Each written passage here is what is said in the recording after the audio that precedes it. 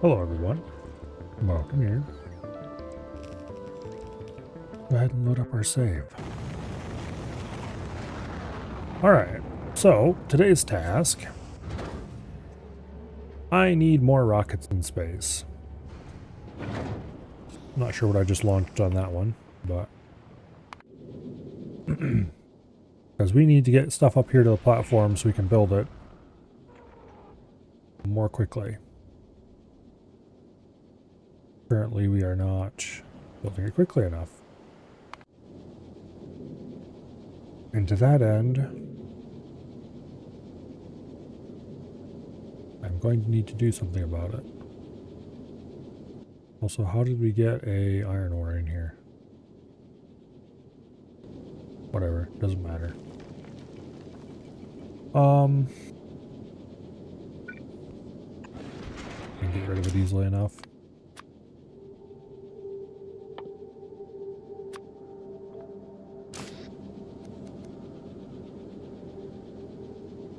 Alright. Now, step one is we need a way to get large amounts of light oil here. And while we do have a fairly large refinery here, I'm debating whether I want to make the refinery larger, or if I want to build a completely new refinery dedicated entirely to light oil. The latter is probably smarter.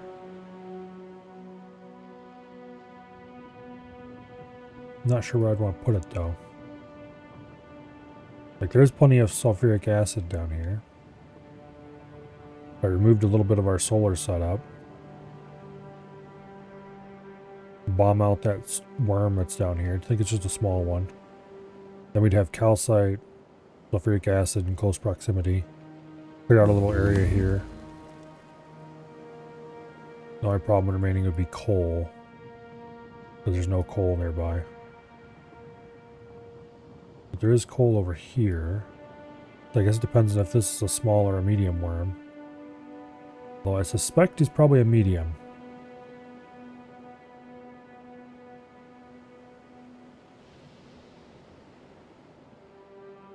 Yeah.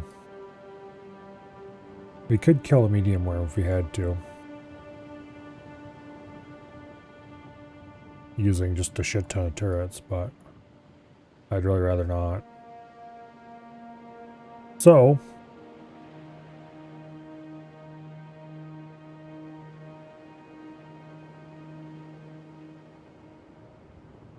the other alternative is to expand this refinery,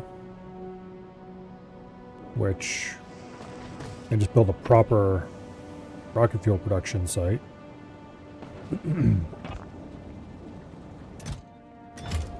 It looks like we're keeping up pretty well on the non-rocket fuel components. So I really just need...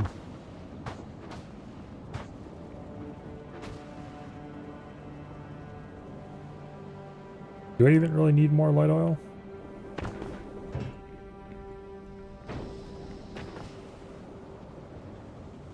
Probably not. I just need to actually build a proper light oil setup. Let's go ahead and do that over here. We'll build a bigger one. How much bigger, I'm not sure yet. How large would we have to go to build a standard unit of rocket fuel? We need 15 machines, and we need 10 standard units of solid fuel, which is...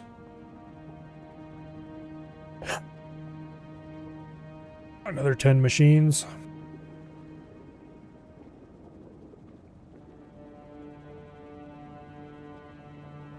Here. Actually, you open a new tab here.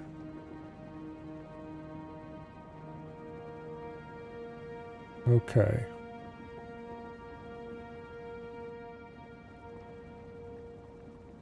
I want rocket fuel. Where is rocket fuel listed? There it is. Okay. Now, how fast is a single... How fast is this consuming it? 0.73 per second. Oh, what do I have to do to change this to items per second again?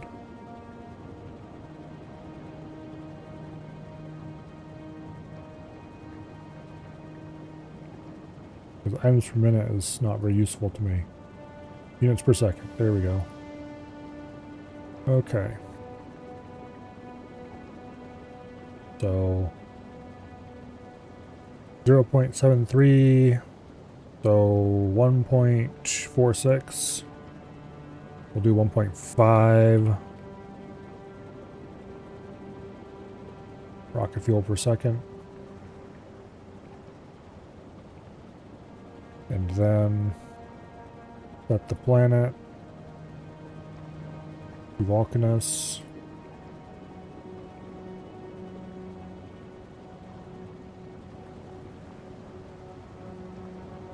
Transport belt to express.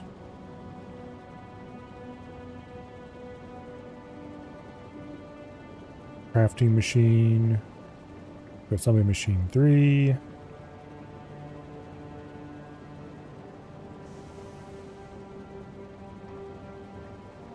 Mining machine to big mining drill. No modules. No modules. No modules. No beacons. Okay.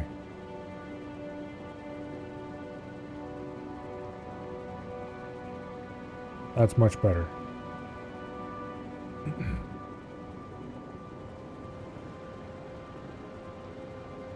All right, now.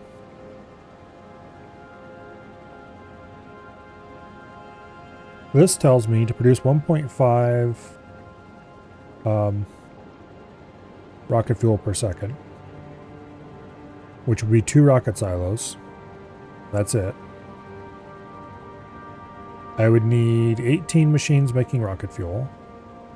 I would need 11 big miners mining coal. I wouldn't actually use very much sulfuric gas, that's not a problem. Or calcite, that's also not a problem. It's mostly just the 11.5 miners of coal that's going to be an issue. And also I would need 14.4 refineries. Fun.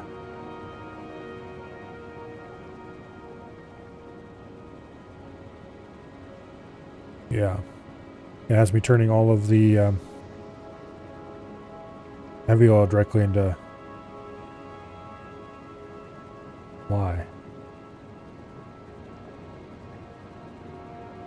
Is it using... No, it's using the good coal liquefaction. Okay, good.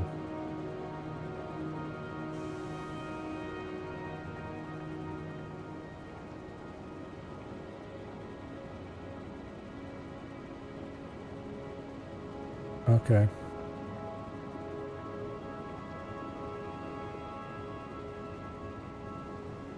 Why isn't it having me crack the heavy oil?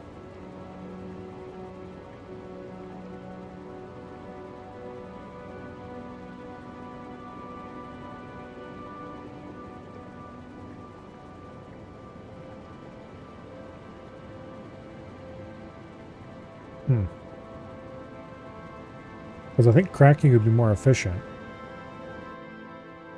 Hello, Dread. Oh, come here. Let me think here. If I take heavy oil and crack it, I take 40 heavy oil, make it into 30 light.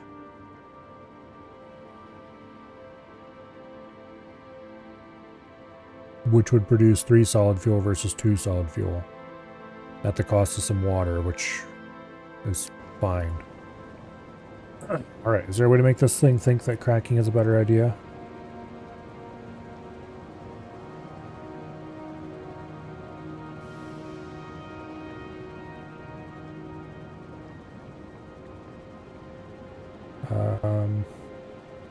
Not really.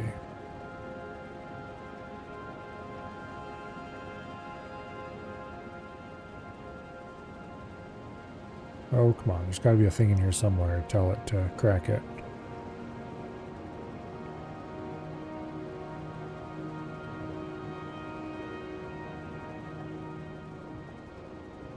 Hmm.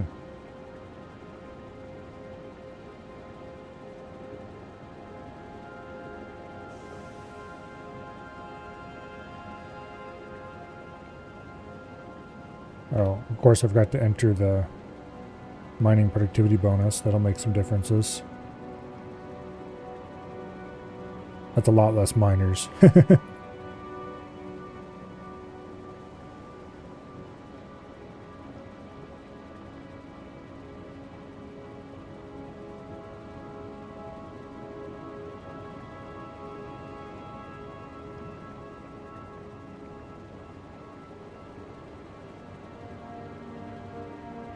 Okay.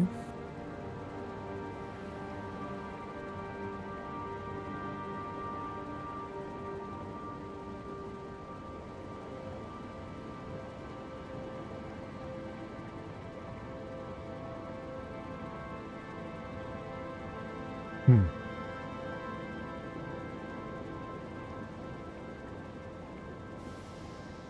Yeah, it's weird.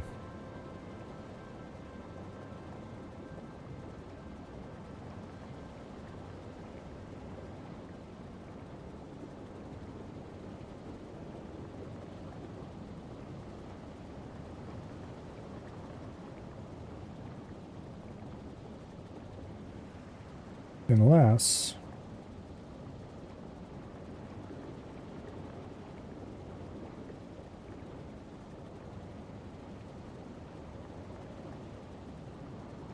Oh, I bet. Okay, yeah, untick solid fuel from heavy oil. Boom, that changed it. Okay. Now we're cracking the light oil.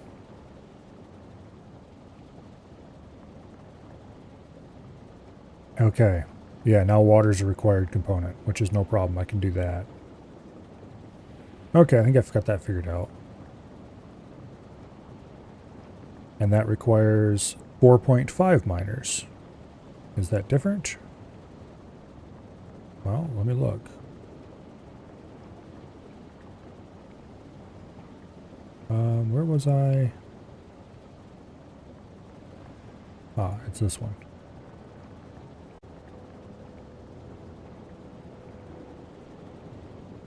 Yes, that is less miners. Okay, that is exactly what I want.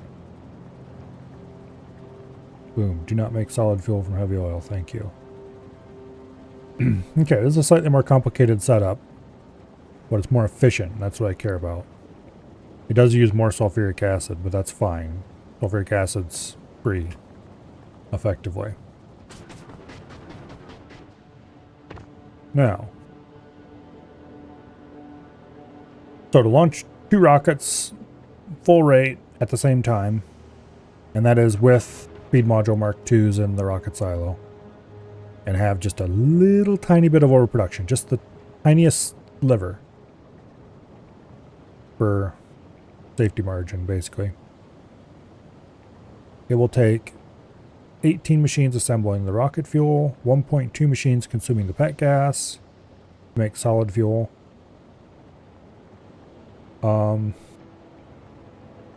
11 refineries, 13.9 machines consuming liquid. Where should we set this up? Probably over here.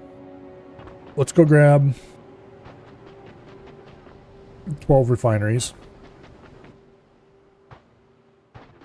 And a whole bunch of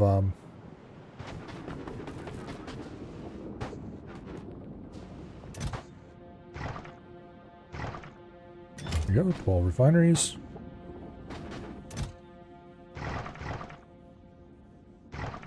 Okay, 40 chemical plants had darn well better be enough and still leave some in my inventory.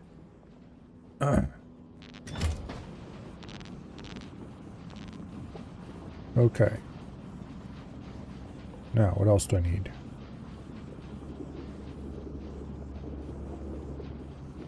I need half a belt of coal.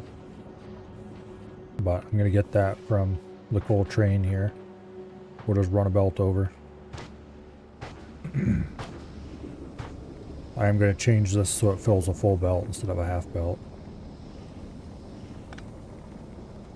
Which I can conveniently do just like this.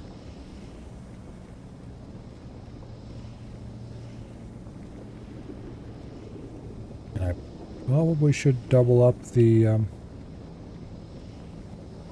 unloader.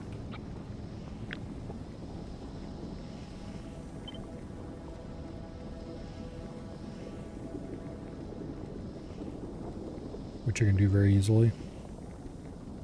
We'll worry about that later if we run into massive throughput issues or something. Okay, first things first. Get rid of some of these damn cliffs. Damn it. Keep misjudging how far I can bomb out with these things.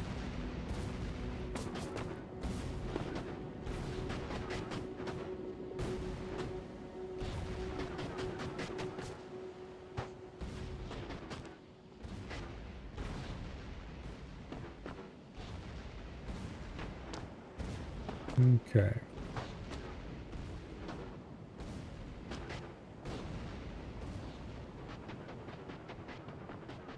I think we'll leave those cliffs because the lava's right there anyway, unless I run into serious issues that a little tiny bit more space would get me out of. Okay, 12 of these things.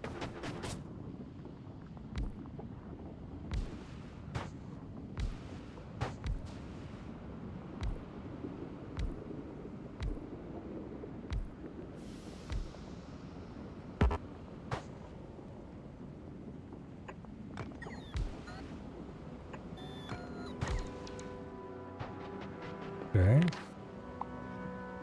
That is only 11 of them. Why did it... I did not press Q. Okay. I was like, I thought that was only 11. Why did my cursor clear? And indeed, it was only 11. Okay. Coal liquefaction. We're not using the simple recipe because it produces less output. Okay.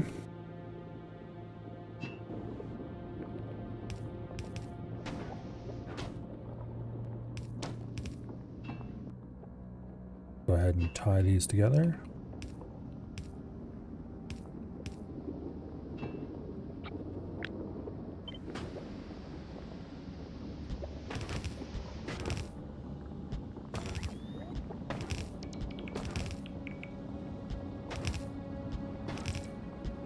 Lovely. And we're done.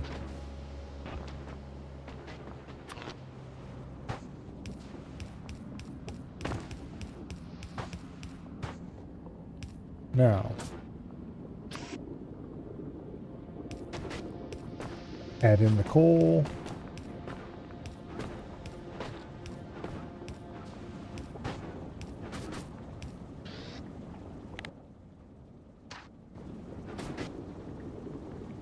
Okay. Let's see, the coal's going to be coming from over this way.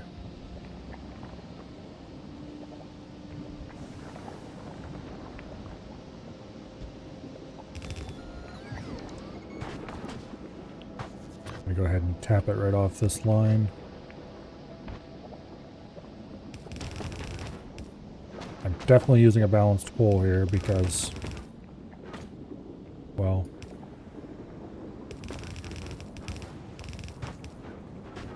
hey, you get out of the way.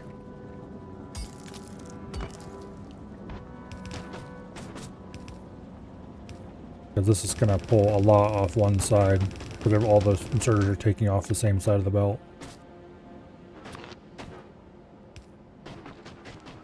Alright. Now.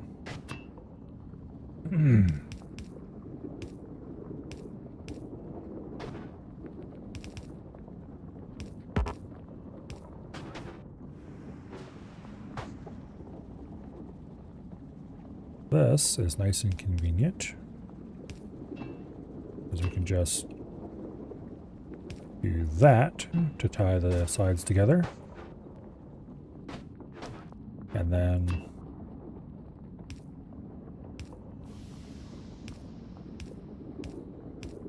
tie the columns together here. Actually, I have a better idea. Let's include the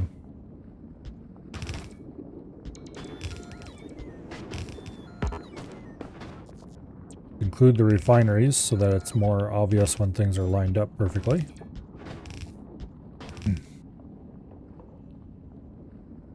I messed up. What did I mess up?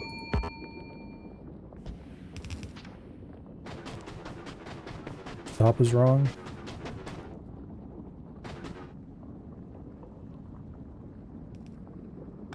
And so it is. I'm out of underground, so I have to go get more.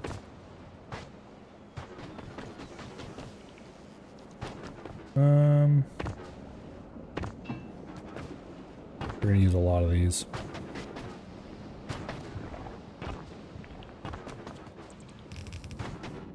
Okay.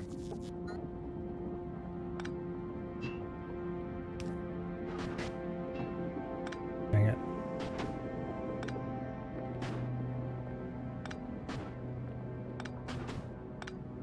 Go through and prune all these.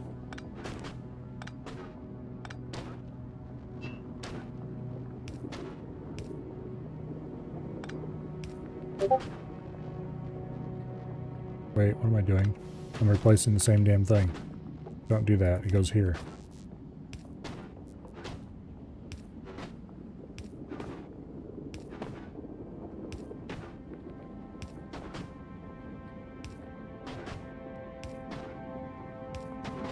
Okay, much better. 3 separate networks. Although this one goes down the other side as well because it needs to. Okay, now I'm going to provide minimal storage for the 3 materials.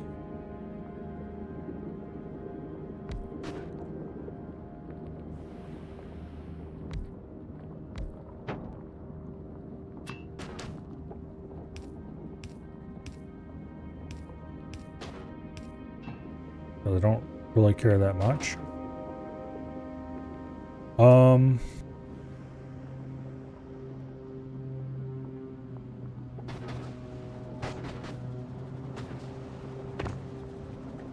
Then we need to jumpstart the system, which I am going to do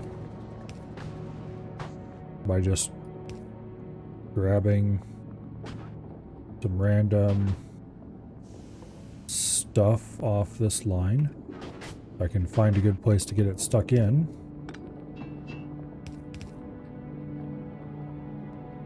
Not a normal pipe. Well, let's go fix that.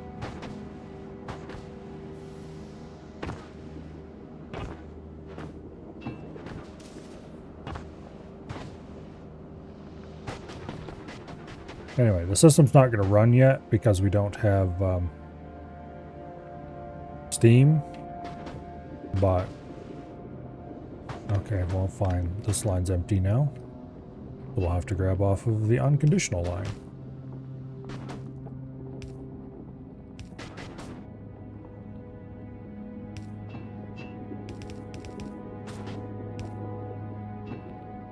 Fill her up.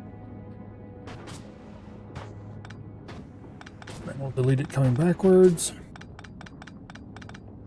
so that it has some place to squeeze the oil into. That's a lot of starter heavy oil.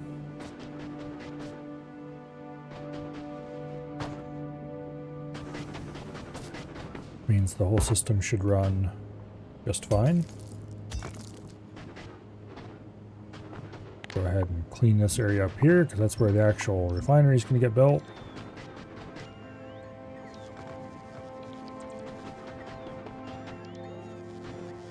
Alright, now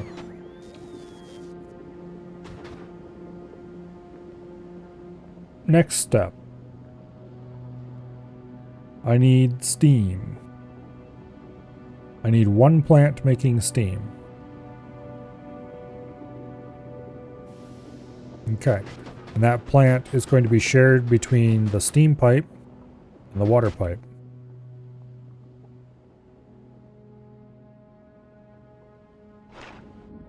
So we're going to have a steam plant, and then we're going to have 2 water plants.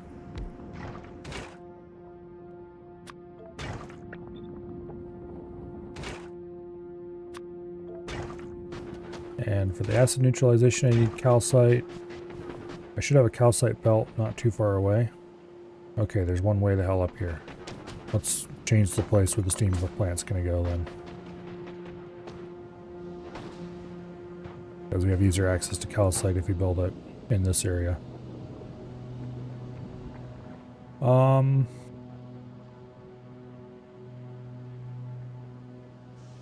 No.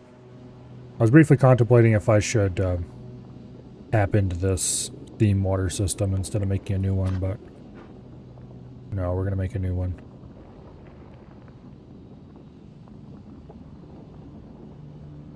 Well, if I double the size of this one,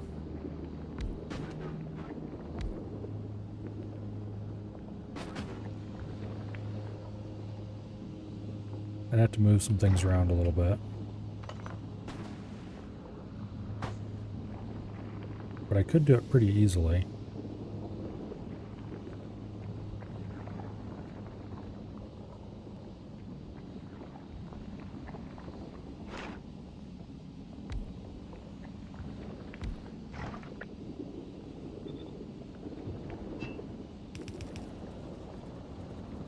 Okay.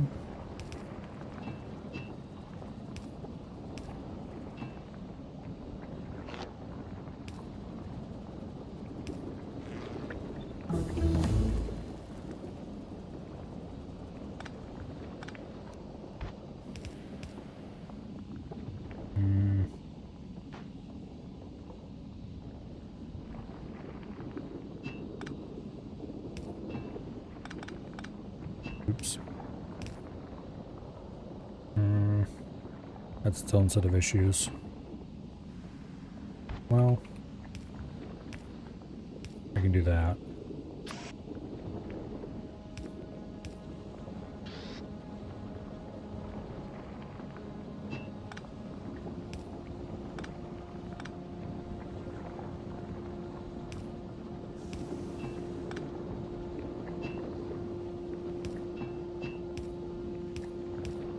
Okay. Now we have to tap the steam pipe and send it over here, which is not impossible.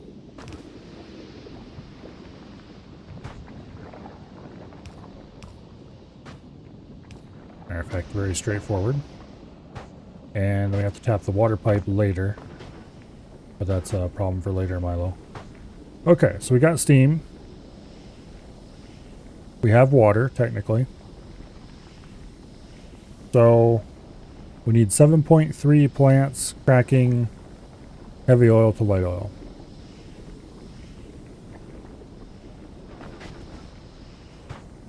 Okay. So I'm not going to use the same controller circuit I would normally use for this plant. Because this plant's job is not to produce all the materials like it would normally be. Its job is to produce a specific material in large quantities, which is why I'm not having a lot of storage. It's just a little bit of buffer storage is all. And I might even remove that later if I end up feeling like it. So, what am I looking for? Chemical plants. Oh, no, I'm not looking for chemical plants. I'm looking for pumps, which are over here. Okay. So, I do want to rig up a pump.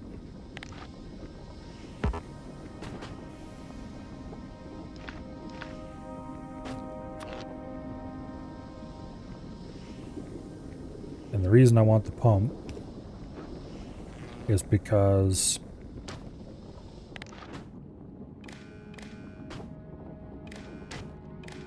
I want to be able to make this keep at least a certain amount of heavy oil in the system, because the heavy oil is required to run the cracking. So if heavy oil is greater than 1K, you can run.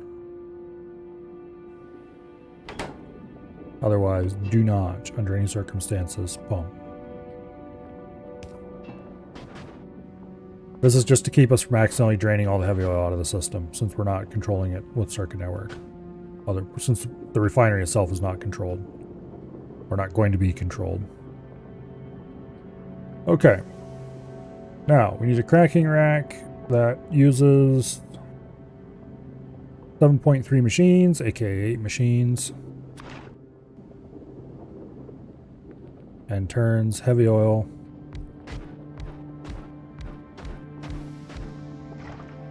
could be the 8 machines. Indeed it is. Turns heavy oil into light oil. Okay.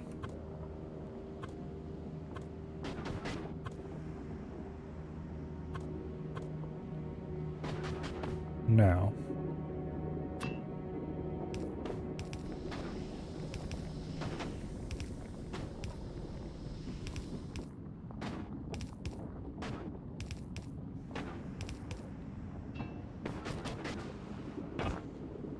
Now I need water. I'm going to bring the water in along this line.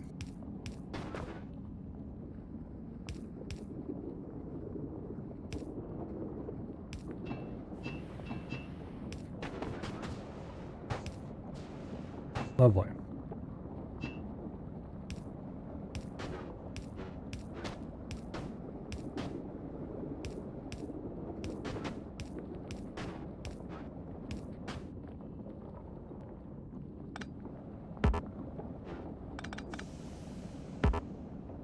Damn it. We got contaminated. Oh, it's easy to fix. Okay. We'll bring the water in along that line. Okay. And now, for the outputs, let's wire them up the same way the heavy oil was wired up.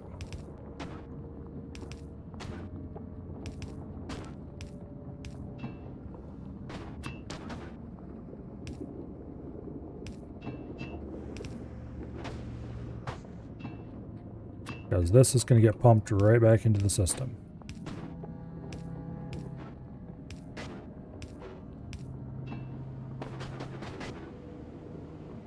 Okay.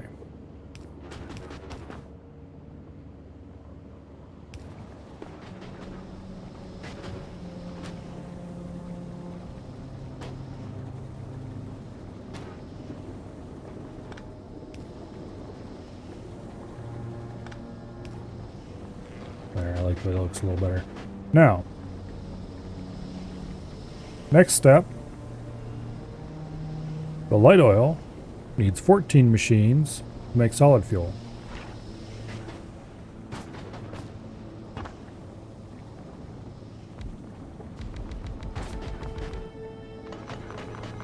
And actually, I'm going to shove these machines back a little bit and feed right off that direct line.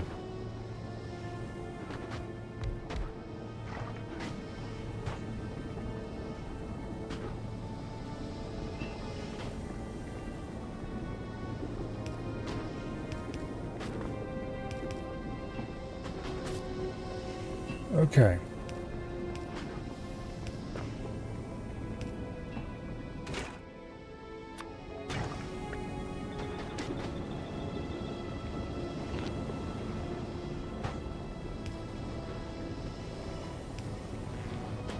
There we go. Run the solid fuel down.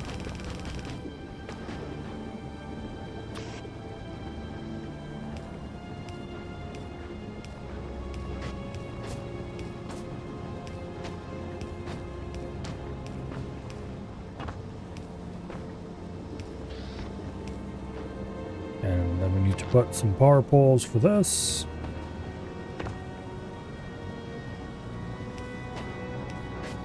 Every other one.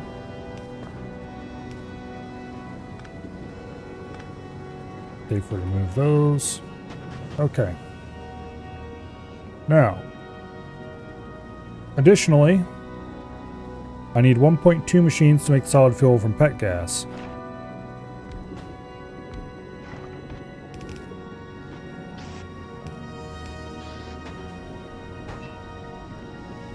Which we'll just grab it off the rack right there.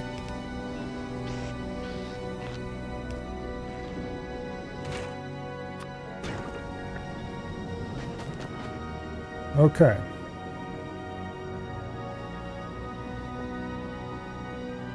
And then we take that solid fuel and 18 assembly machines.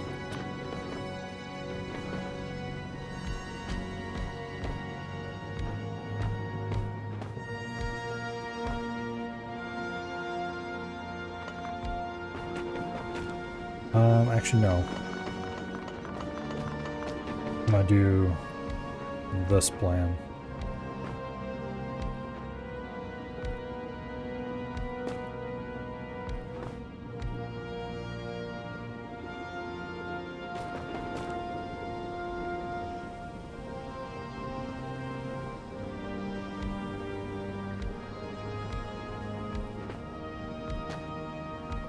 Okay, 1, 2, 3, 4, 5, 6, 7, 8, 9.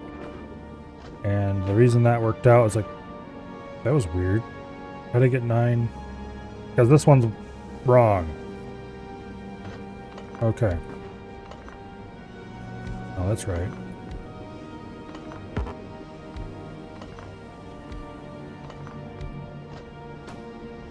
Okay. So you are going to produce rocket fuel, if I can remember where it is in the list.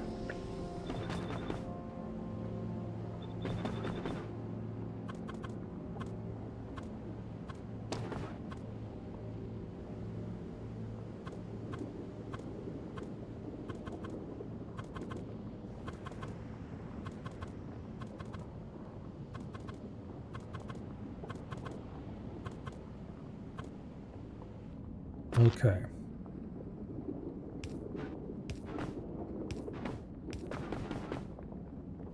Out of power poles. Thankfully there's some convenient ones right over this way.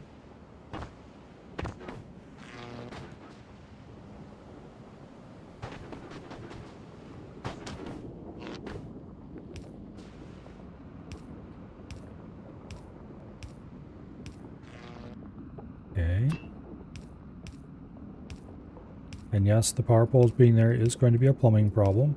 And yes, I will probably have to move them on at least one side, but let's just pretend I'm not going to have to for now.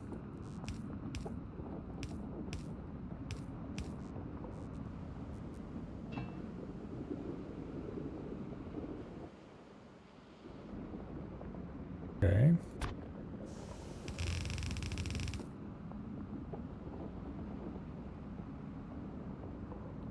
What's the throughput requirements? It's like half a belt for solid fuel and like less than a tenth for the rocket fuel. We could do both on the same central belt, which would make our power requirements much less problematic.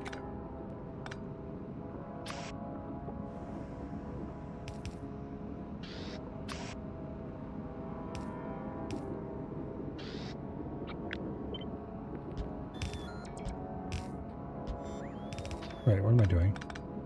That's completely wrong. I'm thinking like furnace stack.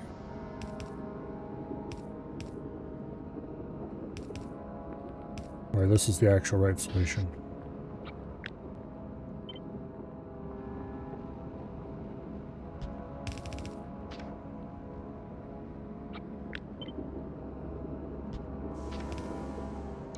Okay.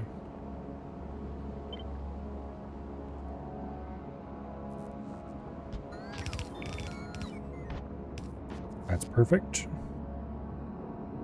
And then, no, it's not perfect. Well,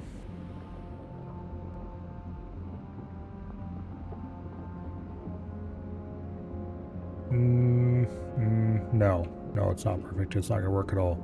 It'd work if it was one-sided.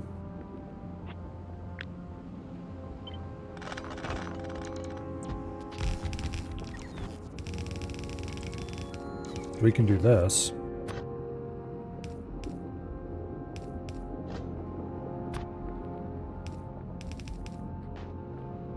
And then this conveniently makes a double-sided belt.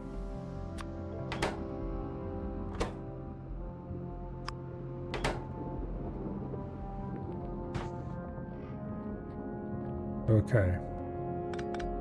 And then we have to load the outside lanes.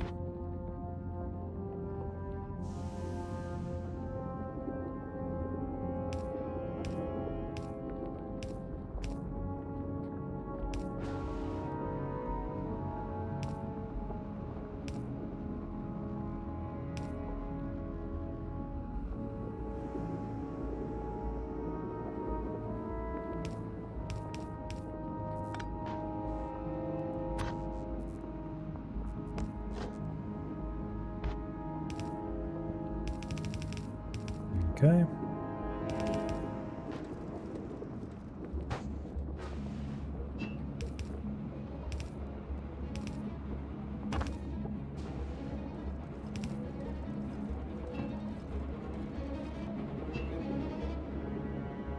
Actually, it'd be better to put this on the bottom side. That provides more clean access to the light oil.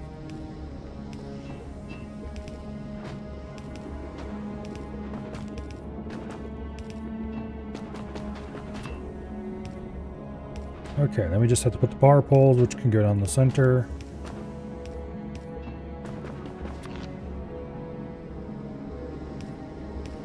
More or less like that. And then we need 2 power poles in each spot because otherwise problems. Speaking of problems, we can't quite get to this stupid one right here.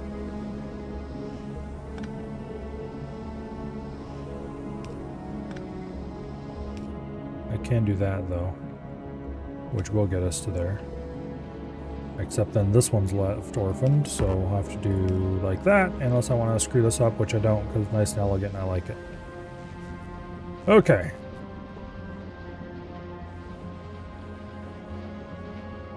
Rocket fuel. All the rocket fuel we could ever use. As long as we only want to launch 2 rockets at a time.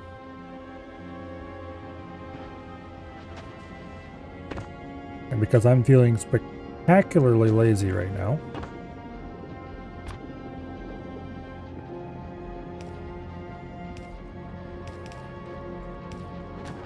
I am going to do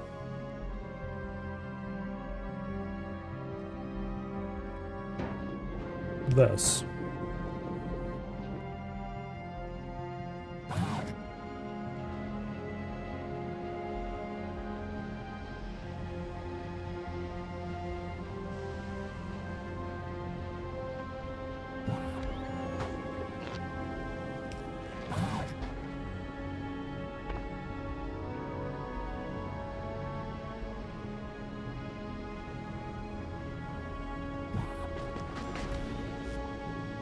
Okay.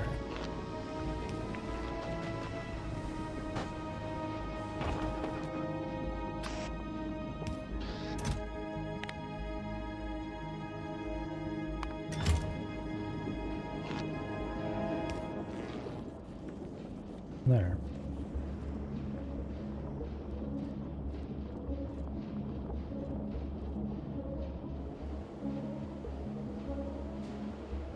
Now we can just have half the robots in the factory flying back and forth at all times.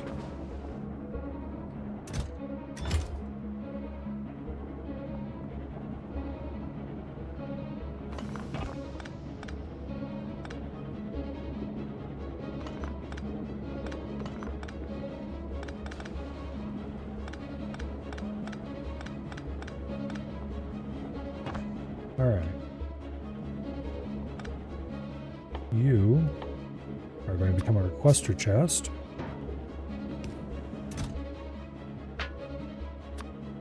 Requesting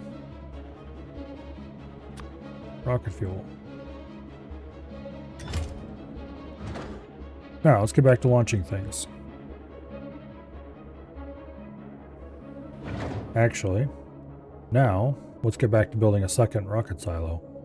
I need 1,000 steel, 200 processing units. I have most of the stuff already on me. But not the bulky things. We're probably going to have to dump a bunch of our inventory temporarily so we can pick things up. Let's see, engine units. That should be...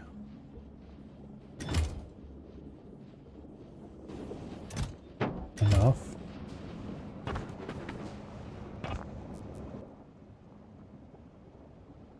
Okay, now it's just steel and concrete that I need. Let's get rid of some of this crap in our inventory that we definitely don't want.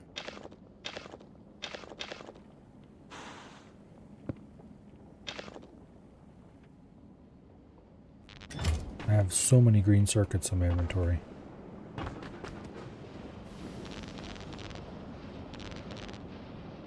Well, now I don't anymore.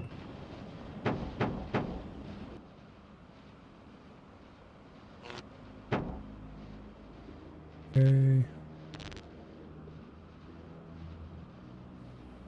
Is it... Why do I have tons of stone brick? I don't think I had that many things that consume stone brick. I might have to go up to the science area if I want to get rid of this stuff effectively. Or... I could always dump it in this chest and lighten the load on the robots a little bit. Okay, we definitely have enough space to build the rocket silo now. Now I just have to repeatedly visit every single steel caster on the map. Or at least that's in a convenient area.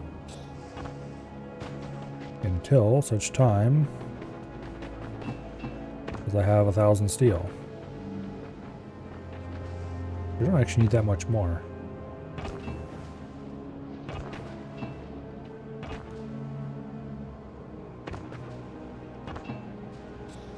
Oh, missed one over here earlier.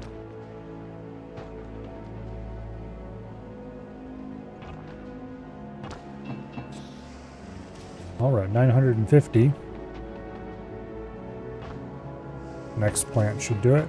Yep, there we go, 1,000 steel. Okay, and we need standard concrete? Yep, 1,000 concrete, okay. I have, as of now, 1,000 concrete.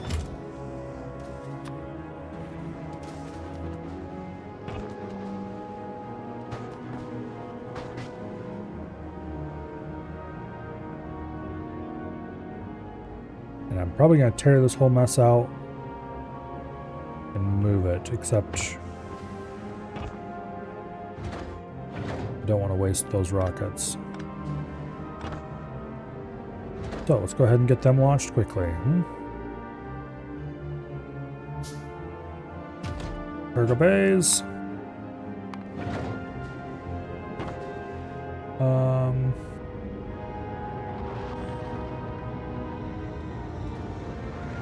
And we'll launch foundries, I think.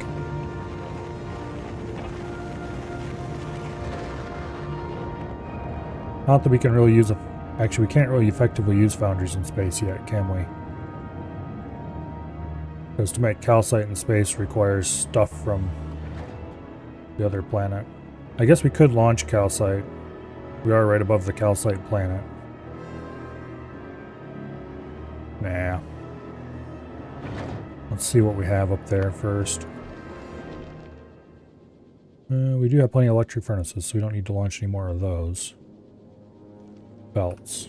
That's something that we can always afford to launch.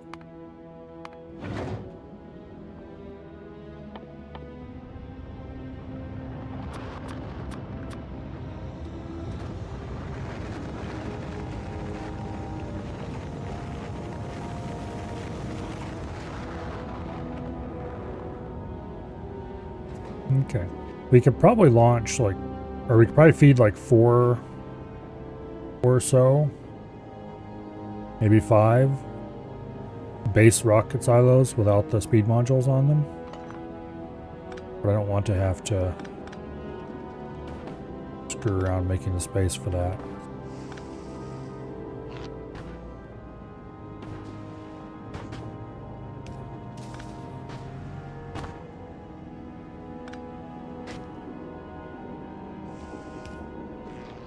Okay, rocket silos. Let's see if we can jam 2 in here without creating too many problems. I can.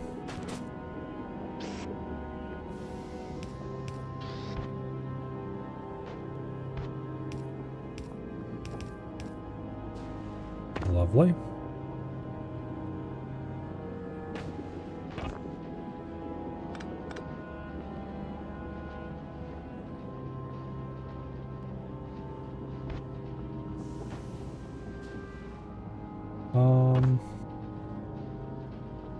Trying to figure out where I can put the buffer chest.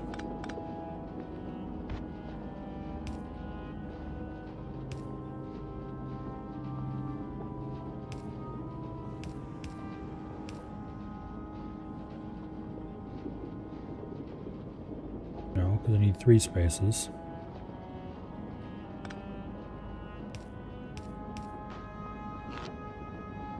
Do that though.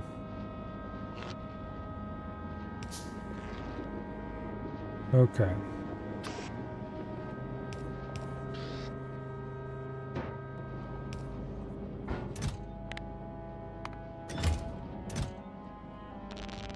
That should be good. Now, and in similar manner,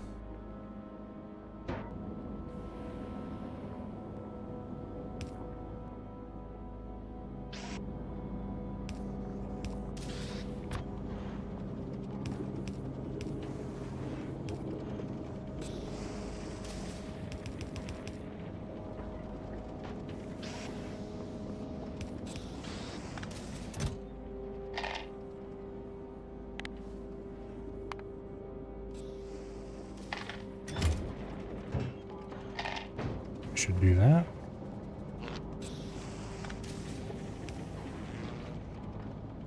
Okay, and then for the rocket fuel itself, we'll just have 2 requester chests.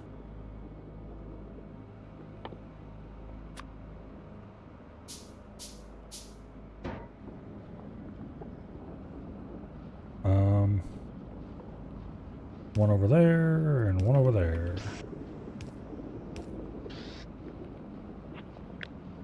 Except I don't feel like setting up another power pole, so. Damn it, I placed it 1 tile off. Okay. Now, you will request rocket fuel.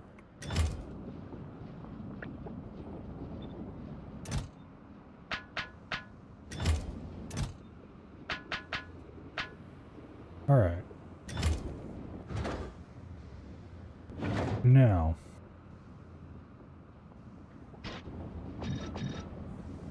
Load up the speed modules. And we've got double the rocket launching power that we had on Novice. Albeit possibly with not enough blue or let's see. Yeah, we're definitely not going to keep up with the use on those or those. We need to build a much bigger blue circuit and what do I call it? Low density structure setups to keep these running full time.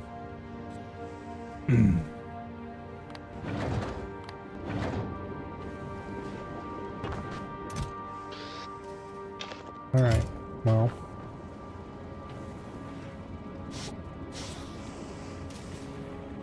Let me see. This is producing 42 a second. We need 73 a second for each. This produces 2 per second. This consumes 1.33. Alright. So if we do this,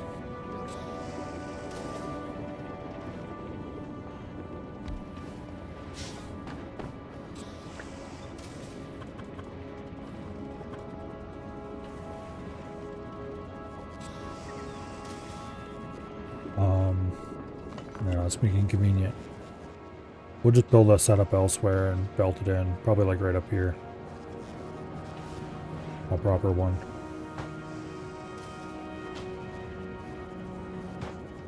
Anyway, for now though, we can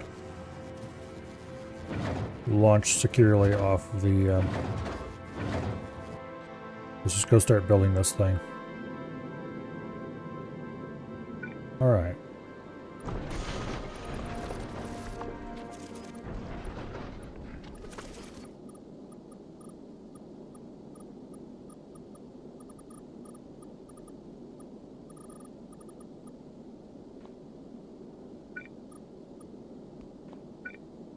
Let's start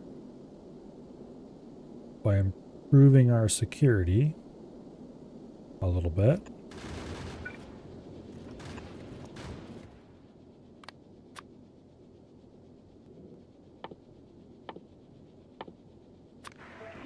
By adding an extra turret. Alright. Then, the next thing to do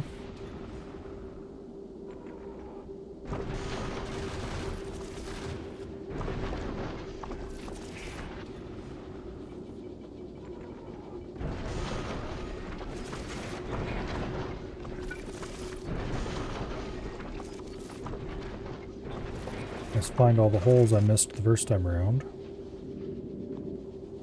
Anyway.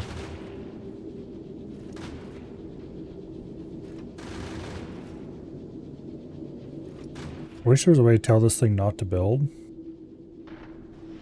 So I could play around with placing blueprints and before I actually got construction happening. But anything I place now is just going to go directly into construction anyway. Okay, how much safe EM space do I have to build in? Okay, we got plenty over here. So what I want to start with is laying out a asteroid processing center, basically.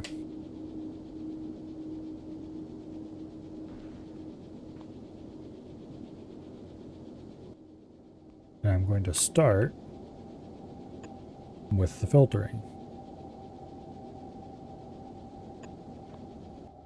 Okay, you will filter out metallics. You will filter out carbonic. And then we should have metallic, carbon, and scrap.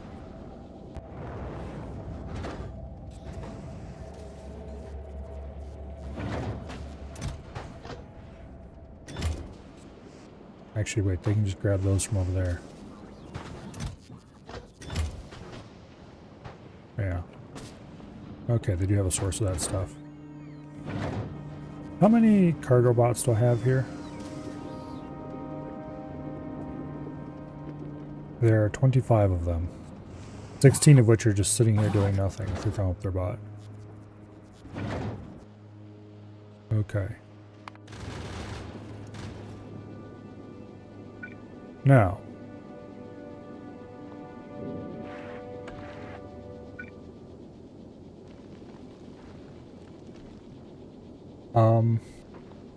I've decided that I don't want to do this quite that way. And I also don't want to... Let's do carbon first. So how this is going to work is it's going to grab all the carbon asteroids off the line.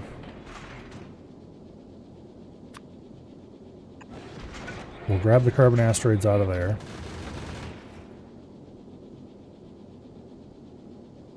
And then... I need a way to detect if the asteroids are backed up.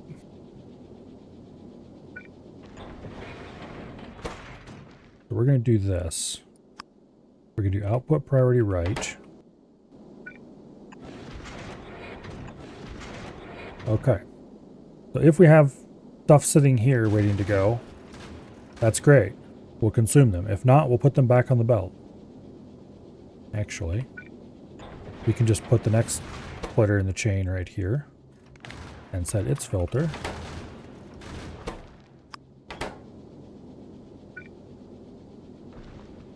And if I turn that down, then we can just do this same thing over again. Like so.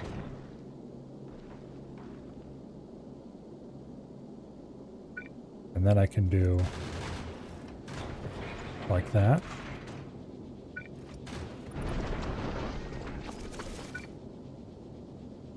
And then more importantly, we can recirculate the asteroids that we get out of this. And we don't need to worry about filters here.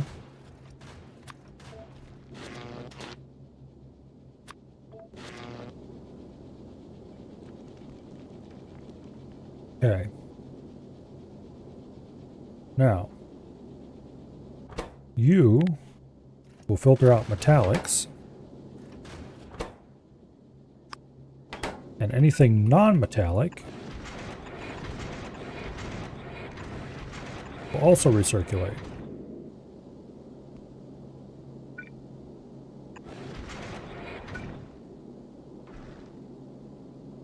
And then we can just do this.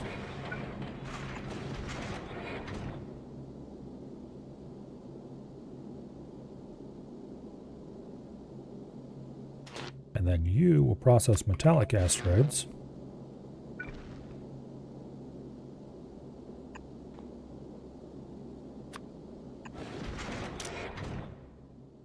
And then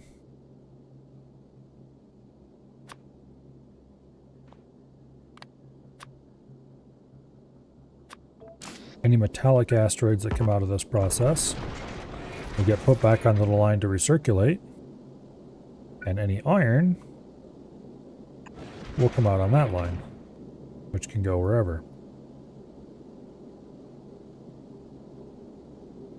That's the basic theory.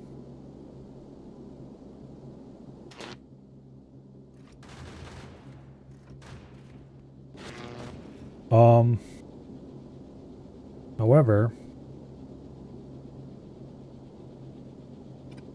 I'm going to do that differently. Because we're still having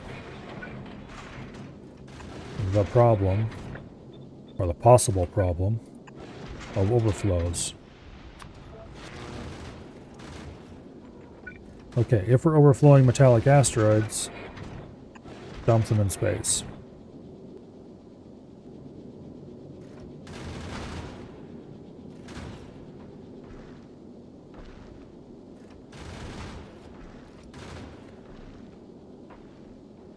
And additionally, we need another dump into space thing to grab asteroids if they are parked on a belt and not moving. But I'll figure that out later. It may be we don't actually need that. If these machines process faster than we can grab, we might be good.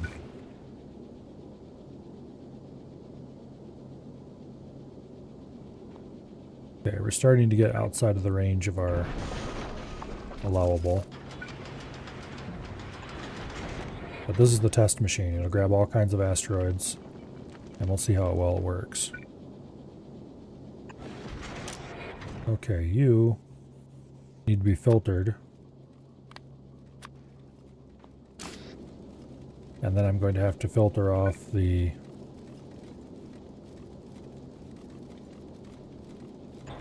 crap here.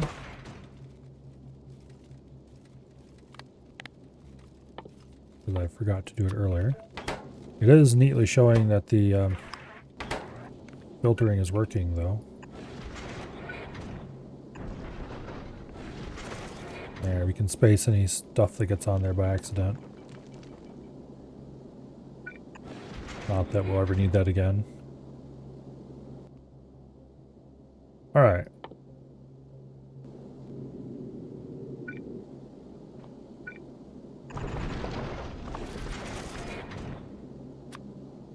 Need to remember to place these sideways so I can turn the filters on before I configure them. And then this is going to do iron ore. Okay.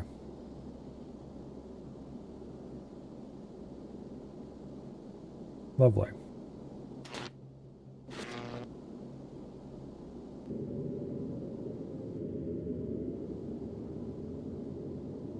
Now,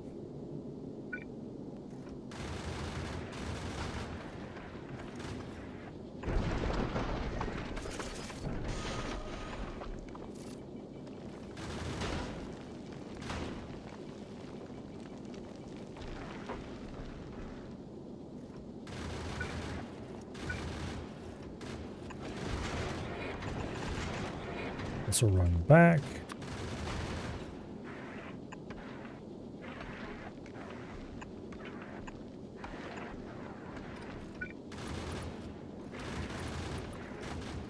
Go ahead and fill that in.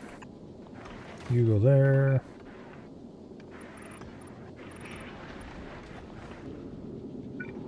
I'm going to need to put defenses of some sort out this way.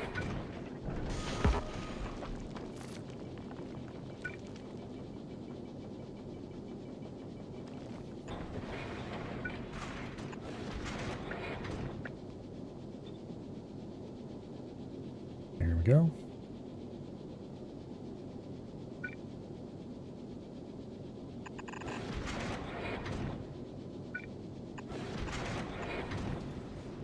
Lovely.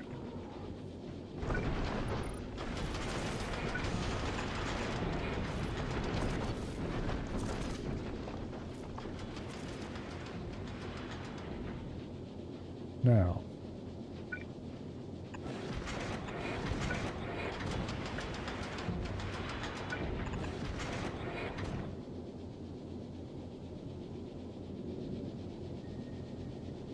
make ammunition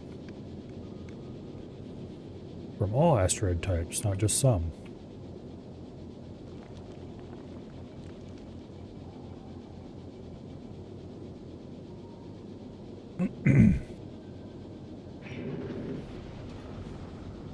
Not that we have any kind of shortage here or anything, but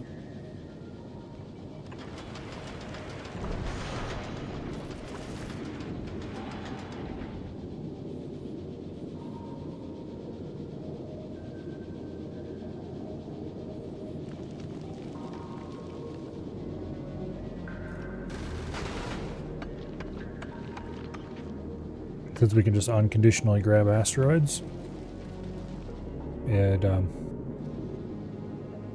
makes everything run so much better.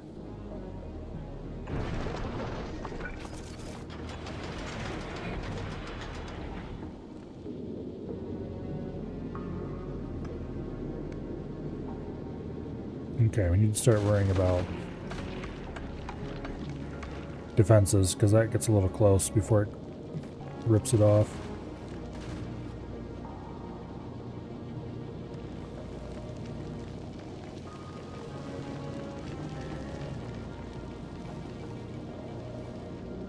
Alright, anyway, defenses. Proper defenses. Let's start them over here. So we need you, ammo belt,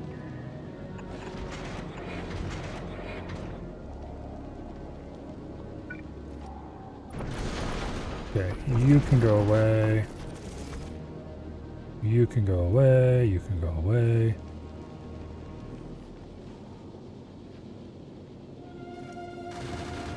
Just go ahead and remove this whole mess.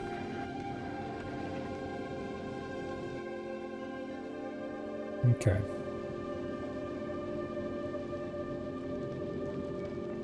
Now, ammo belt.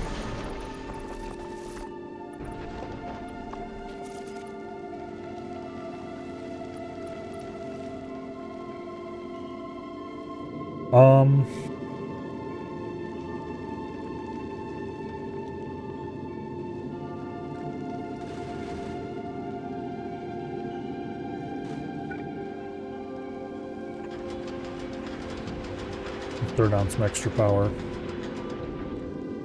Make sure we have plenty while we wait for stuff to arrive.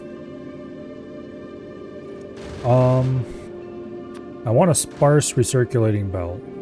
I'm trying to decide how large I want to make this platform top to bottom.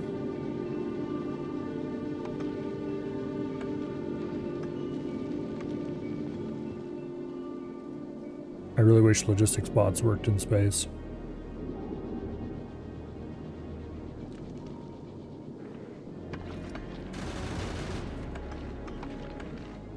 Anyway.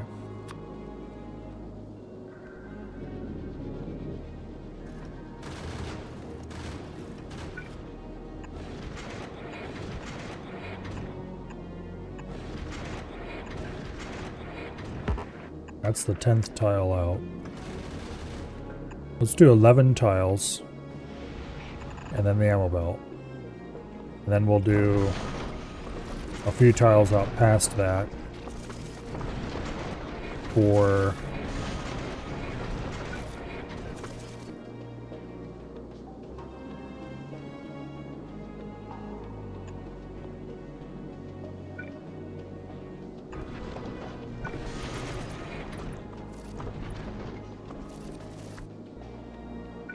okay, now.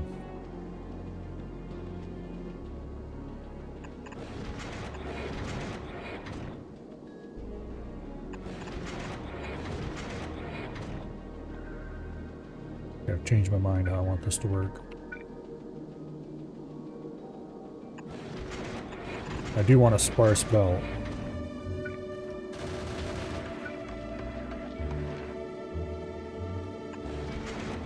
Okay. Circuitry. Let's do...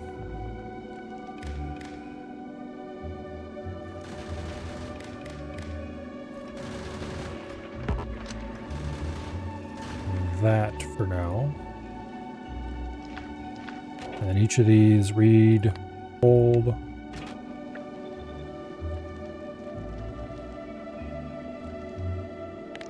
Play.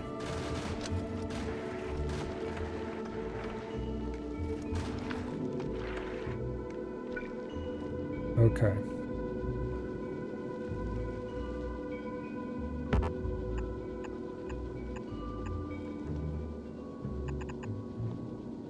That's the 11th tile out.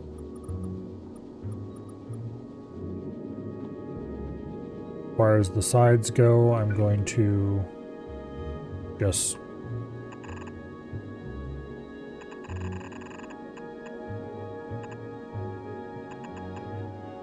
not worry about how far out they go for now.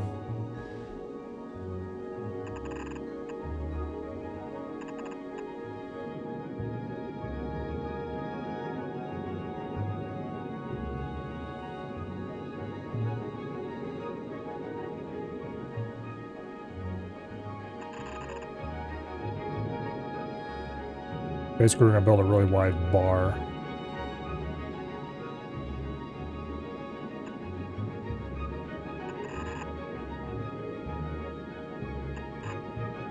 And I'm going to have to remove those probably.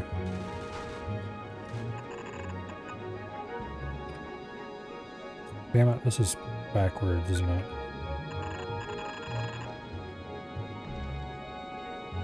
Well, now it isn't anymore. Okay. This will give us enough space to build in for now.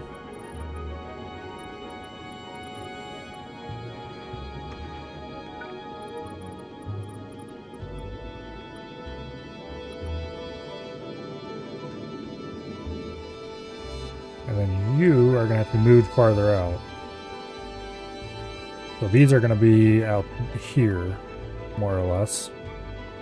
And they're going to feed onto their own belt, which will come in over here.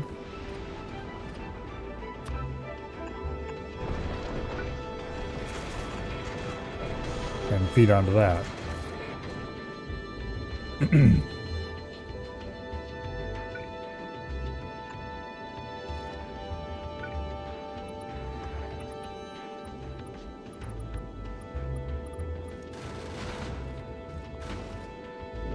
Okay. Let's check our temporary defenses to make sure they're covering this whole area. They kind of aren't, but not a whole lot I can do about that. This corner in particular is a bit of a problem.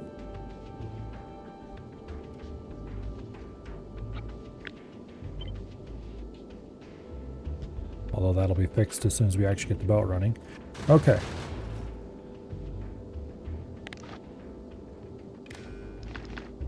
You enable disable if ammo equals 0. Yeah, ammo equals 0, turn it on. Hand size 1.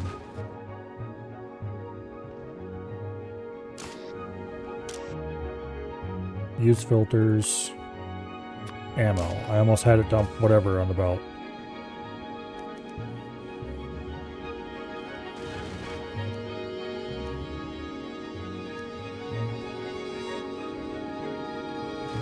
Okay.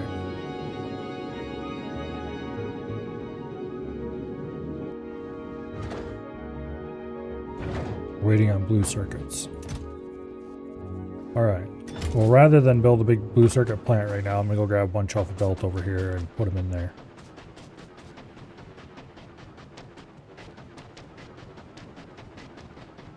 And I should also probably grab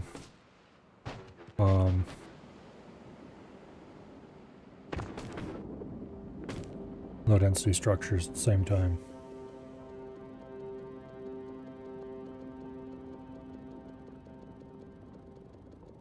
I don't have to come back here just right away.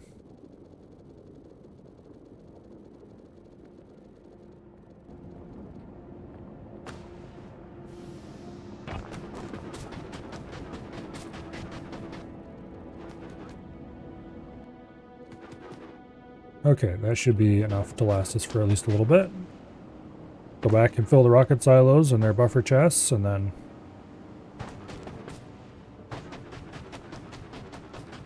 yeah.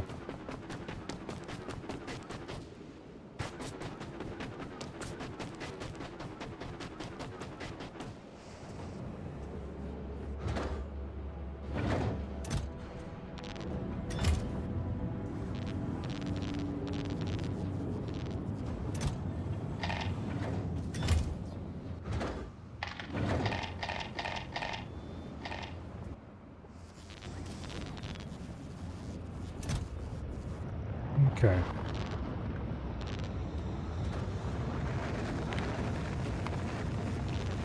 That'll do. Hopefully he was launching platforms.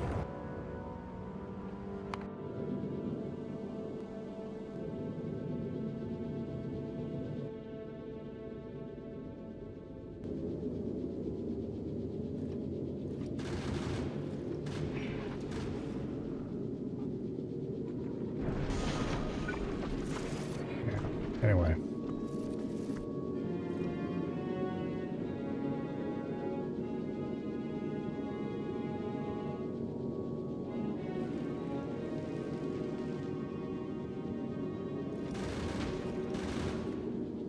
Probably going to move this stuff around to make sure it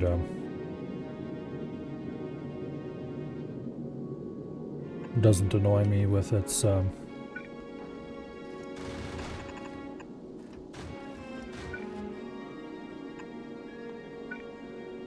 lack of symmetry later. But for now, this is what we're doing.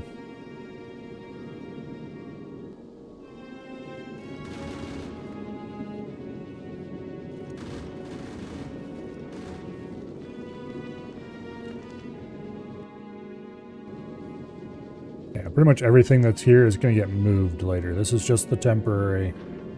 We are building the platform stuff.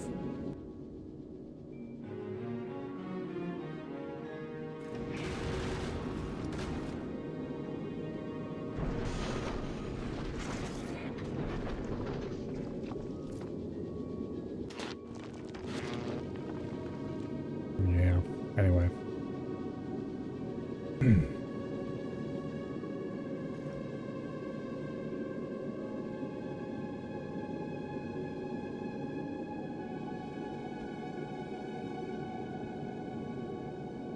Like this recirculation stuff. This recirculating section of the belt is probably eventually going to be this belt.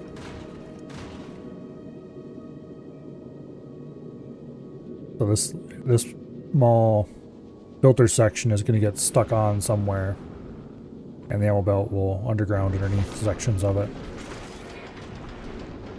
But these are going to be spaced about as far as they can be spaced due to the fact that this thing's never going to move. And then we're going to build it, I don't know, out to there maybe. We'll see as we go.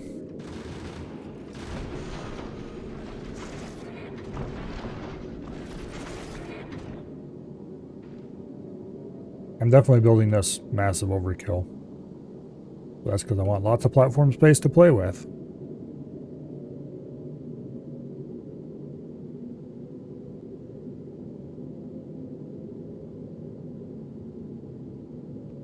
I can focus on making more elegant designs as I go.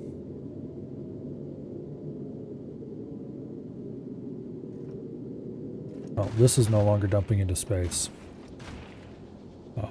Bit of a problem.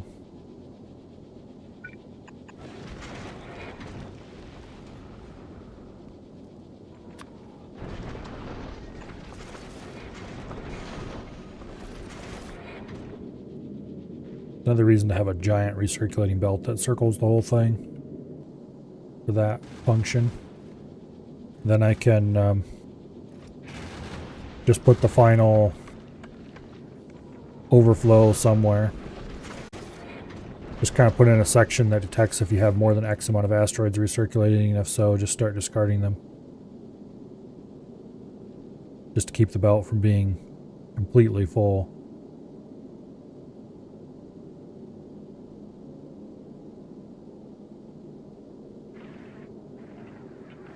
Okay, but the good news is we have another grabber over here, so we can get rid of this grabber.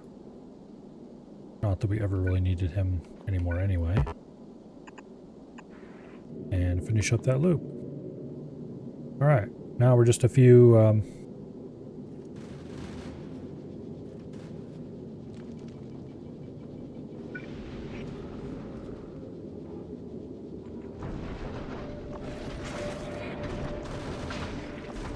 that was close. Why is it being weird about building this snake? Build the snake, damn it. I need that belt.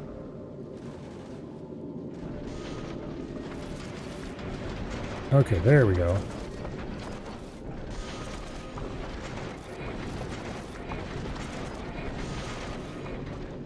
Ammo loop is finished. Now, you may start putting ammo onto the belt.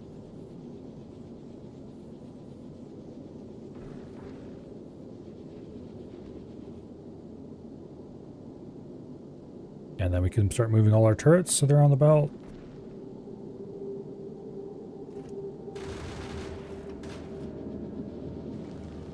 And everyone will be happy. Or else.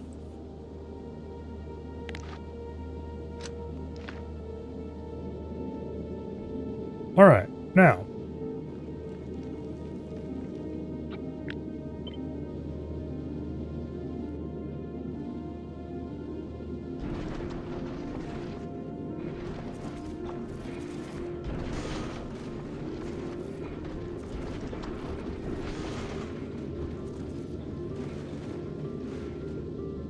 Do I need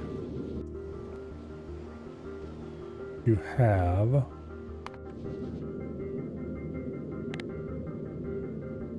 Okay. I think coverage overlaps just enough that I don't need to have a middle turret. Also, I would prefer if these were like that, so they weren't grabbing off corners. Not that grabbing off corners is the incredible sin that it used to be once upon a time. I believe inserters can handle it fairly well nowadays. Okay, so the platform is defended. Now we can go ahead and start removing the temporary defenses.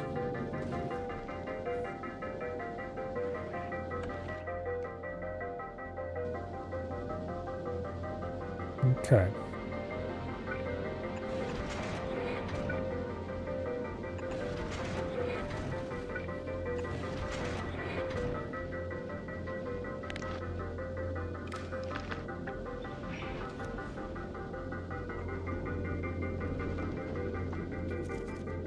All right, splendid.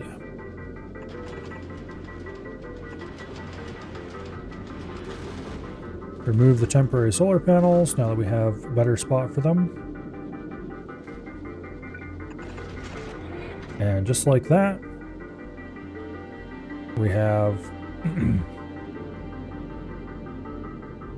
greatly improved our design. If it wasn't for the fact that that was facing backwards. Oops. Okay.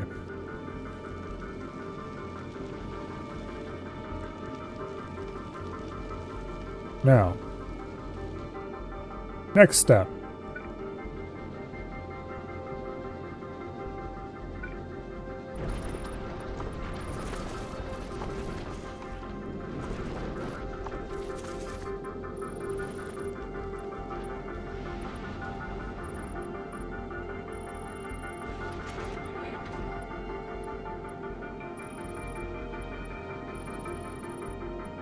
Is to add 2 tiles around the outside of the gun turrets and put in another loop.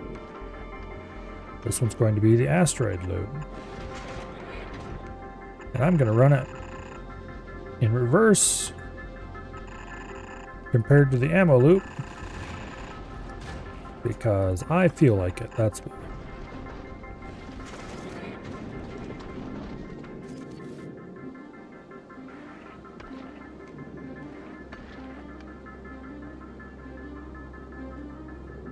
I think we're going to put our asteroid processing right in here. So, go ahead and copy this.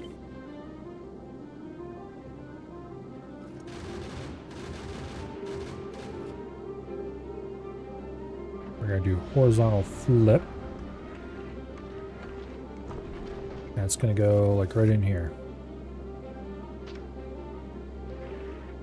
Once I get the supplies to finish building the loop anyway.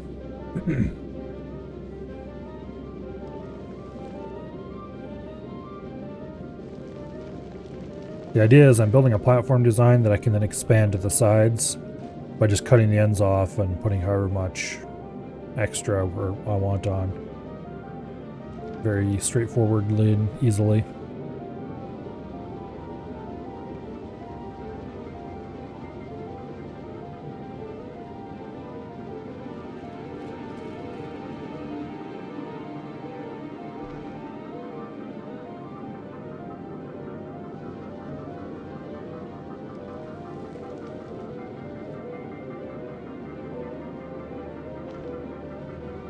Or at least as straightforwardly and easily as you can do such things.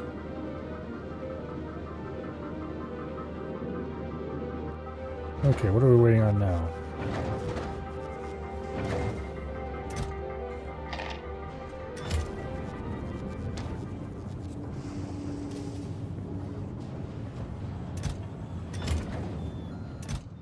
Okay. We've been consuming a lot of rocket materials. We're definitely going to have to build bigger plants for both of these, but for now,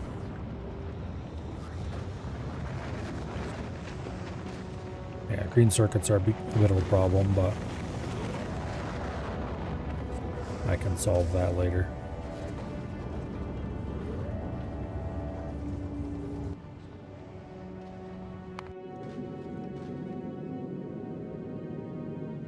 I'm going to square the platform off at this point and call it good, basically.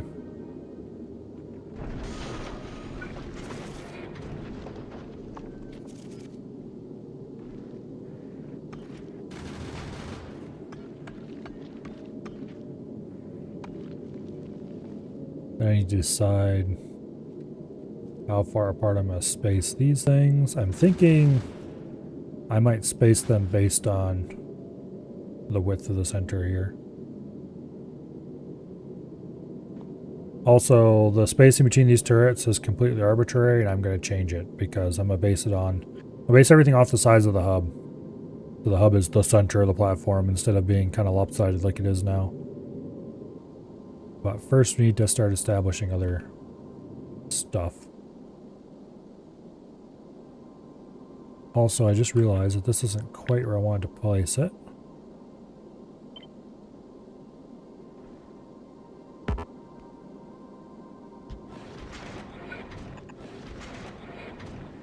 That fixes that nicely.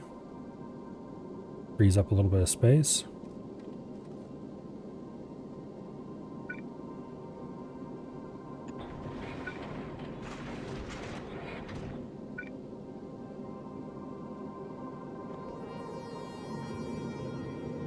Okay, how many more launches of this stuff do we need? At least 2 more? 3 more, it looks like, actually. Why are you guys not launching? Oh, have we run out of platform on the ground? Yes, we did. Alright.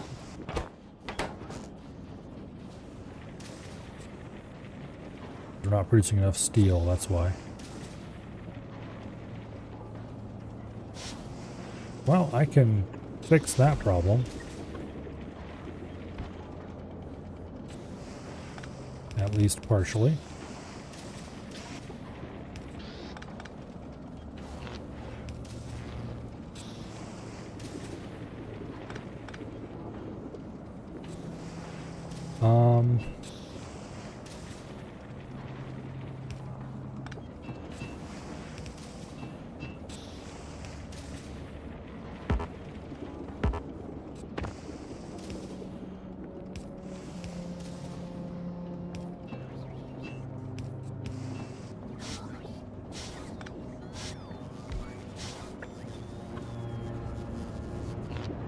Okay. That'll work.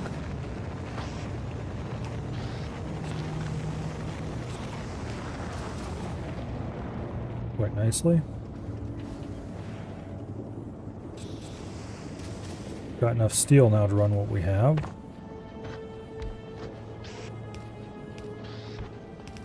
Go ahead and add another one.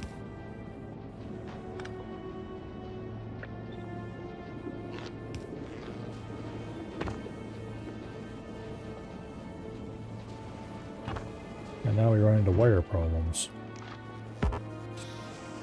It turns out we're producing plenty of wire, we're just not getting it onto the belt fast enough. I can fix that.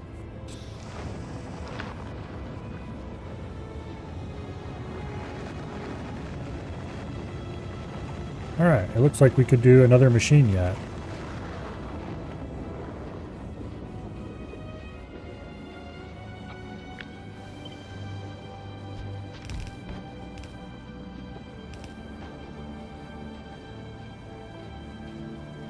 Okay.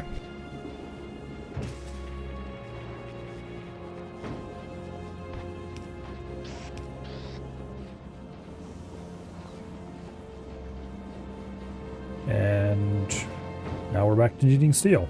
But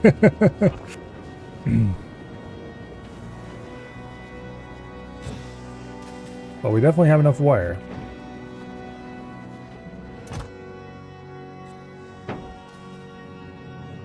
Should get at least one more launch out of here.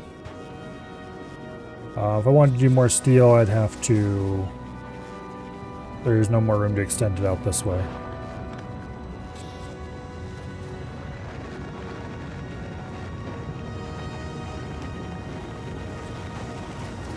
So I'd likely move these pipes and put it another couple pairs up here or something.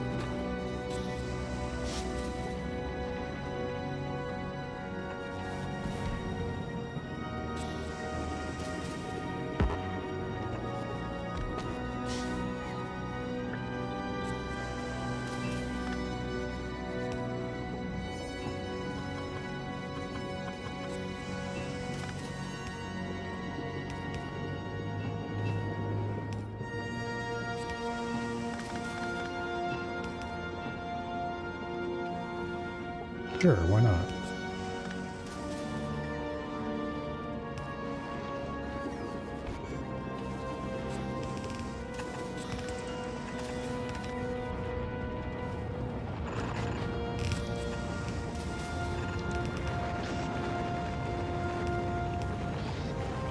There. Even to more steel.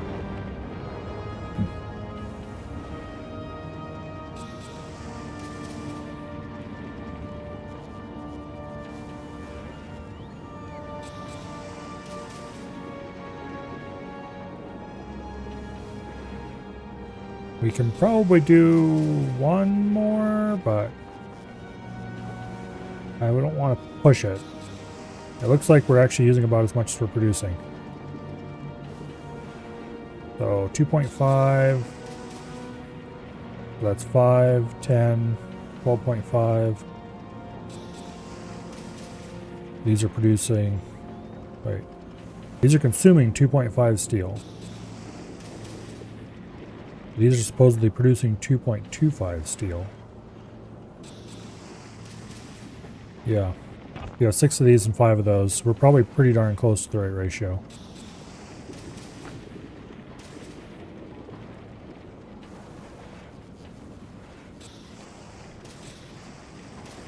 I mean, we're obviously not quite using enough, but...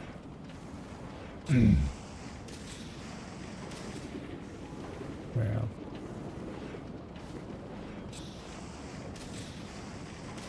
It looks like we're actually slightly ahead on copper. Like we're using slightly more copper than we can produce, but it's only by the littlest amount. So I think I'm just going to leave this like it is. We're producing just a hair bit more steel than we need. We're consuming just a hair bit more copper than we produce.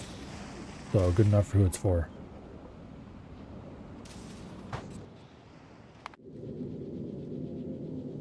Alright, we are one launch away from being done with this. It looks... No, actually, what is your problem? Oh, I see. There was a little hole, which is now fixed. I don't know why it left a snaky path like that instead of a straight one, but the game works in mysterious ways. Okay, let's get rid of this system, because we're getting asteroid problems.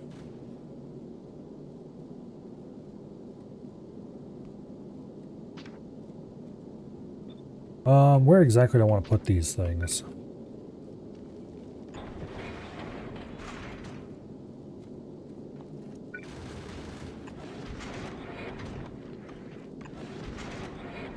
Okay.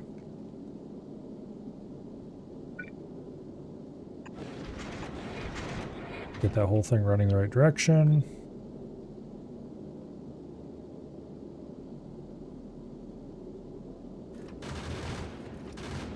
Put it right there.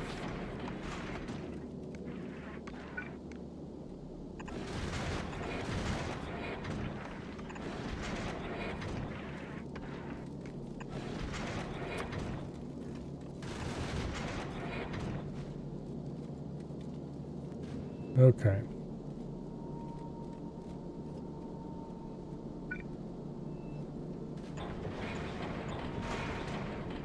That'll do fine. And actually, I kind of want to move this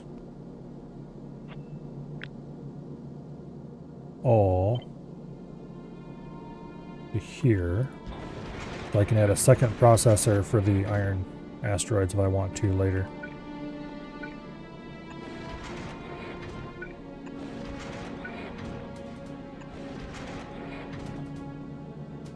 Okay.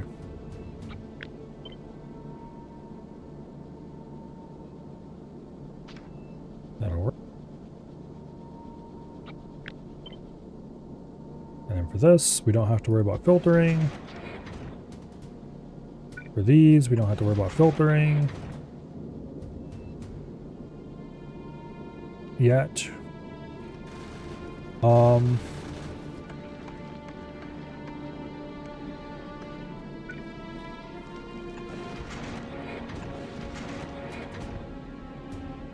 Okay. So we do need a recirculation line.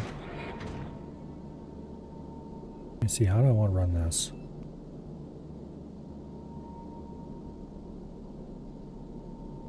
I can just do this. I am overthinking it.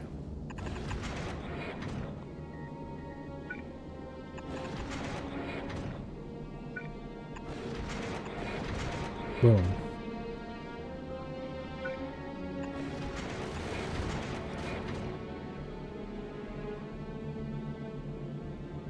All right.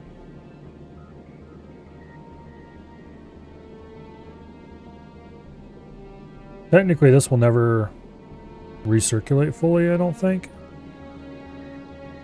Well, yeah, it will. No, it won't, because we're injecting back into here. If we injected on this side, then it would. But nothing should ever come out here unless it's junk that needs to be discarded.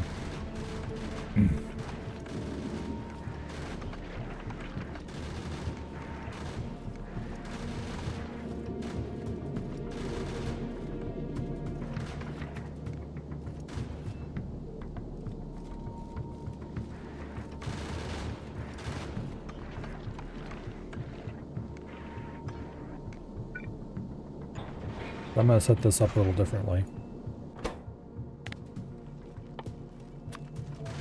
You are going to be fish strict. There we go. Now, these belts will be recirculating eventually large amounts of asteroids. However, I have a solution to that problem. And it's going to be placed right over here.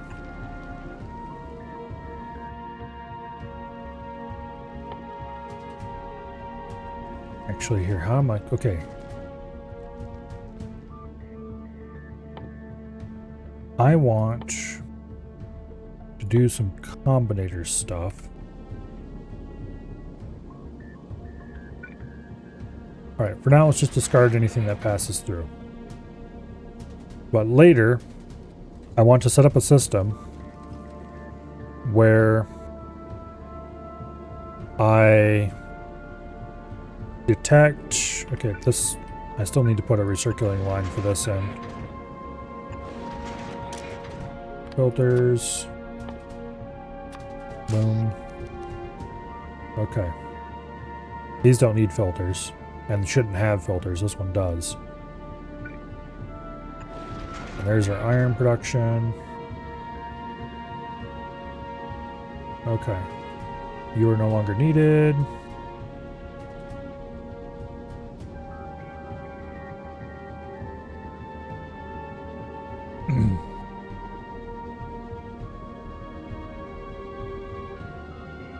Yeah.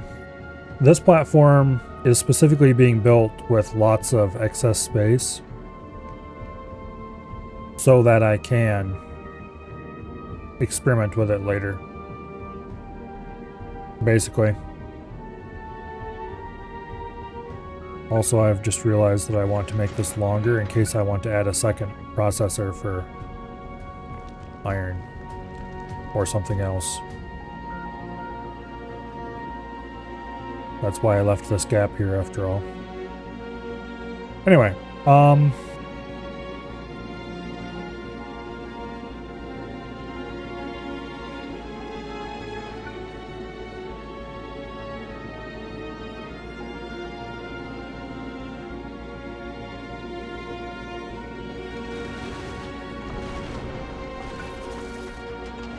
want to respace this stuff.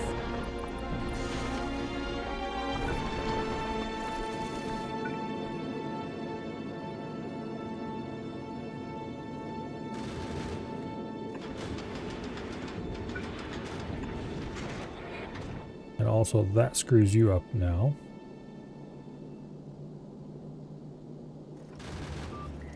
Putting things into this part of the line is technically bad.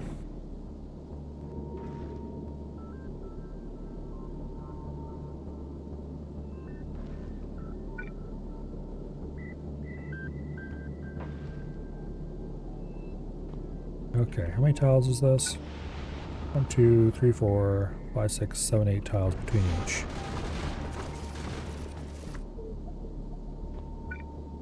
One, 2, 3, 4, 5, 6, 7, 8. 1, 2, 3, 4, 5, 6, 7, 8.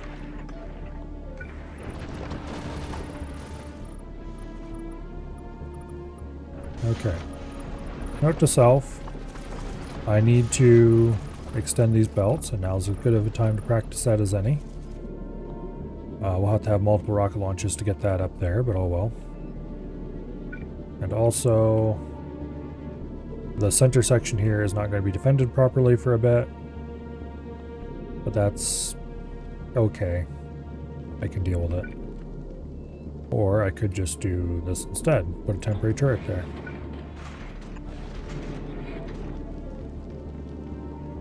Alright. We'll hook that to the belt system later. I need to design the belt disposal system now.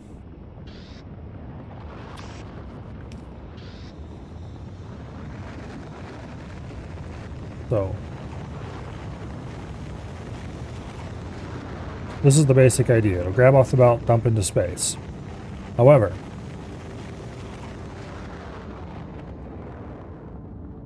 I want to do it like this. First of all, we're only using one side of the belt, so the 16 items is the most that can fit into this sensor region.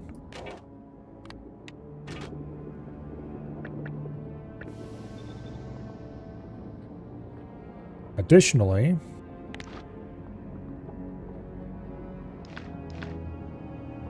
let's put a place of power pole so I have a place to connect wires to that aren't going to go anywhere irrelevant. Additionally, on a separate wire, I want a reading of the entire belt's contents. All of them. Okay. Now, what I need to figure out is which of a selection of items is the most common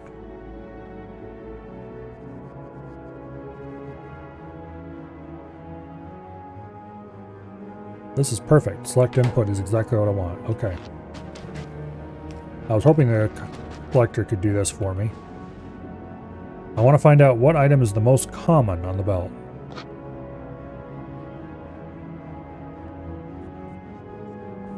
Here, I need you to not be there for a second. Okay.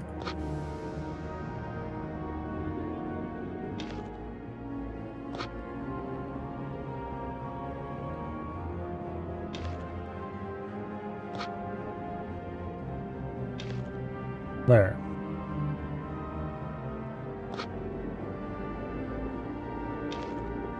Okay.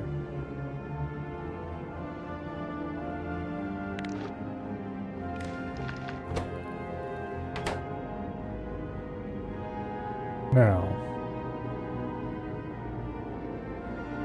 output signal is correct. Okay, this is exactly what I want. Now,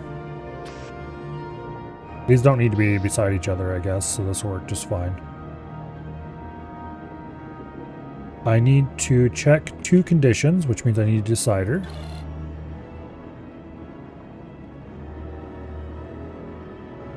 And those conditions are if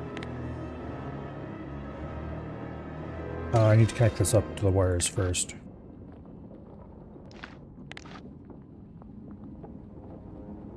Okay, those two need to be connected directly to each other.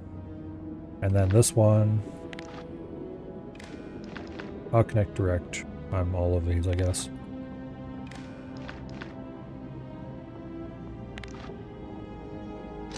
There. Everybody's just connected to the pole, so I can just mouse over it and quickly see the signals. Not that that matters. But I can just do that on anything nowadays. You on the green wire, I need to get a count.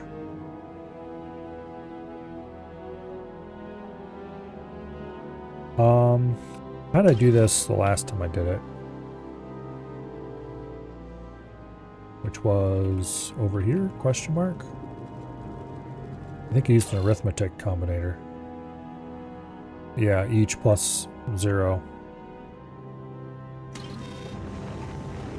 So we're gonna need a second combinator. Not decider, damn it. Arithmetic. Okay.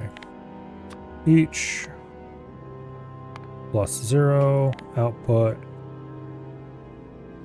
Definitely not each, because that will do nothing. I'll just use the info signal. And then I need to do...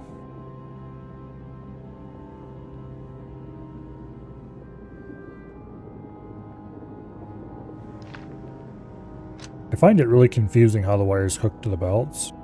I always think that it's the belt to the left of the one that I actually want is where the wire is coming from.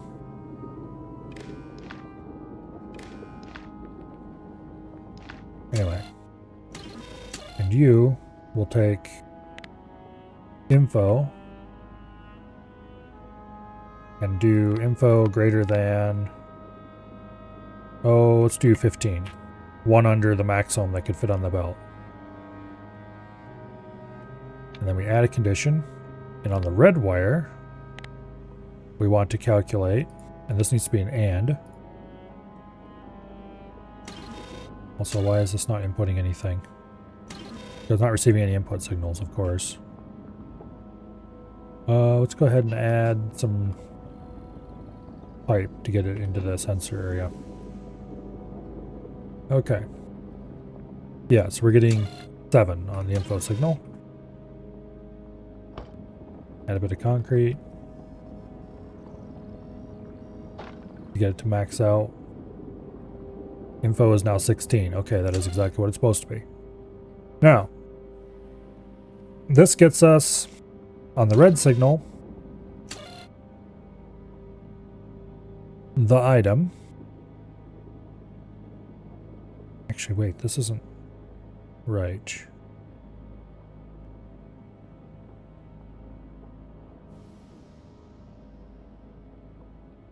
No, this isn't right. Okay, you need to be connected.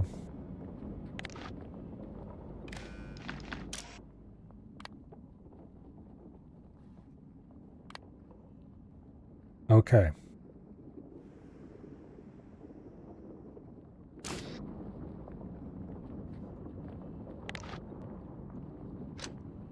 We don't need the decider combinator, I don't think. Actually, we do need the decider combinator. I need to output input count red.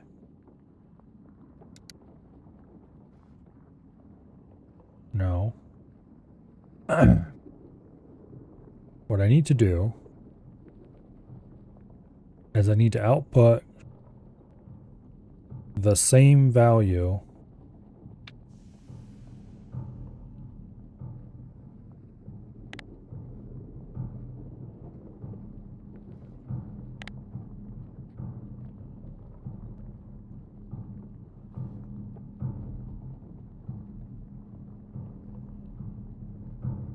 Yeah, I'm gonna have to use an arithmetic combinator for this. I think. But I need to transform the, if this is true or false, into whatever the value of the red one is. So I need to have a gate. I need to make a gate that just controls whether or not yes or no. Which, actually, I wonder if I can do that with a selector. No. Okay. So we'll have to do... Oh, let's see. What would be the easiest way to do this? I can do... each and combine the two together. That's not going to work though, because I need to... It needs to be controlled based on... Which means I need to have two conditions in it.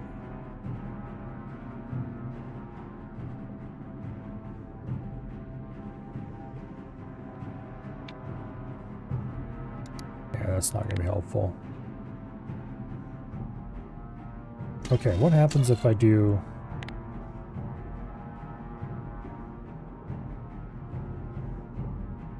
I might have to do a separate combinator for each of the materials. Because an easy way to do this will be to say, well, we're not using metallic asteroids on this thing, but that's what you would use. In this case, since the highest material is actually tungsten ore, we put tungsten ore greater than 0, because tungsten ore is a signal coming in on the red wire. And then we output tungsten ore 1. Oops, forgot to confirm it. And that'll output as a filter.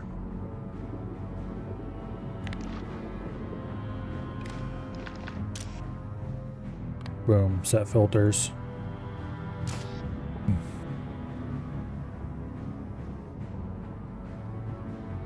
And then if we were to add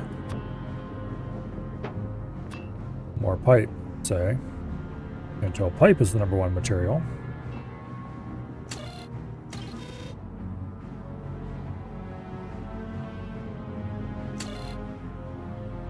it's still outputting tungsten ore, which it shouldn't be. Oh, this needs to be and. There we go. Boom. That shuts that inserter off. Until such time as pipe is no longer the #1 material, and then it goes back to tungsten ore. But to make this work, we're going to have a separate combinator for each material on the belt. Unless... See, the problem is the output signal. But I guess I could do anything on here and then output anything. That'll actually work, because that'll filter out the info signal apparently. And then if I go ahead and add more pipe, boom. Okay, that works. Perfect. You can hook your eye and set for enable value, and your selector set as filter at all times. That is actually true. I can do that because eye will never appear on the belt, so it's fine. Just do eye greater than 0 and then set filters. Because eye can't be a valid filter, it won't set. Then I can just remove U and hook U to there, and then U to there, and it works. Okay. Yeah. Even if I did apply to a filter, it wouldn't matter because I will never appear on the belt. So like even if I used an item that will never appear on that belt, it would still be fine. It wouldn't be as good of an idea though. And, okay, let's compact this a little bit and make a design ready to paste up there.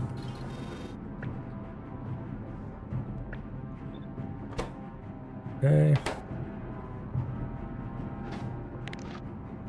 I can just tie those inputs together with one wire. But I do need to have a separate wire for the inputs, I think. Well, no, I could use the same wire. Well, I can't use the same wire connected to this section and this section to that. Yeah, I have to use 2 different colors for that. But that's fine. Okay, let's launch some combinators. You there. I have a job for you. We're going to send 5 of those. Half a stack of those. And not quite half a stack of those.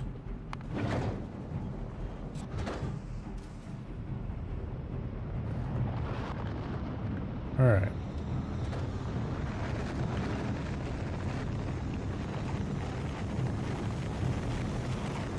Boom.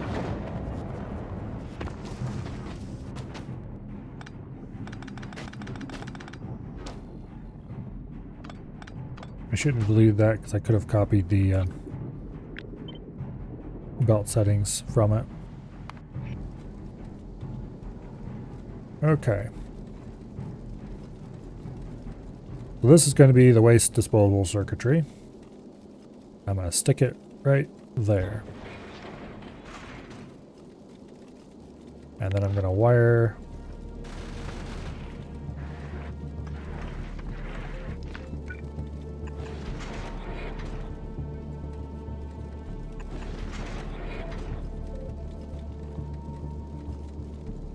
some belt segments to this.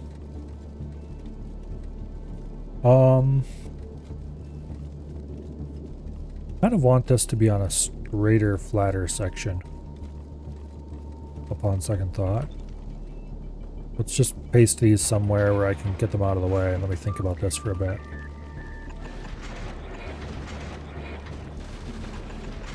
I think what I'm going to do here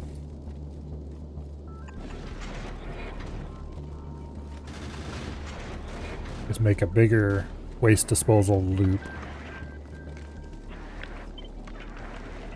Then I can copy that over there, and it will magically fit. And then we just do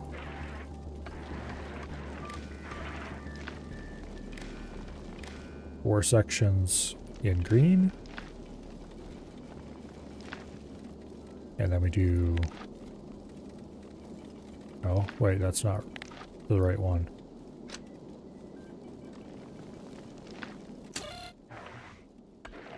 Yeah, well, no, wait. Yeah, this is doing the counting.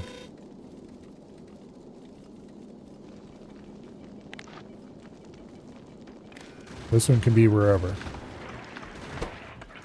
Because this one needs to be set to hold all belts. And these need to be set to just hold.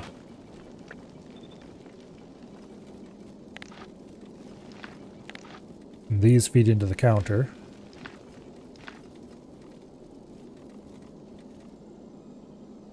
And then you, Mr. Bulk Inserter, which we don't have a bulk inserter up here, so we'll use a standard inserter for now. You're going to get a combined green wire. And you're going to do enable disable if I is greater than 15, aka the belt is reaching saturation, and set filters.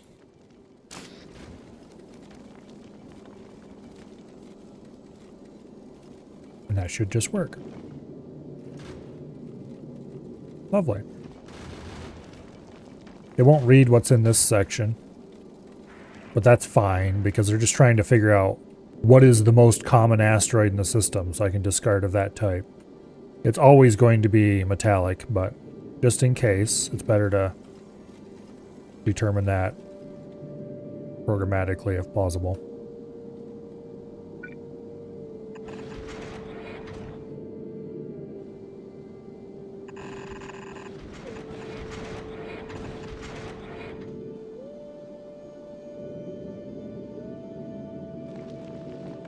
Okay.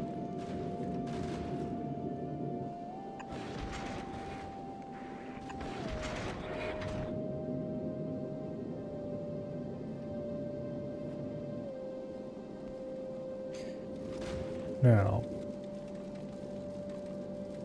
an additional thing I could do would be make sure all the asteroids are on the same side of the belt at all times, which they always should be anyway, but it's not that side of the belt they should be on. They should be on the other side. There we go. Get them all on the same side of the belt so that I don't have to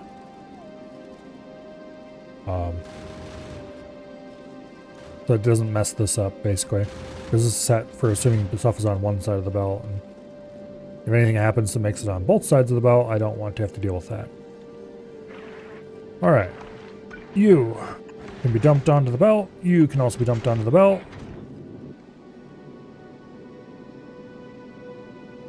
Lovely.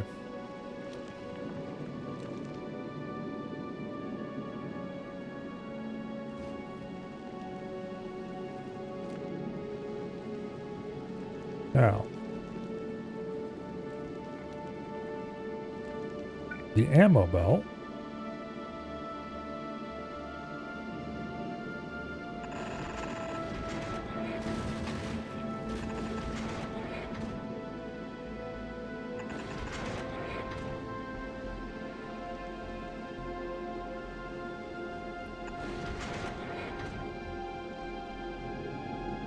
And remove the temporary turret.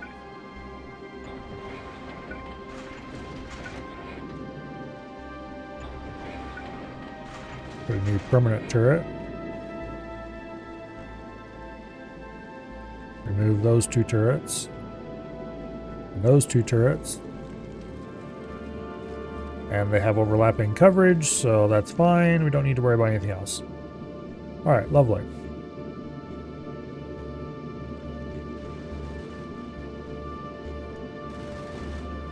They barely overlap in the middle here.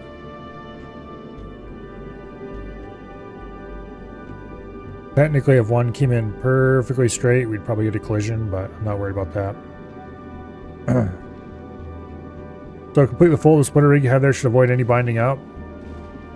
Yes. Basically what'll happen here, this belt will always have space on it because of this setup. So we'll never have the whole outside line bind up. Because this will turn on if there's more, if there's 15 or more on the belt, which there can only possibly be 16 max. So it'll get almost completely full, but not all the way before it starts dumping.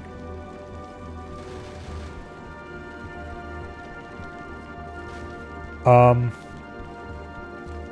then this system, it prefers to send stuff down onto these belts and fill them.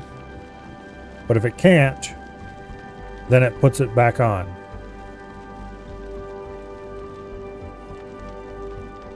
So here we grab the carbon off. We prefer to send carbon down. If we can't send it down, we send it up, which will then send it up and back onto the loop.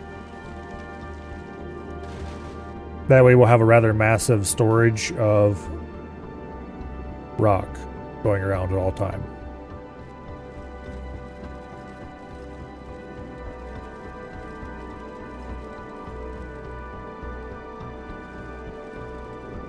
I should probably set this to less than 15. Let's do like 12. That would be 3/4 full. So the belt can never get more than 3/4 full overall. That seems like a reasonable amount to keep. Anyway.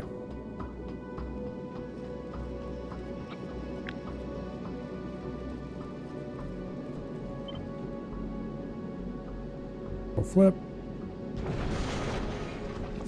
Horizontal flip.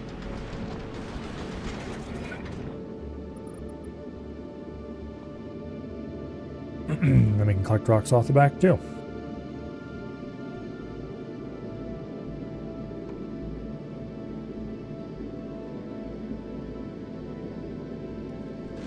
Alright, lovely.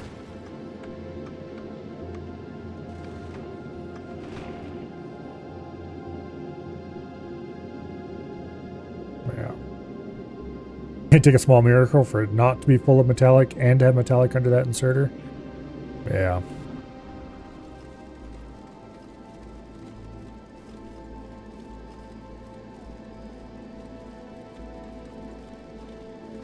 As long as this belt doesn't bind up. If we ever get to the point where the belt is completely full, then we have a problem.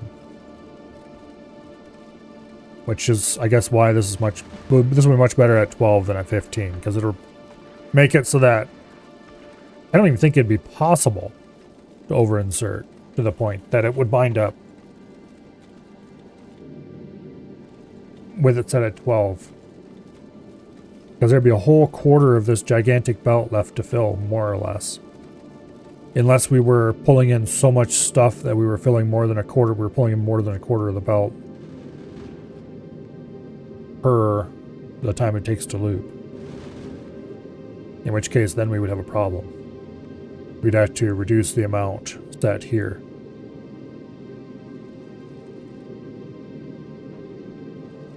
And we'd have to dispose of a lot more.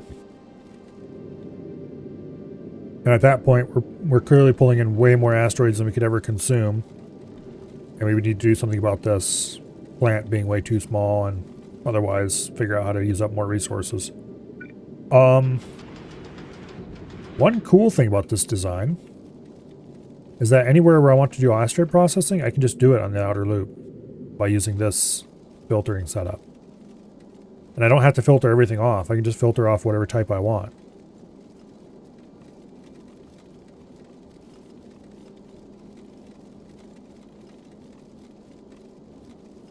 Like if I decide that I want ice asteroids somewhere else, I can just stop reprocessing ice here. Or change the priorities a little bit. Rig it up so that I can only reprocess ice under certain conditions or something.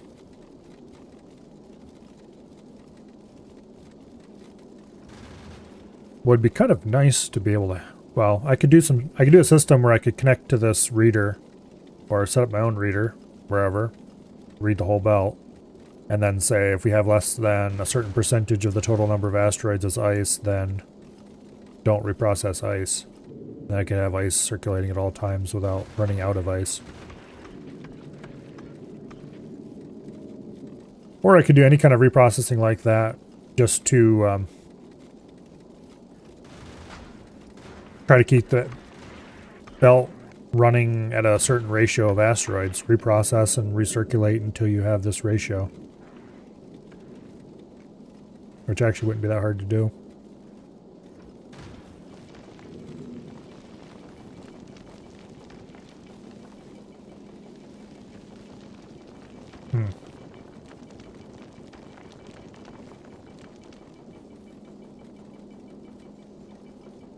Yeah, I don't know. Maybe I should do that. Right now we don't need ice or carbon on here, so later we will. I'll worry about that then. I'll probably put a much larger reprocessing plant that tries to maintain a belt ratio at that point. And here come the edge case roids. Well, not quite. Close, but not quite.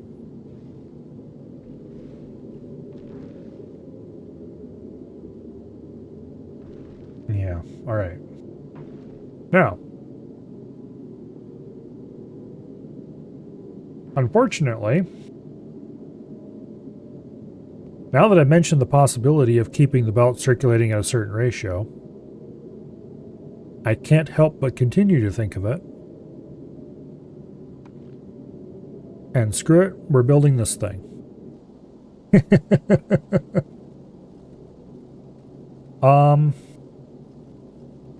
However, I want to design a simple reprocessing thing that I can just paste in that fits between these two belts. So let's do that.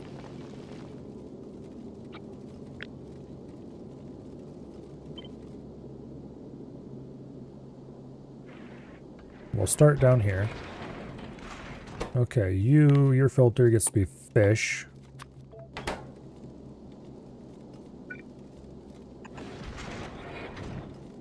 Okay. And then we grab one of these things. Stick it there.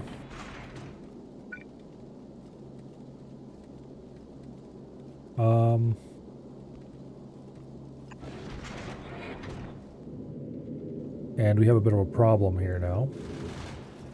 So what we're going to do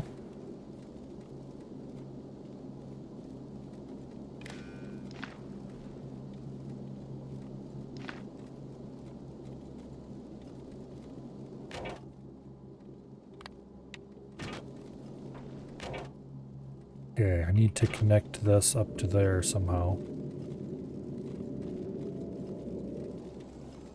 Well, technically I don't, but I wish you could set to read through these things. But that's not a very Factorio way to do things. Let me think.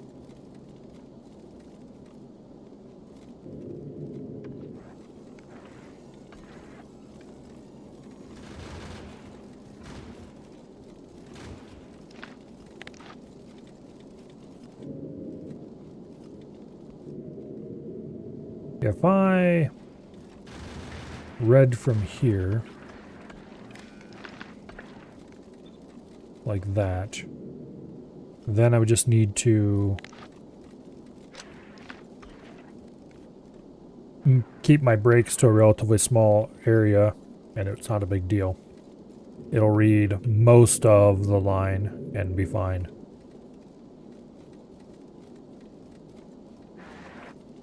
Okay. So you I actually don't want to pull carbon off here. I want to pull off metal. That's going to be the most common.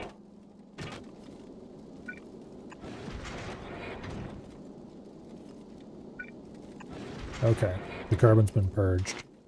Now we do metallic asteroid reprocessing. And then we reload onto the belt. Like that.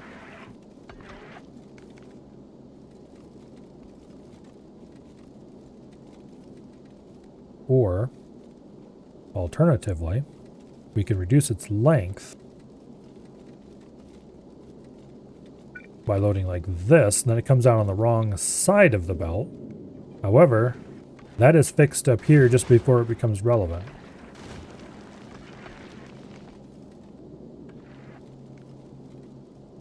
So this would actually be fine. But first though, let's set up the circuitry for this. So I want this to disable either the belt or the inserter. Probably the inserter would be the easiest. If the total belt ratio is wrong.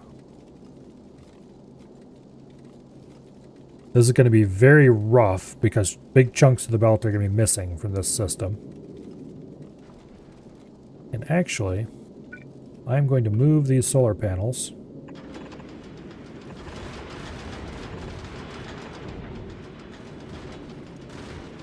because I want this to go on the other side of the belt.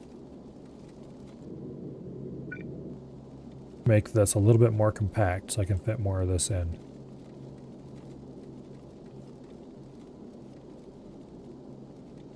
The problem with that is I don't think this will be able to reach. No, it won't. Okay, I've changed my mind. I can put them up like this, which make them more compact. But then we lose more space to other things. Namely inserters. Because there's nowhere to go with this unless I put something undergrounds, and I'd rather not, thank you. I can't put it over here. That's too far. Yeah, I think this is about the only solution we got available. Okay. This is the best approach for now. If I grab a copy of this, how tightly can I pack these? About that close? Okay, we can fit a bunch across the backside. Anyway. We calculate the total belt ratio.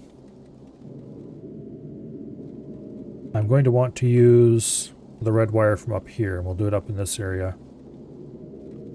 And then send it down. Be pretty inconvenient. Why is ammo production stopped? Because I never did hook up. Oops. Oops.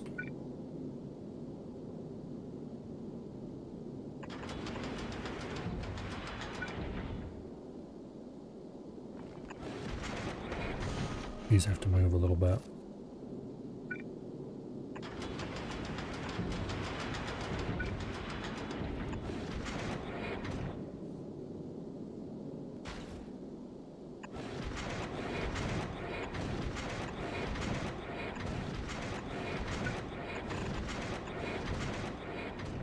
Okay.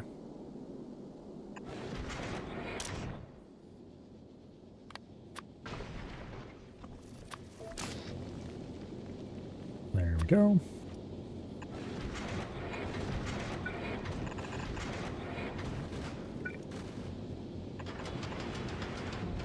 Speed building ammo production. Okay. And then you run not that direction, but this direction.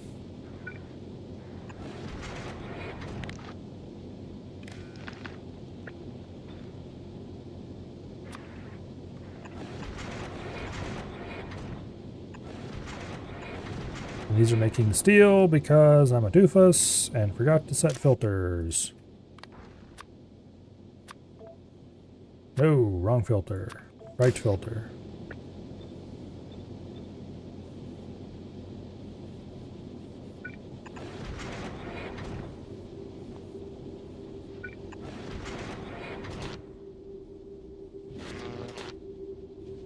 Okay, there we go. Much better.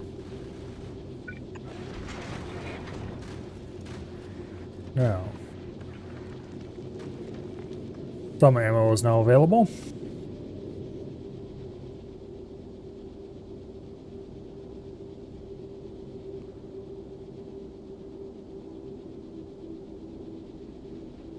Lovely.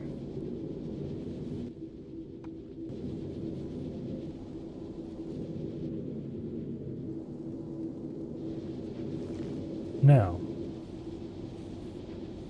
these are producing 0.62. These are consuming 5. Yeah, we need a lot more furnaces to keep up with this. I can't put these over here because I'd have to place on the near side of the belt somehow.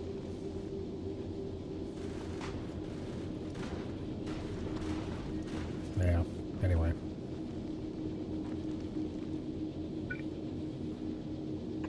Technically,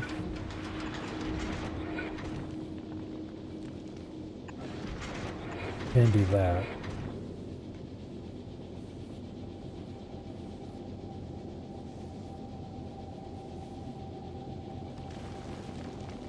Looks like we're barely keeping up on offloading iron out of this machine.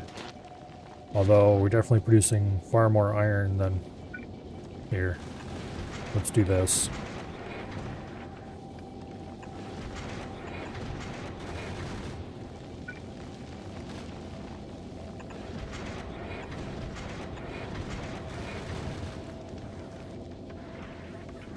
I don't want to do it that way, actually.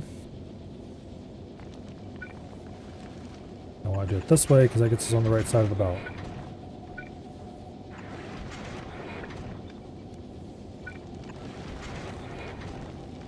Okay. You may leave now. We don't need 2 of those. 1 of those is fine. Alright.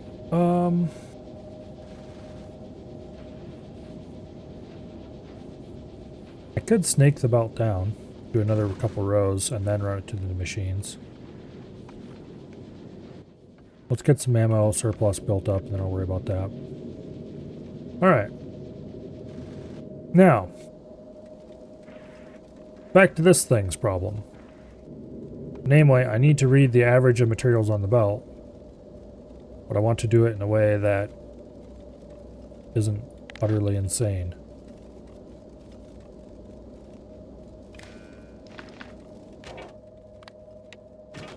We can just read it here.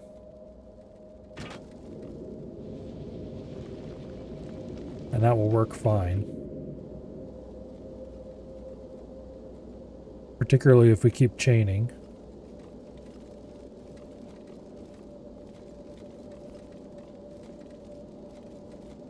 Okay. Now, what happens? Combinators are integer, aren't they? So that means we're going to have to use a calculation. We can't take number of carbon divided by number of metallic if it's over 0.5 or whatever. We can't do that. We have to do it the other way around. We can take number of metallic divided by number of carbon. And then we take that versus the number of metallic and figure out a ratio somehow.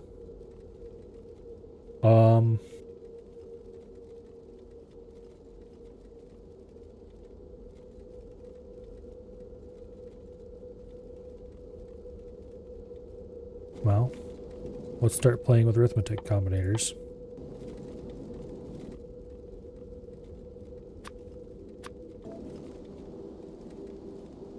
Okay, so what I'm gonna have, let's say I want half as many. Okay, I want a quarter as many carbon as metallic on the boat. No, half as many.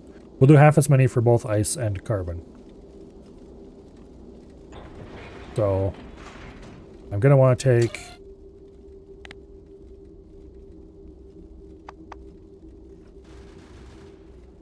number of metallics divided by number of carbons, output metallic, and then we take that number and we do number of metallics times 2 output A, and then we take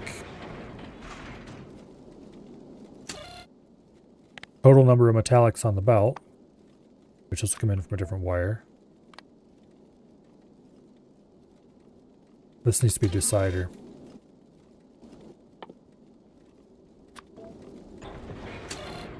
If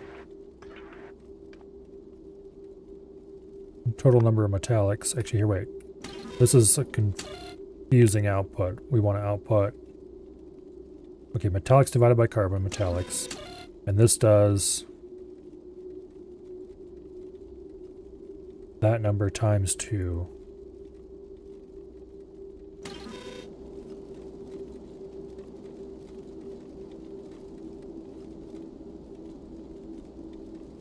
Each plus 0 divided by 3 on a pair of arithmetic, so I'd do it. You know, that is actually going to be a much simpler way to do it. You are completely right. Each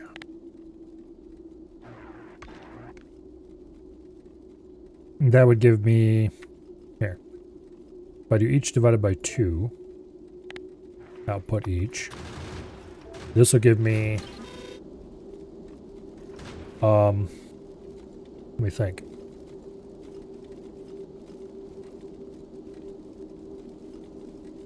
Then if I take a decider and hook it to that, the decider's just standing in for whatever condition I'm going to end up having on something at this point.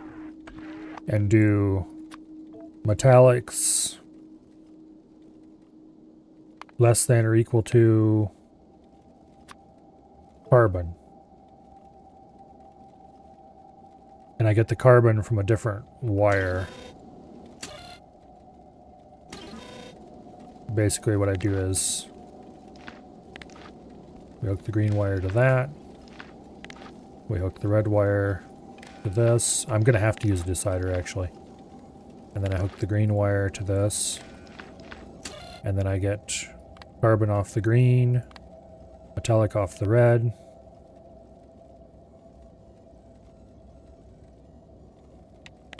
And then I output green signal if true. And this will tell me if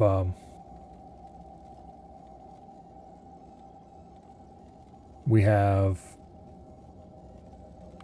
I want actually like that. There, this will tell me that I have less carbon or same amount of carbon. Actually, I don't really care about same amount, so we'll just do less. Basically, this tells me I have half the amount of, or less than half the amount of carbon as I do metallic as a green signal. And then we just tie this into that. Okay, let's move these.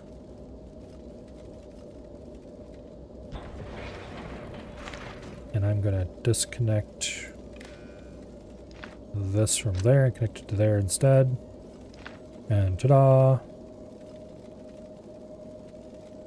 And I'm going to take a red wire and connect it to that. And then enable, disable, green signal, greater than 0. And then you will do metallic reprocessing.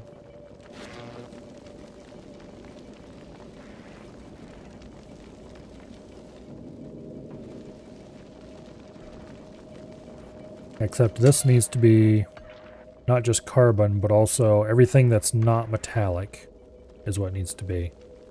And then we output this and use it as a filter. Except, no, we can't do that. We need the same thing again.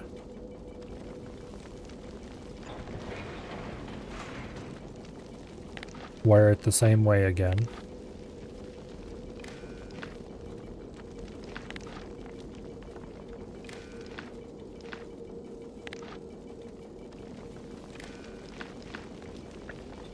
Except this one needs to be set, instead of carbon, it needs to be set to ice.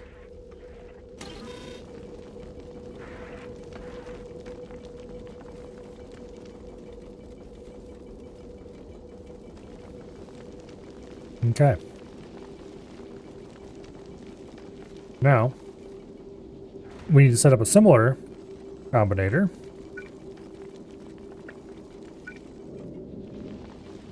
Up here.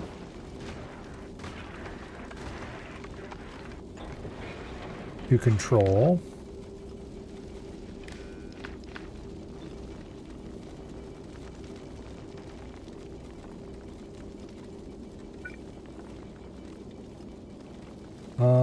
where do I put these? Well, I'm just thinking right here. Here, actually.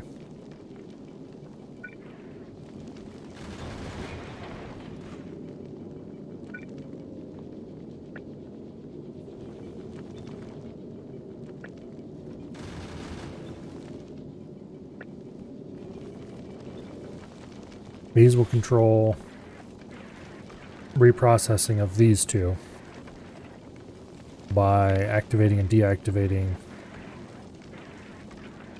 those. Here, actually I don't want these hooked with green wire. I want them hooked with red wire.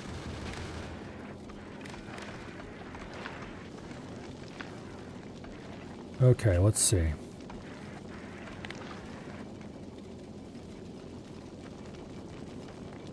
Red wire hooked to there. And then the output of this hooked to the inputs of those two, both with red wire.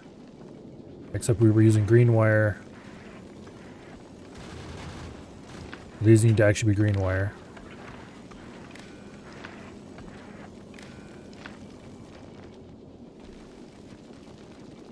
Okay. And the outputs of those hooked to...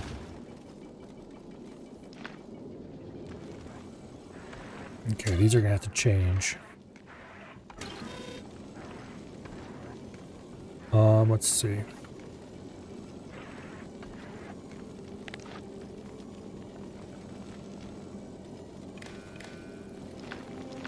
Okay. These need to flip.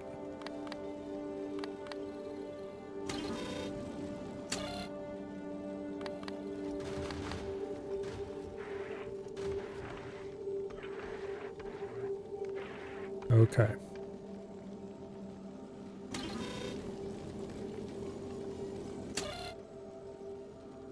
Yeah.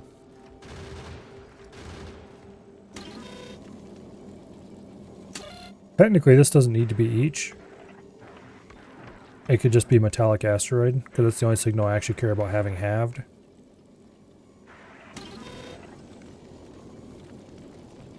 And two-siders couldn't be able to do both as NOR? Maybe? I would then have to output a different signal. Because I'm controlling... Actually, I do need to use different signals as it is. I need to use 1 and 2. So then I can control this one based on 1 greater than 0. And this one 2 greater than 0.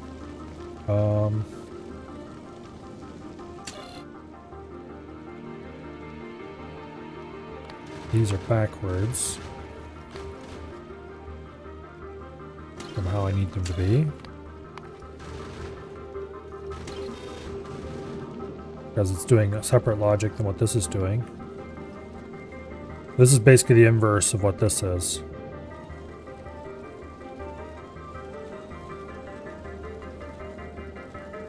I probably could do each on the red signal. And then just instead of using 1 and 2, I could use, yeah. Let's go ahead and try that.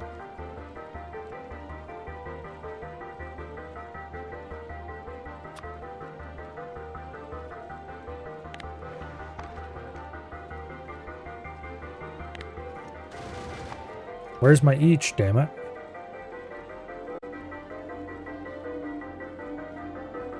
I have to do a add condition or okay.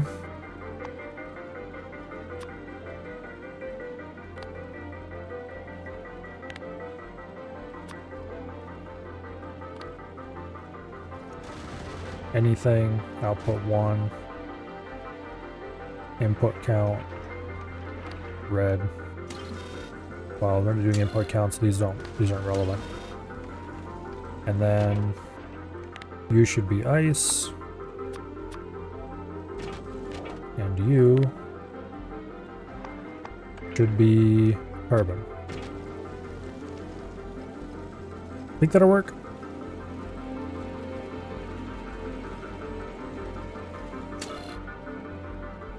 Yeah, anything should do what I need here. I think.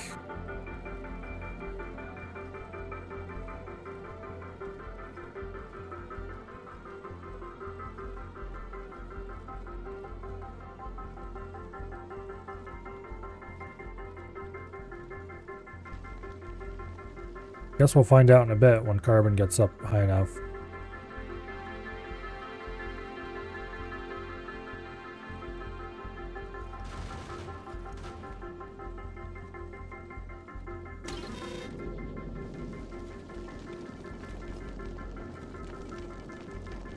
Debating whether I want to add a second one of these.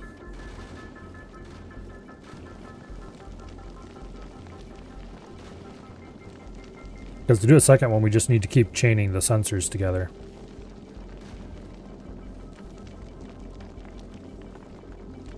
Sure, why not? Let's add a second one.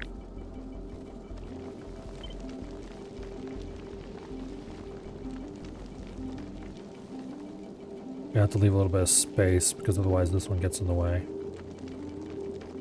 The inserter there.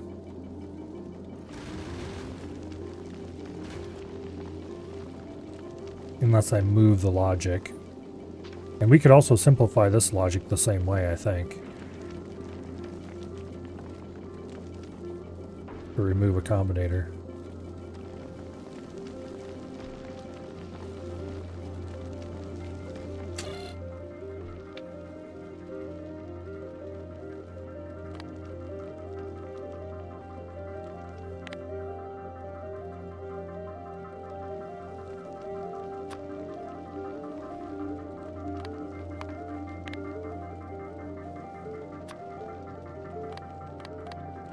There. And then we change this to anything. And we change year condition from green to anything.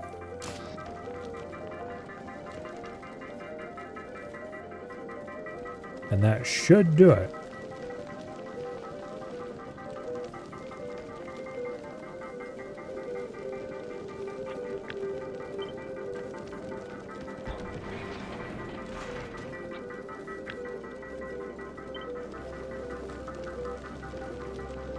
Those are still in the way. But more importantly, I can move them back here now. And then we don't have anything on this side. And I can do that to remove a bit of wire gore.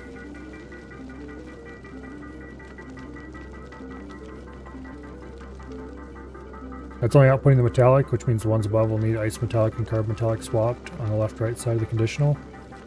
The only reason it's outputting... Okay, I hope that I'm right here. But the reason it's outputting metallic right now, I think, is because... Oh wait, these conditions are passing. That's true. You're right. Damn it.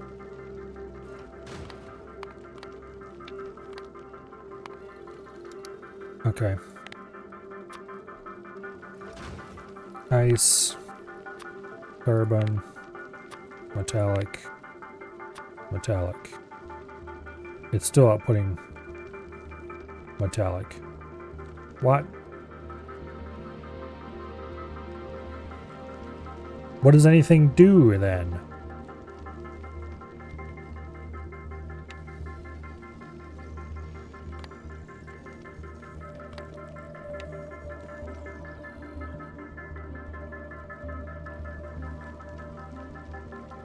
It gets the first one? If I do everything then. Okay, everything works. Alright, I needed everything. Okay, well, this appears to be doing the thing it needs to do now. Yeah, okay.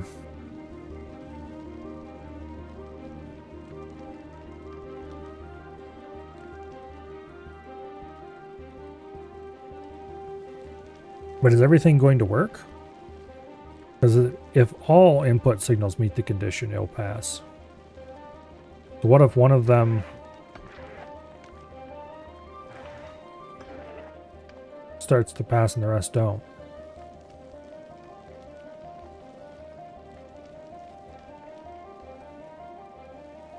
Let's add a condition that's implausible.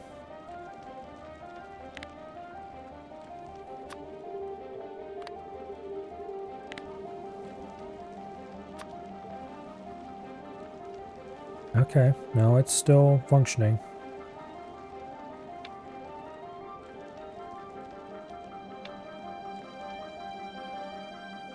Okay. This description is very not clear then.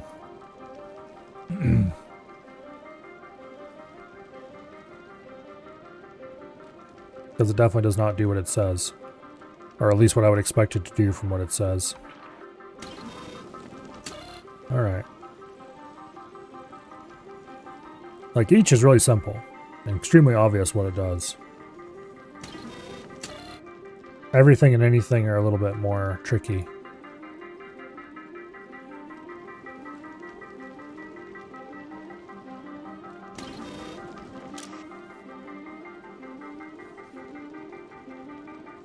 Okay, this does need to be not anything then.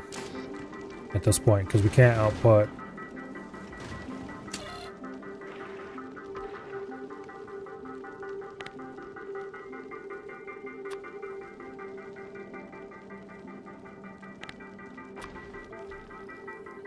Okay, let's reverse these.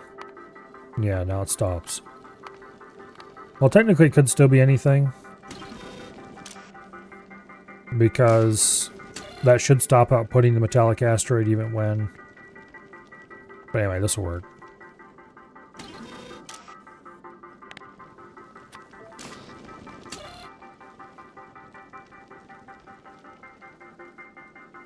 Because we don't need to know what kind it is for this one down here. Just we need to know one of these conditions is working.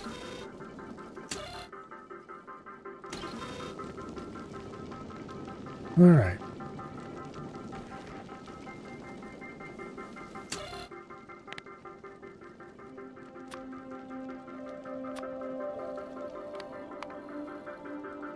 It does not prune ice. That is a problem.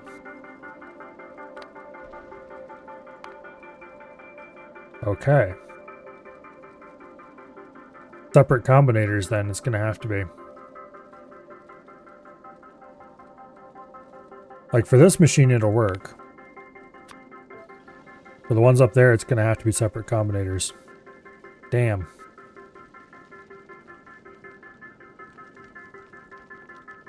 Well, I guess that makes a certain amount of sense. Thankfully, it's not too hard to set up the separate combinators here either.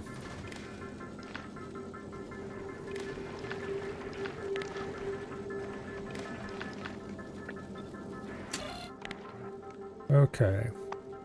You output carbon. Remove the ice. You output ice. Remove the carbon.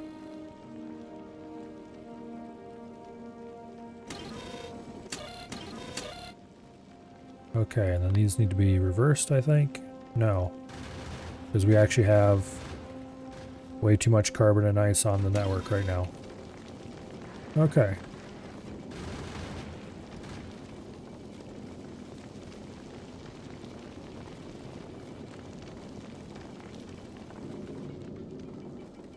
However, you should not be running then.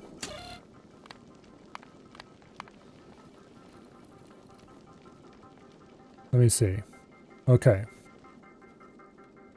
Oh, because I reversed it and didn't reverse the wiring. That's what the problem is. Let's reverse it back. I prefer if it's this order anyway.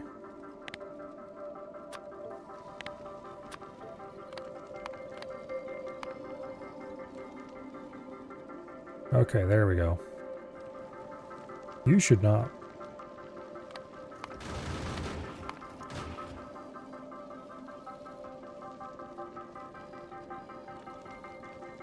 Okay, let me think. It needs to be... Yeah, we don't have enough ice, so it should still be running ice. I think this is right now. If metallic is greater than... If half of metallic is greater than the full amount of the oxide, then we run that. Alright, well, we definitely don't need a second one of these machines then. Despite the fact that I just made a bunch of edits to this to make it more easily compacted, so I could do that.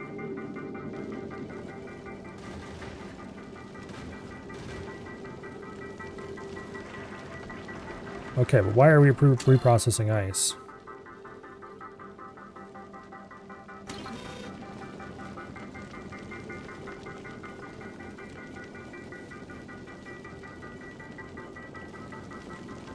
I see.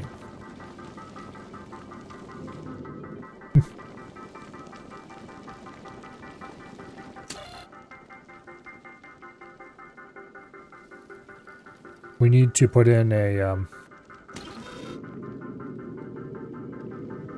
bit of a difference between the two.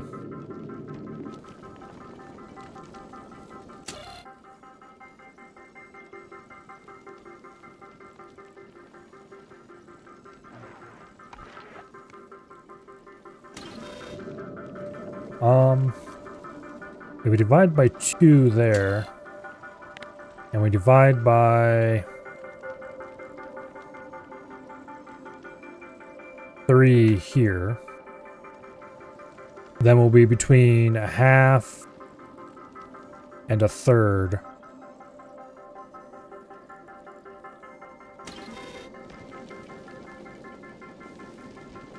This will run into at least a third of the belt is any given material.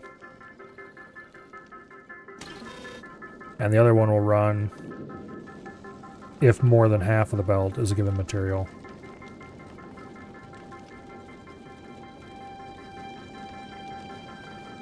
So it should keep it within limits pretty easily. Okay. Alright, now.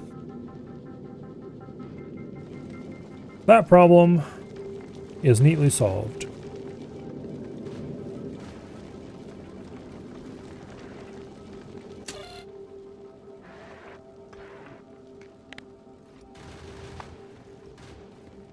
Yeah, see, I don't even have each as an option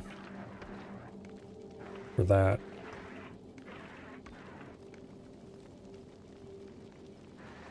which is what created the whole problem in the first place. If I had each available here, we would have been fine.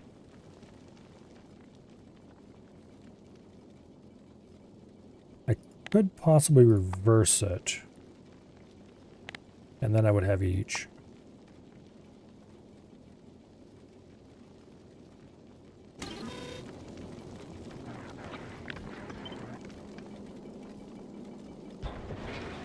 Let's go play with this over here.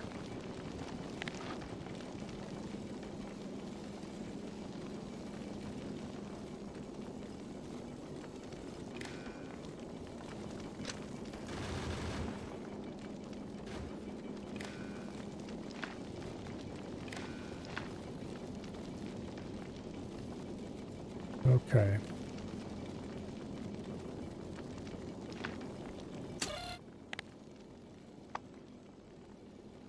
Will I do each greater than iron? Boom. Output.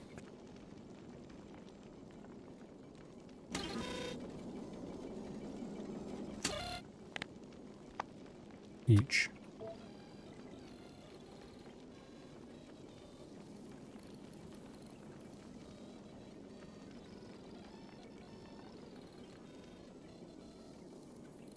Well, there we go.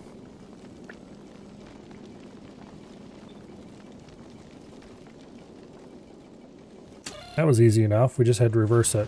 And because it, for some reason, will not allow each on this. Well, it will. It'll allow each on this side of each's on the other side. That is insane.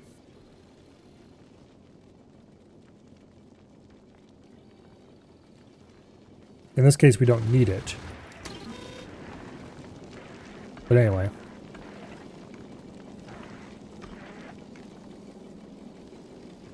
Apparently you can't do it on both as long as it is on the left-hand side to start with. That is...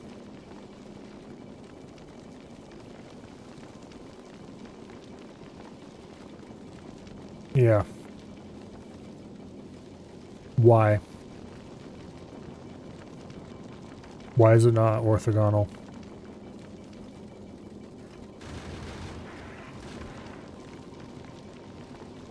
Anyway, moving on. I saved a combinator. Woo!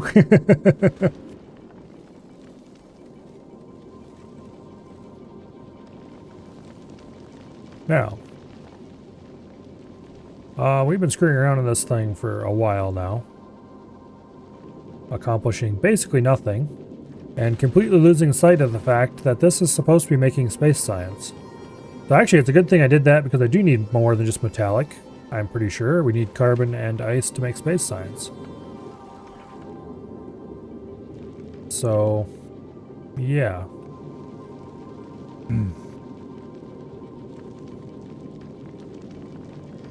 Just love we have all these extremely simplified things that act like basic logic gates, but parallel process signals like a GPU's shader cores. Yeah, and not only that, but they do one very simple operation, but that operation is actually, in terms of what a computer could do, extremely complicated. Well, it ranges between extremely complicated and extremely simple. Like division, for example. When I was playing Turing Complete, which I need to return to one of these days. But anyway, when I was playing Turing Complete, for the challenge where you had to build a division circuit, I actually took a, I made a basic CPU core that could do addition and subtraction, and then I wrote the division in software. Because I didn't feel like trying to figure out how to do it in hardware. I was like, screw this, we're just going to do a software divide. It worked. I completed the challenge.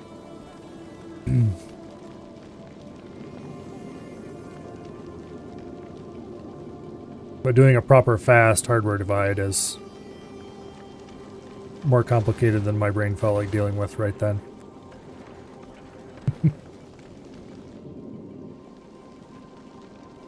Okay, so the system as it is designed is made to ensure that at least a third of the belt is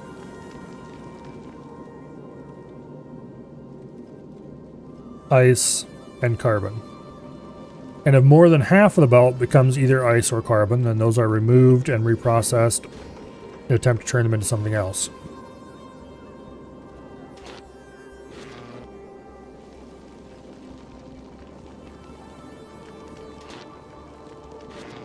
And it appears to be doing a pretty good job of keeping it that way when we're not using ice or carbon.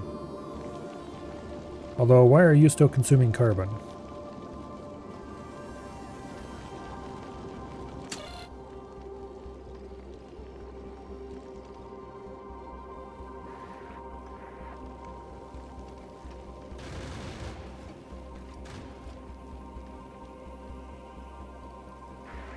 Because occasionally they go over. Is this dividing by 3? No, it's dividing by 2. This one is dividing by 3. Yes, it is. So this one should give us a third of the iron to compare against. And say...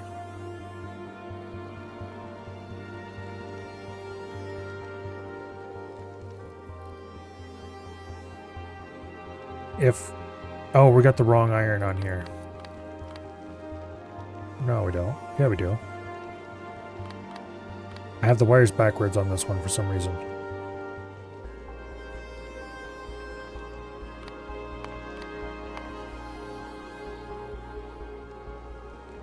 Or did I? No, I don't. No, this is right. Now I want it to be active when... No, I had it right the first time. This should be firmly off.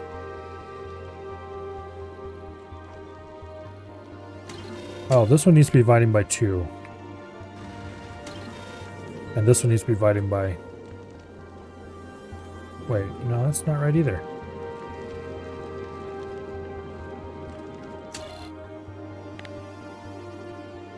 Let me think about this for a second.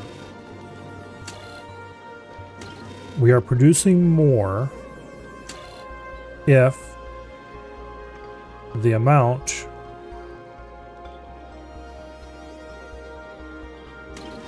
I guess if it picks up a bunch of carbon and stuff, it'll throw it off, but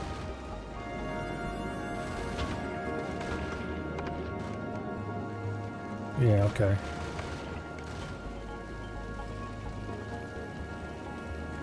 Apparently 1/3 versus 1/2 is not enough to keep it from having to run that even without anything removing it except here. But that doesn't make any sense because it should never run this.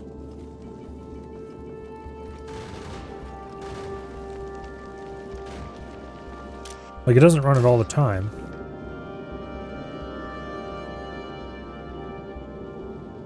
Doubts the splitters would be a big enough deal?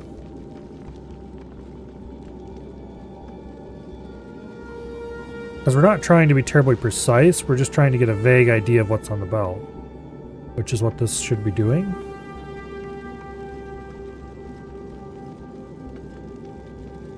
I guess if all the ice is in a single slug, which it kind of looks like it is, then you could lose enough ice when it goes through. That is actually probably what it is. It makes sense.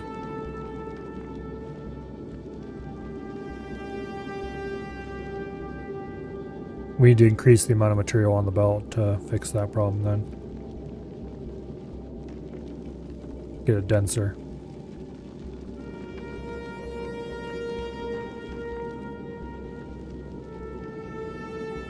Anyway, the reason we are here is because we need space science. So, space science, I remember it being quite simple. It just carbon, ice, iron plate. We're gonna have to ship out more processors, I think. No, we have plenty of crushers. Okay, we're good.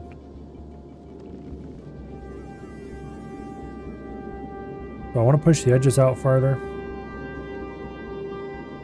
Kinda?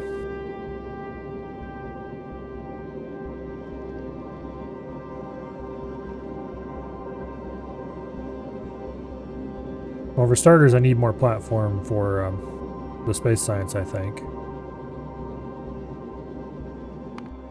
Like the space at last.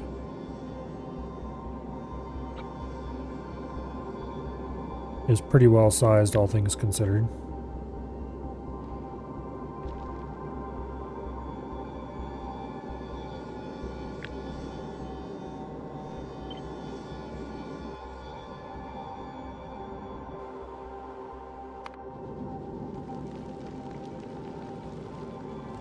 But it's going to have to change because we don't have enough width to squeeze it in there, and I'm not going to make enough either unless I put it over here. Which I could do. If I moved a bunch of stuff around. But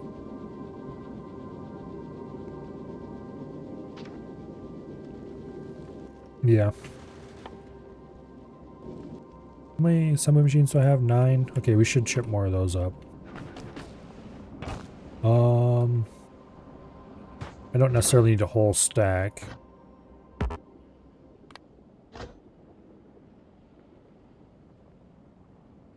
Let's ship just a few. Also, don't think there's any need for electromag plant up there right now. Boundaries we can't do until we get to the Happy Fun organic planet.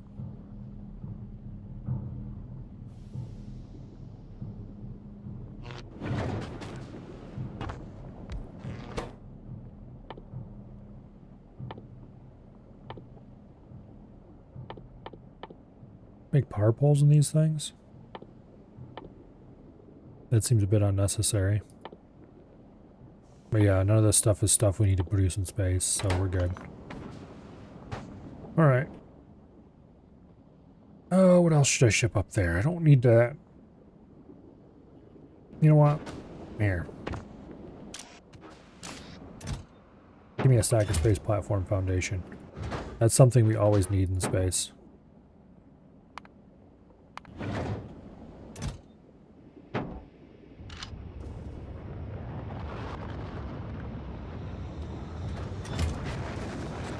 Okay.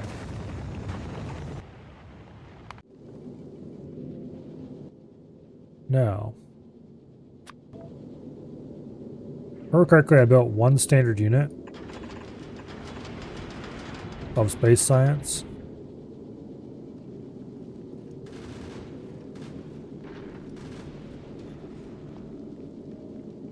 Actually, I don't want to quite position those like that. I built one standard unit of space science when I designed this thing originally. Let's go wider right away, because I know I'm going to need the space. We're not quite...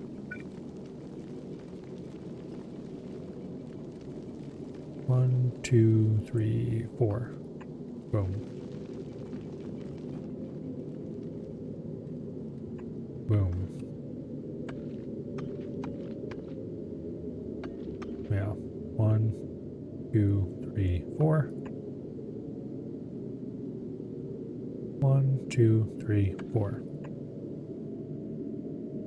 There's no reason to overlap them by that much, except that's the pattern I started, and so we're going to continue it.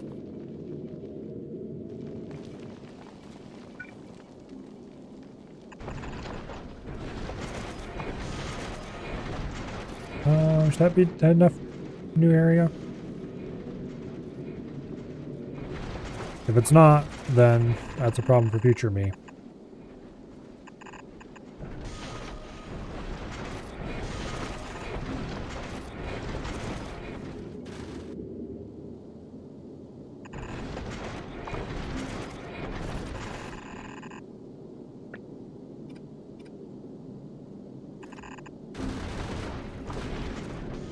Okay.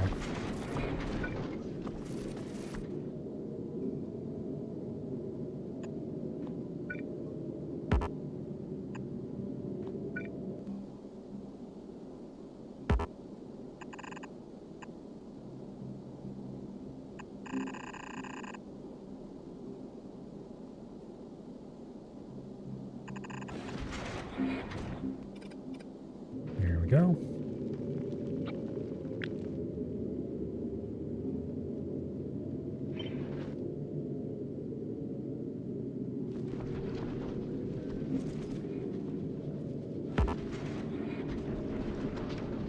Except that's all backwards now.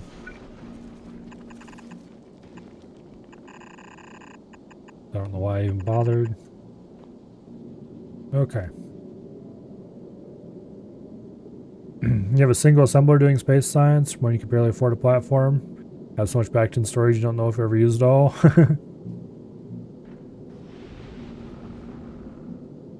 Yeah. I sized my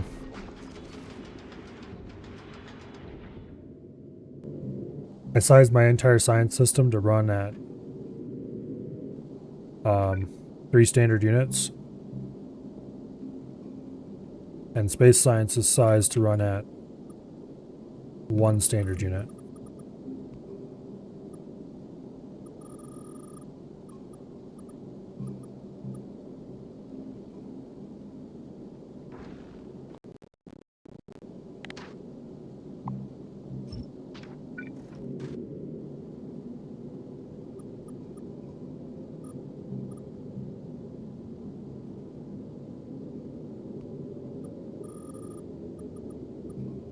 There we go.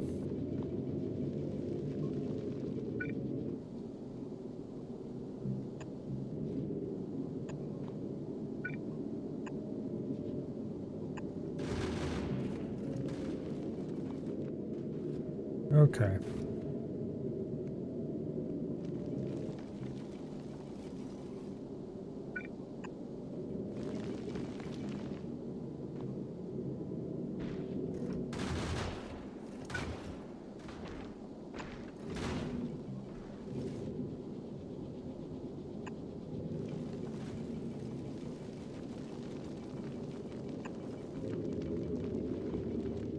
Now we just need to ship up enough platform and then we can get this thing going. What button increases tile brush size? I don't think it's bound by default. It used to be bound in earlier versions of the game to plus and minus on the keyboard. But when I fired up this version, that button didn't work. A lot of hotkeys changed between this and oh, you can go way larger than you used to be able to. Okay. At least for space platforms, you can make it huge. It used to be you could only go like maybe this big or so. Maybe that still applies when you're on the ground, I don't know. But anyway, a lot of hotkeys were changed between old Factorio and the current version. Which threw me off quite a lot when I first started playing Space Age. And this one was just flat out missing. So I went looking in the settings for it, and there it was.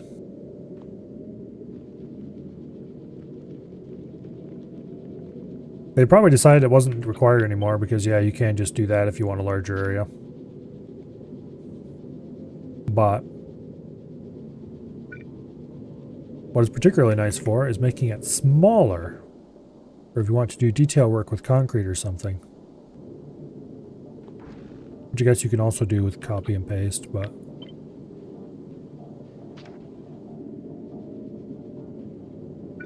I'd rather just press Q and have what I want.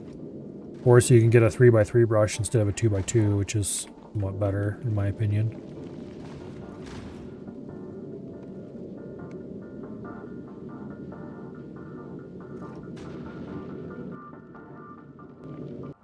We need almost 1,000 platform. What are we short on? Rocket fuel? Ow.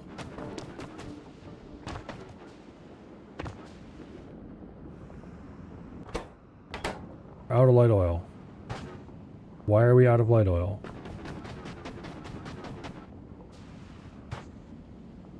Because the pet gas is full. Really? Okay.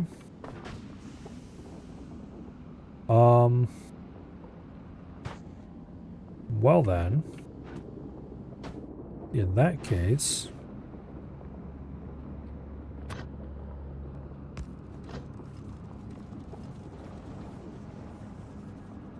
I'm going to cut off the light oil to you. I can't because of the way this is set up, but oh well. Do we have enough light oil to even run a cycle? Yes, we do. We just need to get rid of that stupid pet gas. I need to change this. That these shut themselves off if this is sitting full.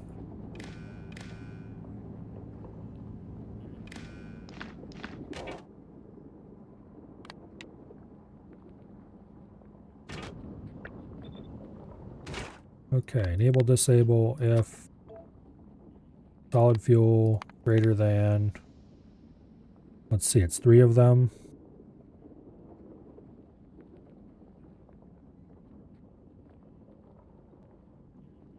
Let's do equal to 12.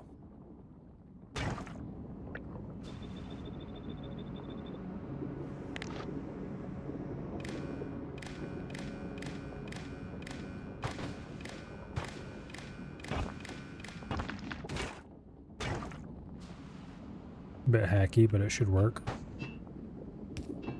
Now we just have to drain solid fuel out of the system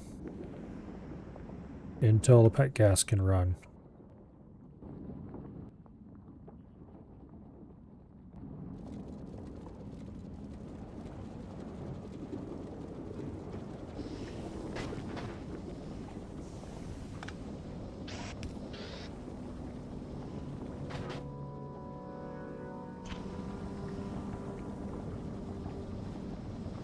Fill that up so they stop running.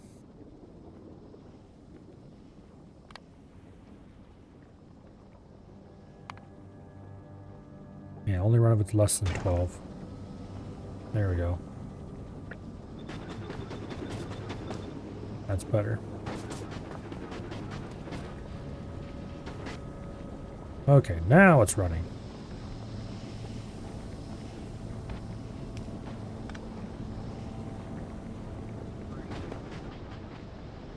I could have just purged the pet gas and would have ran too, but oh well.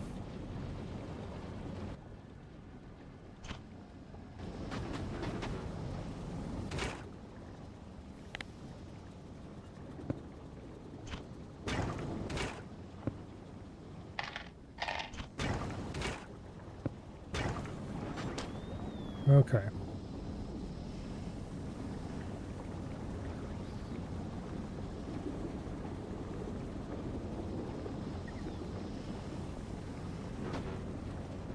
That should work.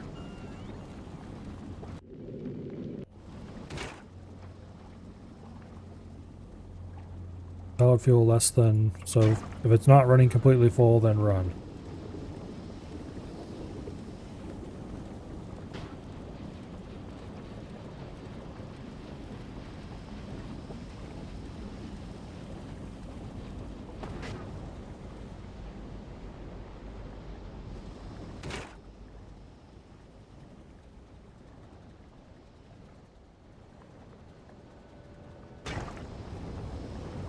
Or, actually what I should actually use is the signal instead.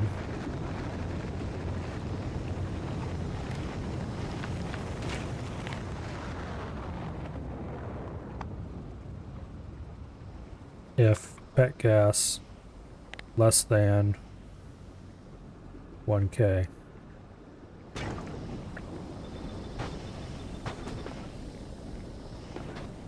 We're going to run short on solid fuel for a bit. Going to run very slowly if I don't purge the storage tank. There we go.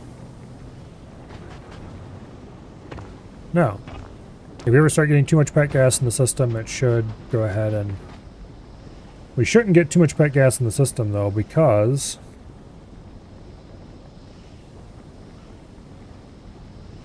supposedly we only need 1.2 machines. It's just a matter of the system backed up and it stopped. But now that the system is no longer backed up, it should work. Are there any other cases where it can break like that? Where I need to insert a circuit condition to make sure it won't. I already have a circuit condition to make sure we don't run low on heavy oil.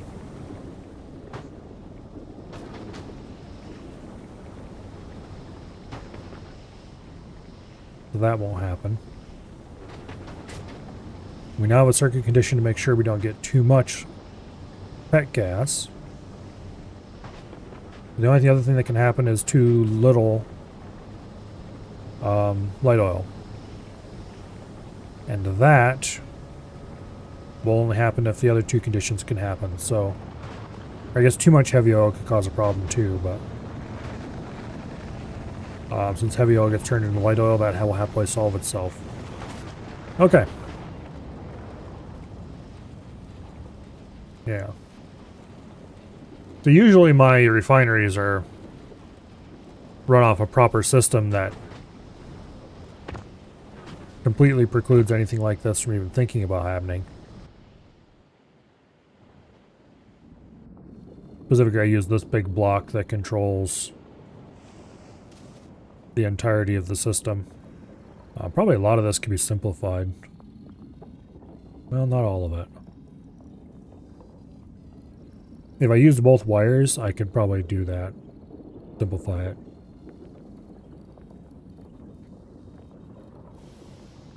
Because currently it's outputting nothing. Means the refinery is completely at rest.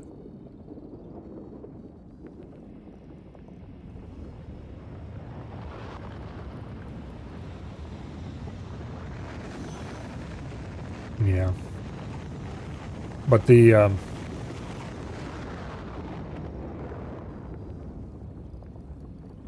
I use bit packing to get the different, what do I call them? Damn it. The different signals to tell it that it should be disposing of a particular material. So if it should be getting rid of heavy oil, it outputs 1 chemical plant. If it should be getting rid of light oil, it outputs 2 chemical plants. If it should be getting rid of pet gas, it outputs 4. So if, like say, if it's heavy oil and pet gas are in excess, it'll output 5. And then you just use a bit shift to get your value out at the end. Anyway.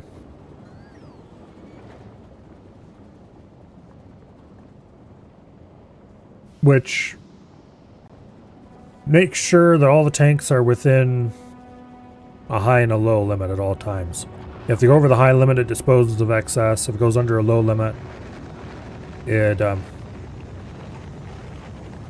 runs the refinery. That's the other thing. These refineries are all circuit controlled too.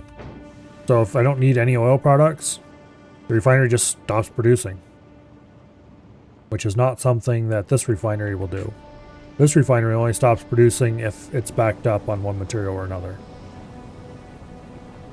So ideally, it'll be backed up on light oil at all times.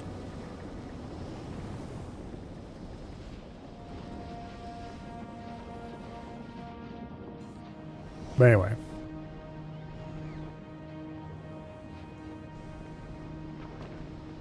Well, while we wait for that to build up there,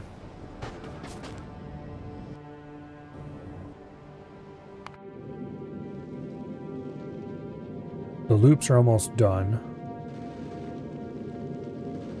Unfortunately, it needs to fill this whole inner part before I can do that part. Can I? I can't underground across space. I'm pretty sure.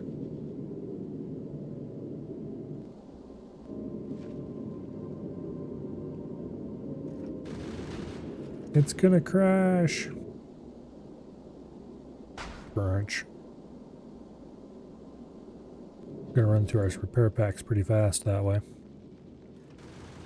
Matter of fact, we are out of repair packs up here. Okay.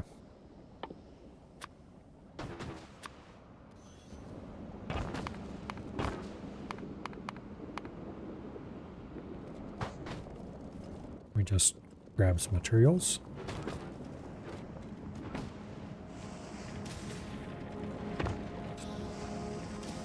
How are my... Ah, damn, I can't see him because I didn't put roll ports over there. Okay, well, we can make a few more repair packs anyway.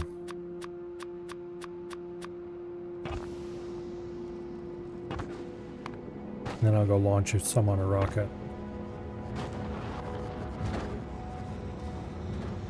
Oh, this one's not set to automatic requests. That's a mistake. Okay, where are my repair packs? There they are. That's half a rocket full of repair packs. I'm gonna need pipe.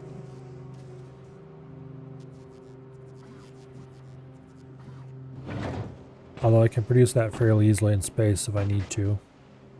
It'll be easier to produce on the ground and launch it. Let's launch half a stack of basic pipe, and then we'll launch a stack of undergrounds later.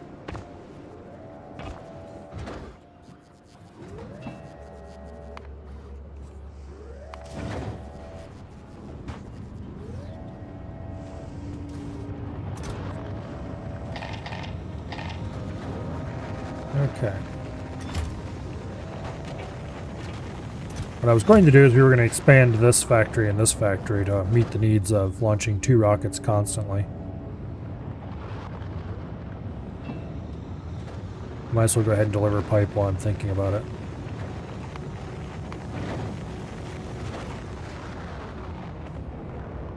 Now let's go ahead and set automatic requests and let it launch whatever it wants from now on.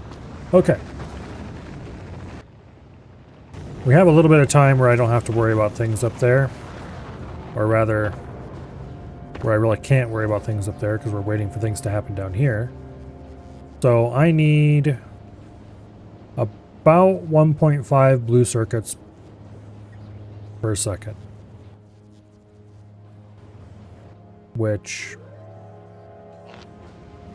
one of these machines producing blue circuits produces how many? 0.3. 3, 6, 12, 15.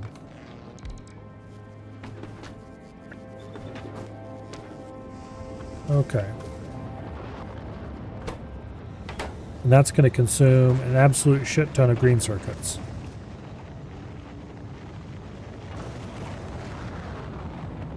Let's go ahead and change this calculator because I don't need it for the rocket fuel anymore.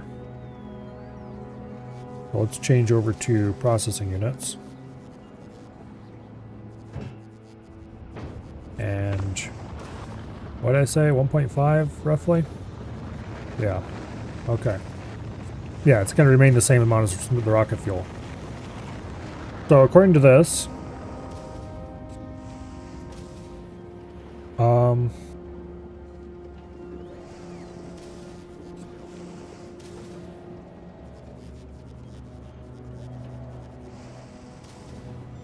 we can ignore large portions of its instructions it's giving us here.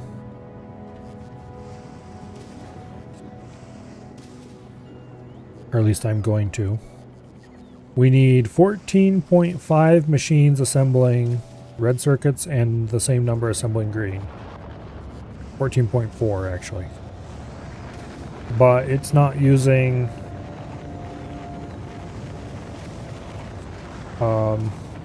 electromag plants, so let's change that. Okay, now it's using electromag plants, or it should be anyway.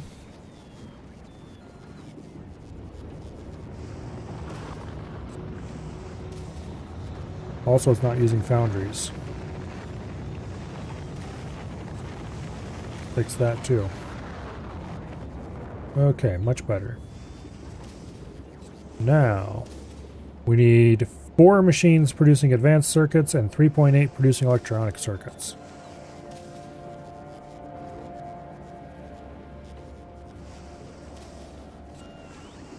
Okay.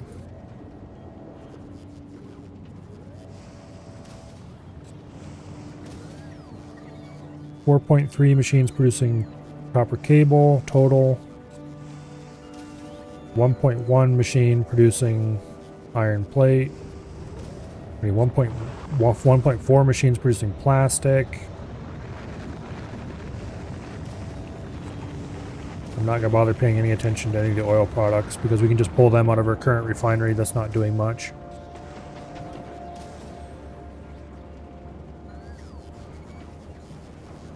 Alright.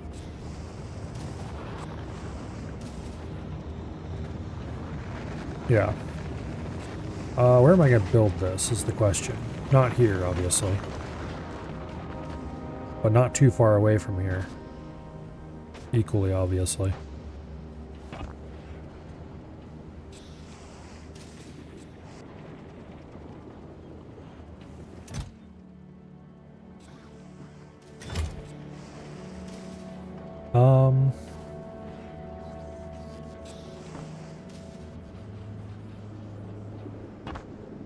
Let me think.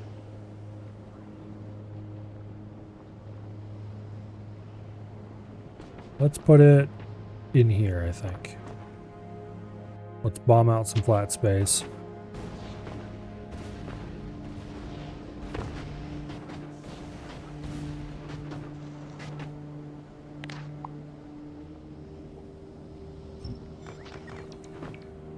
Okay.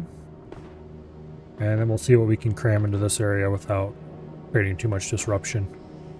The red circuits.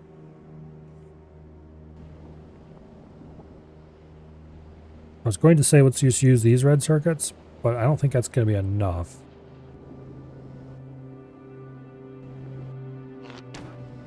Anyway, so for the blue circuits, let's jam them in right up here.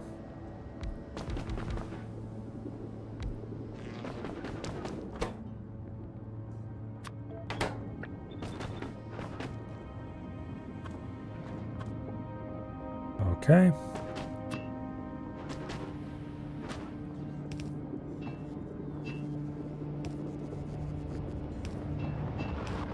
That's easy enough to connect. And we'll have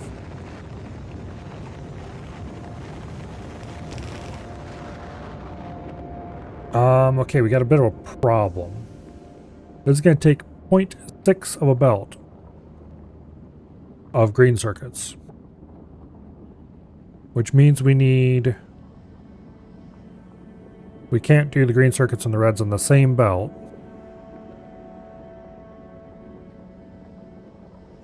It just won't work. Which is unfortunate, because that means this is going to have to be the output side. So that I can fit in more belts over here.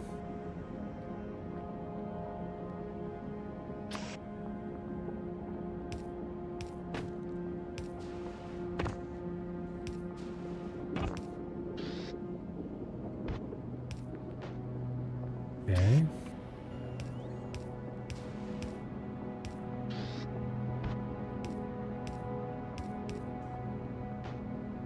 And we're going to bomb out a little more space here.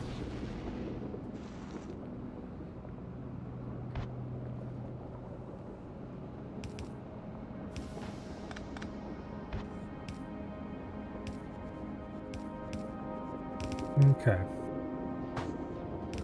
Blue circuits can roll right in along this line and go into there later.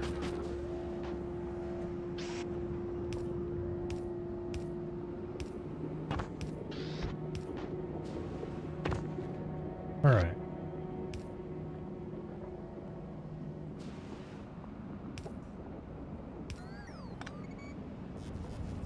That'll do.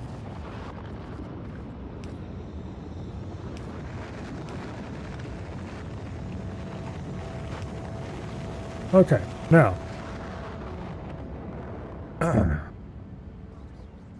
for the easiest segment, which is the green circuits. The green circuits. Actually, wait, no, that's not.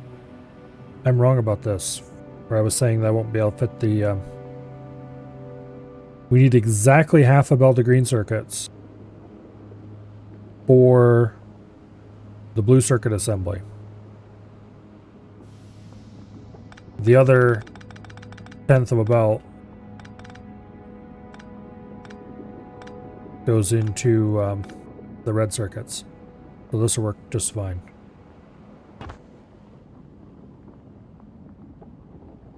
Okay. Now, what I was looking at was the copper cable. We need 3.8 copper cable for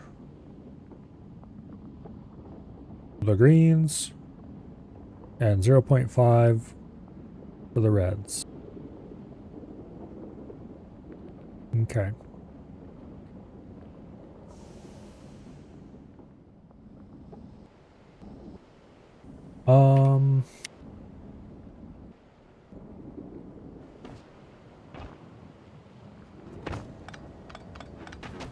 Clean that mess up. I want to go look at how I designed my green circuit setup over here and see if there's anything worth stealing from that.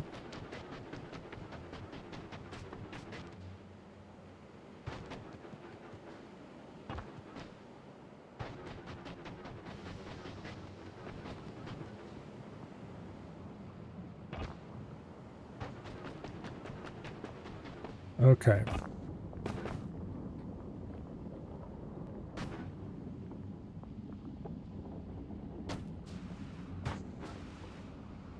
Can I seriously just do this one-to-one?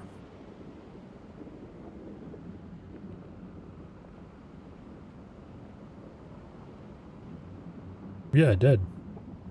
Okay.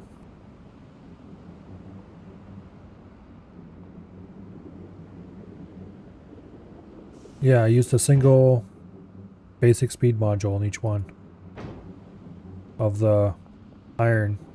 Make it so that one-to-one was close to the right ratio. So I could build these nice compact, really simple modules. Okay, I'm glad I looked at this now. We'll just grab 4 of these modules and we're good.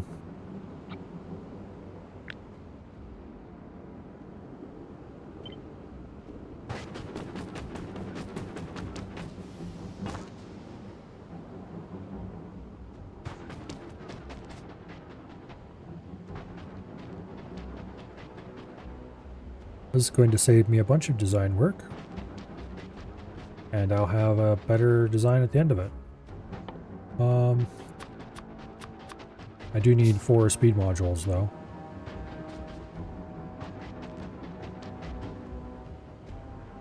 Okay. Now, where can I jam in 4 of these without creating any real trouble? Right here? And then we'll have to put the reds down here. That'll work.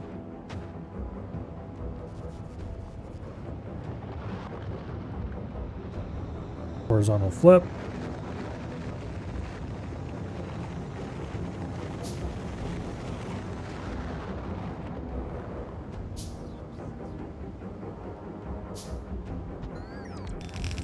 Horizontal flip.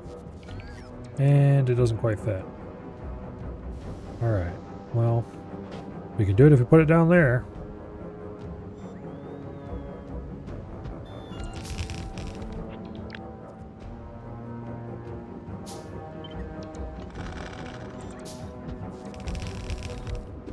Alright. Now I just need to get some iron and copper over here and we're good.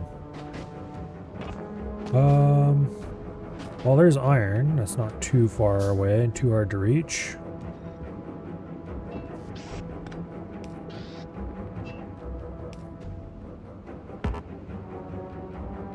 Copper, on the other hand.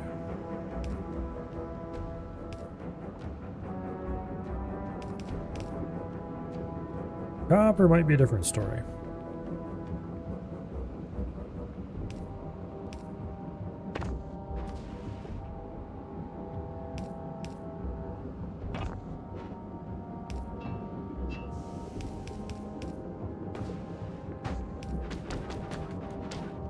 Okay, where's the nearest copper? Way down here. It's not going to be terribly easy to grab either.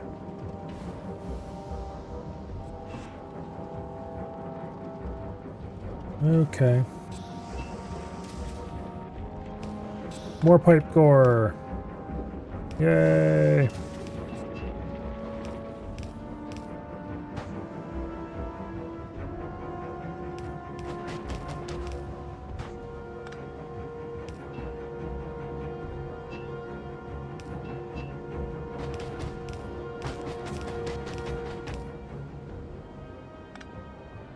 don't worry, children. The pipe monster's not actually real. He can't hurt you.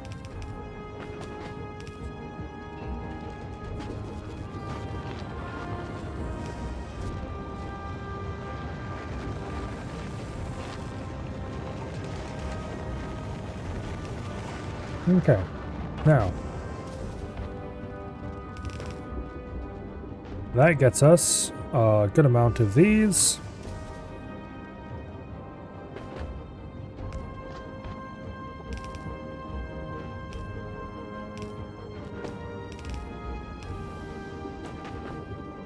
Some of which will be sent this way, and the rest of which will be sent down here to make reds. The pipe monster they told you not to worry about. Oh. Okay, red circuits. How many assemblers do I need for those? 4. Just 4. Okay.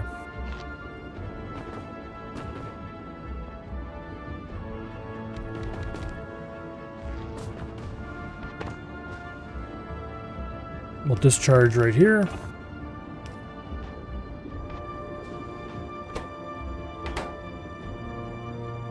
We need... Okay, we do have the speed modules in there. Okay, good. We need half a machine making copper cable. I'm gonna stick it over here somewhere. Or maybe over here. No, over here would be way too hard to pipe. I mean, we could do it, but it'd be a pain in the butt, and I don't want to. So we'll stick it over there instead, so we can just grab copper right here off the end.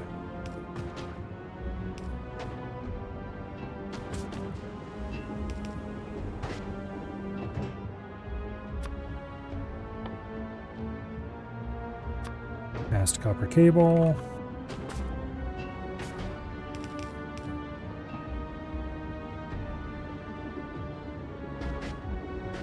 Okay.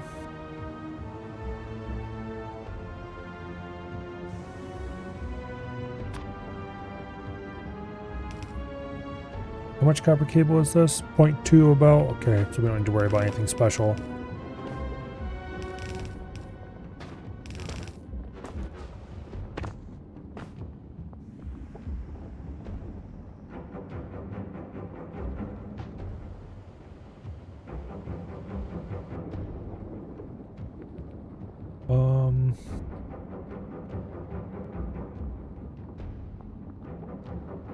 Yeah, okay.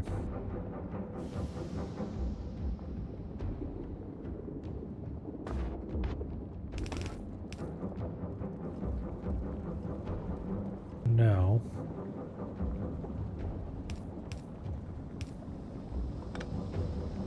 that'll ensure that goes on the right side of the belt.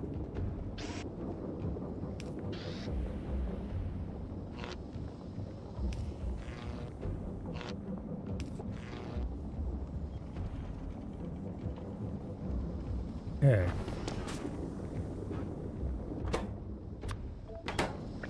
Now we need a little bit of plastic, which we have the materials for available readily nearby. Typically we need 1.2 plastic machines.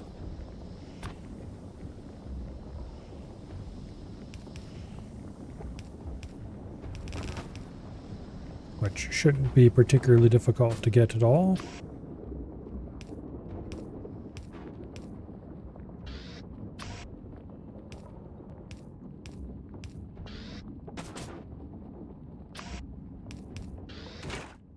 Okay, you will produce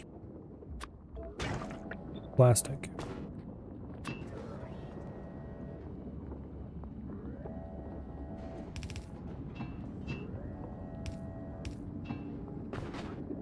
And you will produce it out of the locally available coal. Except,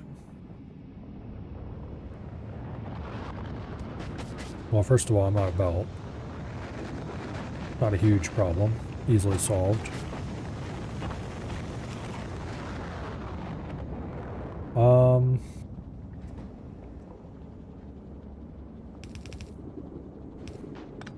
We'll solve it the lazy way.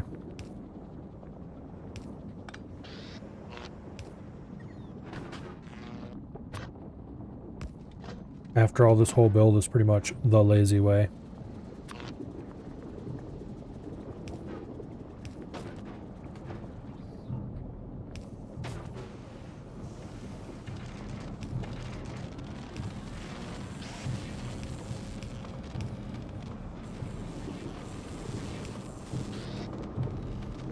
Okay.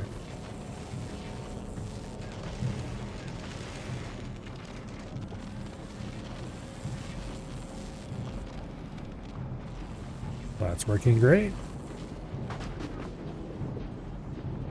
You two are no longer needed, which should bring a much welcome relief to our much smaller and more primitive blue circuit production way over there somewhere. Alright. So this will produce enough to run these two launch pads full speed constantly.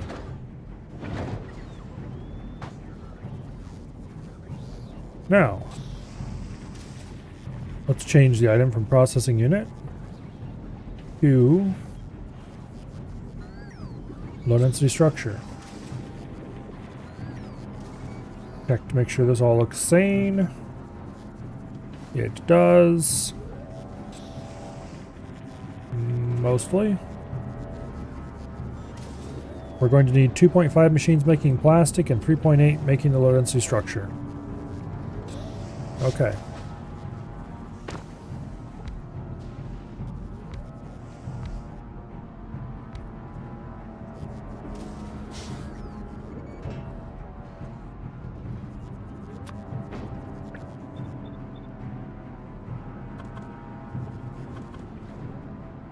Okay, you get a horizontal flip, and you get a horizontal flip.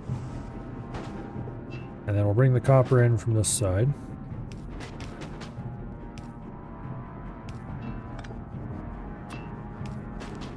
Pretty nice how that worked out.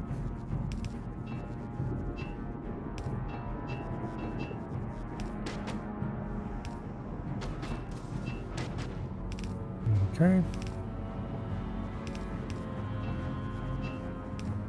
I really like how it's exactly a maximum pipe distance between two of these if you leave one space between them.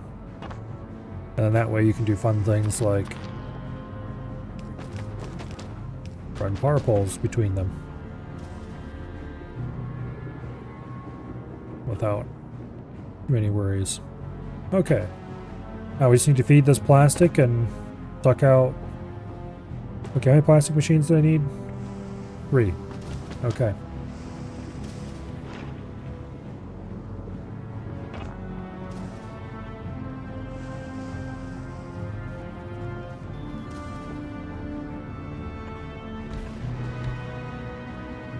Wow. That'll work, because plastic's not a liquid.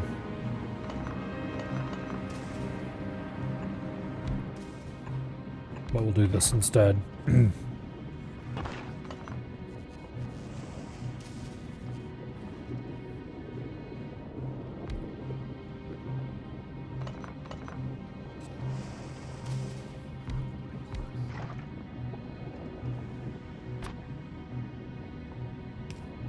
Here's the coal.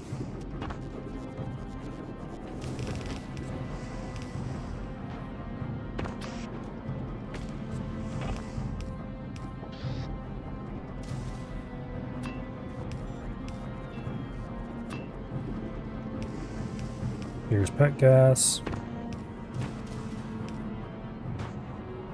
That should all work quite neatly.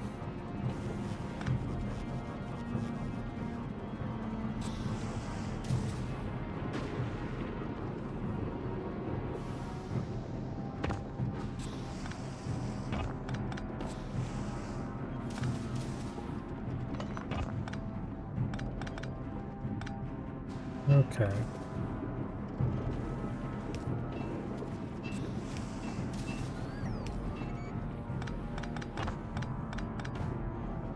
Lovely.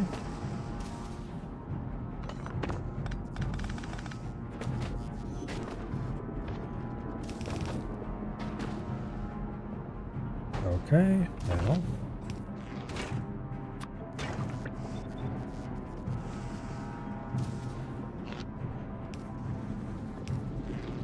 Connect that all together. Okay,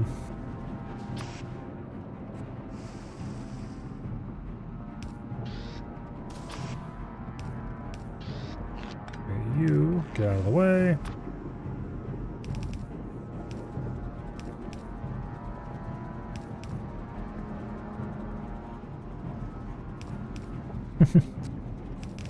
Jake, but it work.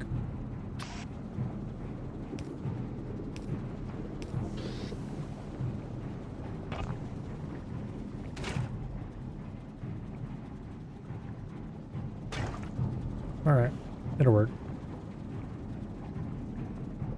I strongly disapprove of a lot of things about this build, but let's see. Iron.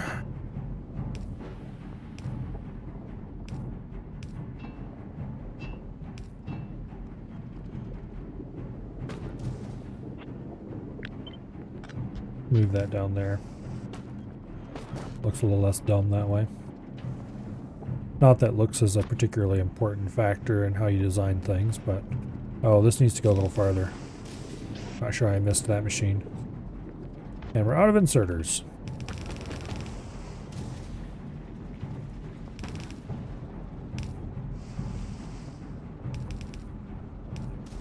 That extends all that way. Yep, it does. Okay, great. Let's go grab some inserters. Auto underground and dragging about. Let's make entirely too carefree about appearances. Yeah. It certainly is very handy.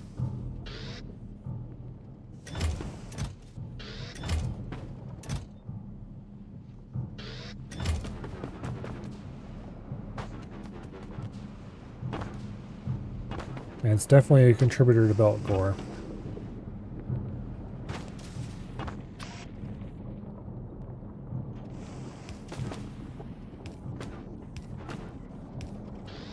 Okay.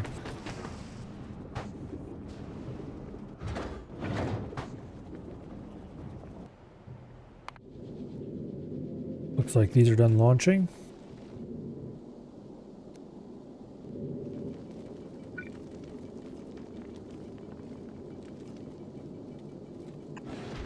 Boom.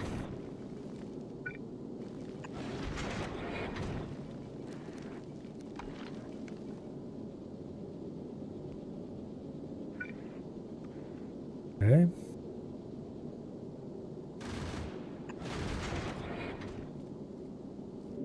One side done.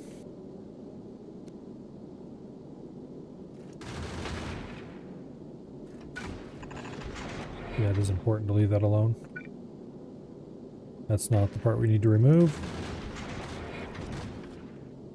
This is.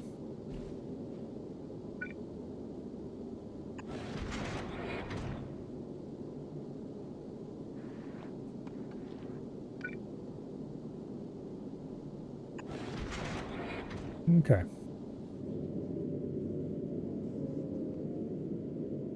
And then we're out of collectors, but that's fine, honestly. Not too worried about that. I might even go so far as just remove this one. And this one on each side. You know what? Let's do that.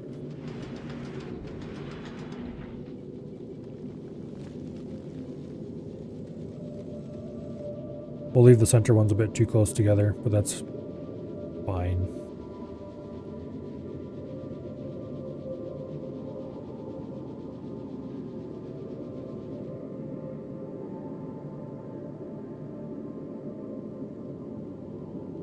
Anyway. I should have the gun turrets directly behind the collectors at every possible point.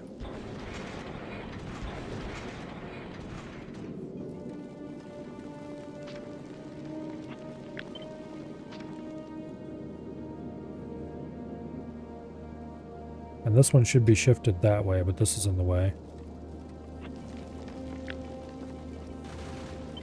Let's move this to a place where it's going to be less problematic.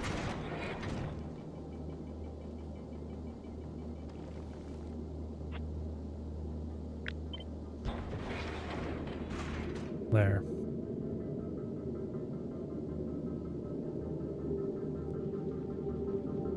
Better.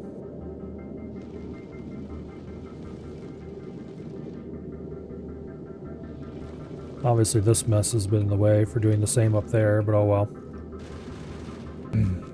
I kind of love how the platform does the animated robotic construction animation. Construction animation for the stuff is pretty cool.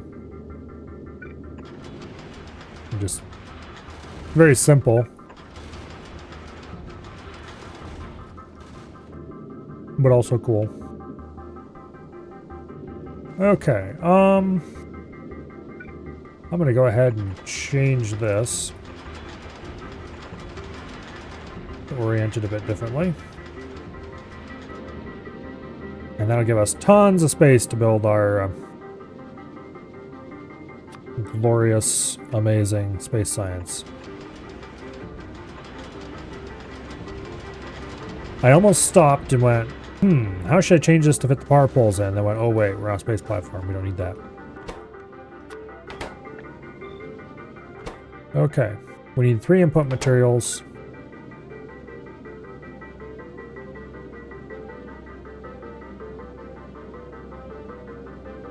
We'll run them on 2 belts. Inputs are coming in here. Go there. More inputs. And then we could do outputs up the outside. I think I'm going to do that. That'll be the easiest.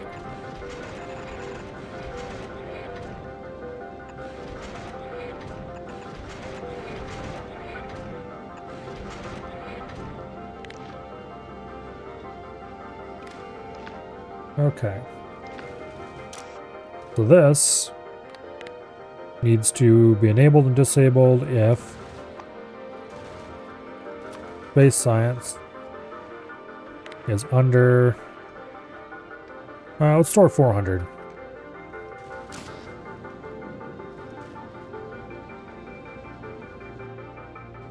Two stacks, that should be good.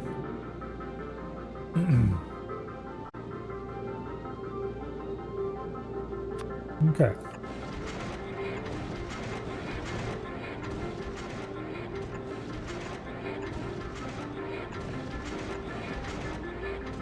Now.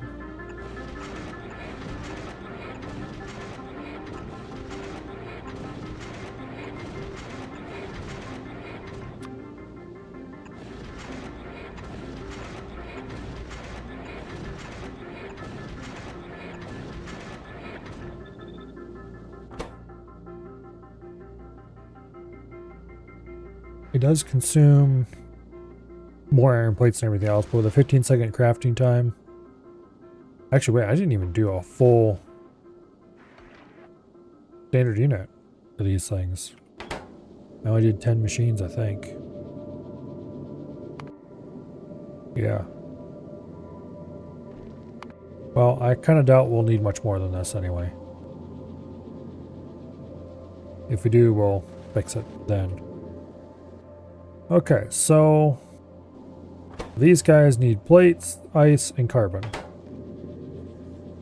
That's very straightforward and easy.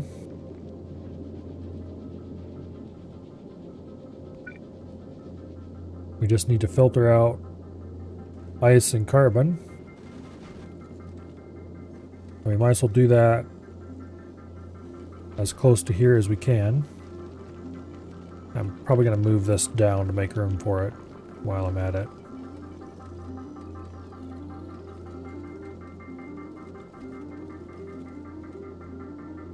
No, we'll just do it right here.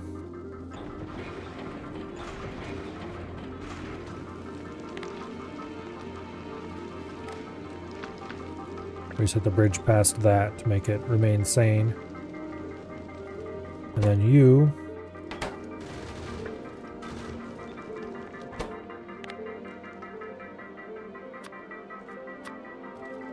change to carbon, and you change to ice. And I just realized I screwed that up. We absolutely must have the reinsert for each one of these. Let's go ahead and lay this out over here so I don't have to mess around with it.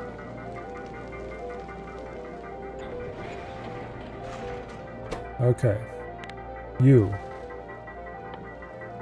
Filter carbon. You. Filter ice.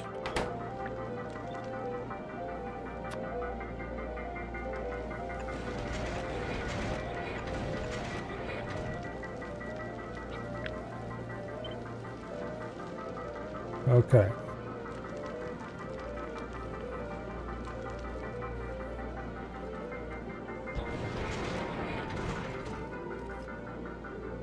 And it fit right in there and all worked out beautifully. Okay.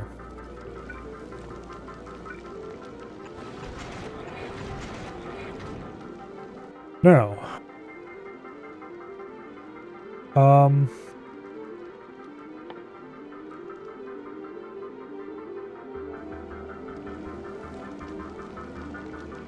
let's see.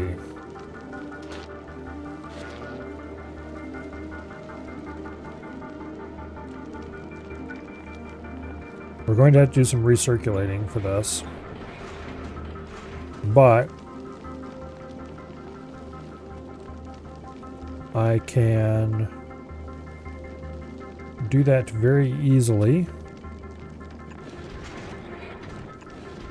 by just cheating a little bit.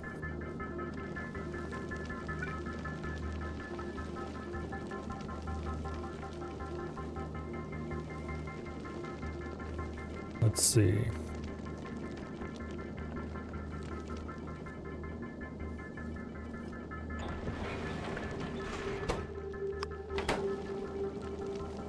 Got that fast enough, we didn't have any problems.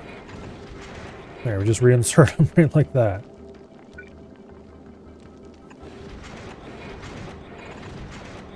Boom. And then you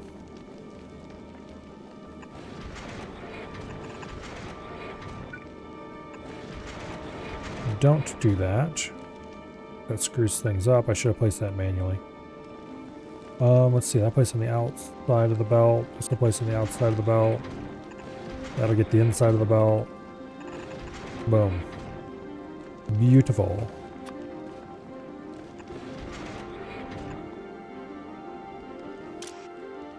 You need filters. Okay, which side are you on? You're on the carbon side, okay. So you will take carbon, and you're on the ice side.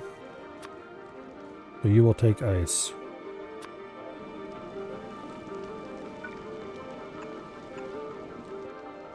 And you, being on the ice side, will take ice chunks, and you, being on the carbon side, will take carbon chunks. Now we can add the inputs. Do oxide crushing, do carbon crushing, and whenever we get a delivery of inserters, this will all start working. It definitely is not the most compact system I've ever designed for this, but it will work.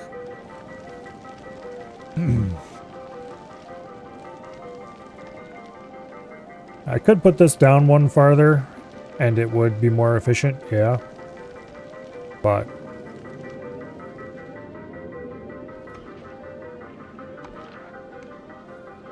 don't know as if I care.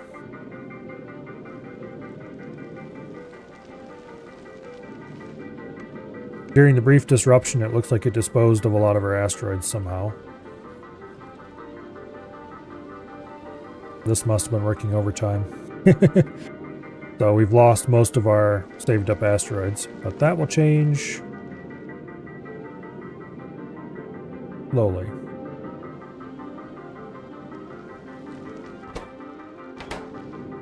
Alright. I can increase the amount of smelting we were doing here, but I don't think I need to. Unless we suddenly have a surge of ammo need. As it is, our ammo processing is over ambitious for what this can do.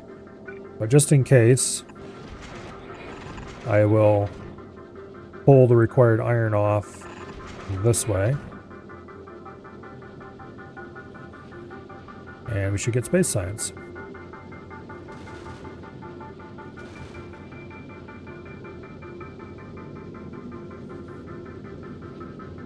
Okay.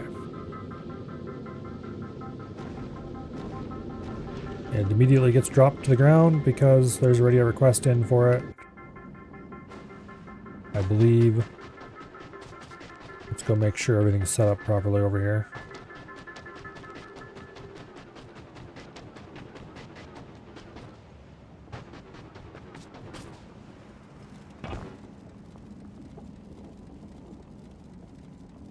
Why is it not letting space science through onto the belt?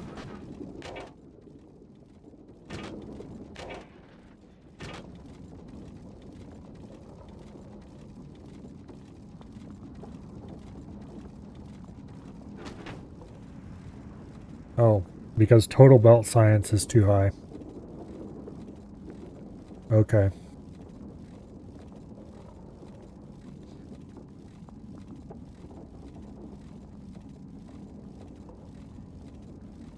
Why is total belt science too high?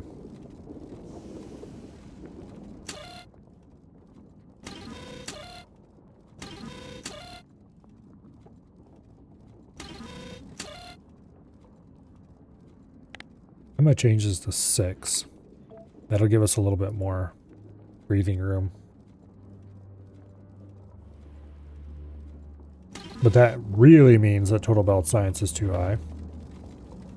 So we're going to have to start filtering some sciences out so I can collect them. Specifically, we're going to filter out sciences that are shipped in. So electromag, you're coming off the line. I don't think any electromag is here. That's a problem. We don't have any shipped in sciences. Okay, I take that back.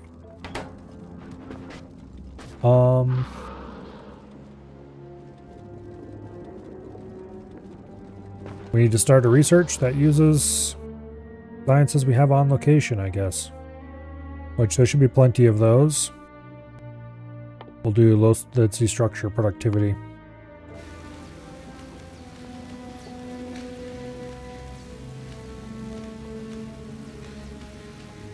Speaking of which, how's our science on Navis looking? We're down to our last 1.3k electrical science. But we still have like 5k. Okay, yeah, we'll be fine letting that run too.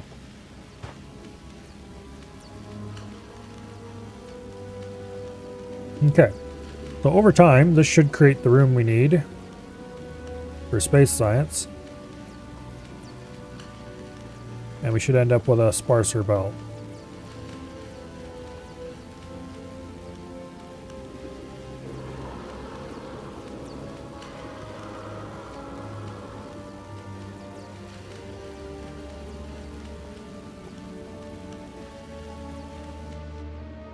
Yeah, we can't reliably... This system does have a weakness.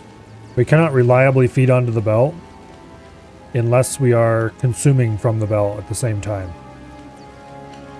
So if we ever somehow got into a case where the belt was starved for a specific kind of science, we'd be screwed. That's where a trickler would help. It would make that less likely to happen.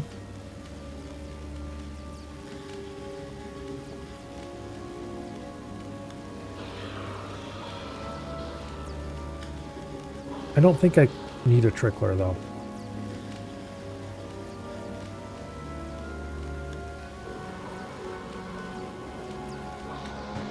What I do need though,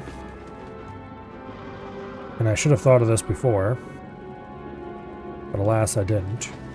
I kind of want these to be feeding on both sides of the belt just like the rest of these are. So I'm going to have to do some fancy belt surgery here to fit simple balancers in. Not really balancers, but lane balancers. In this case, it's trivial. For each one going farther down in, though, the middle two, it's going to be pretty hellish.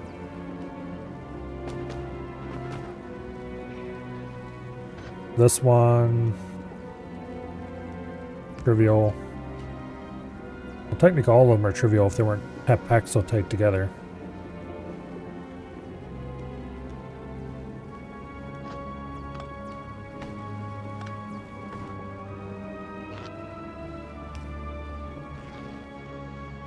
Wait, what are you doing here?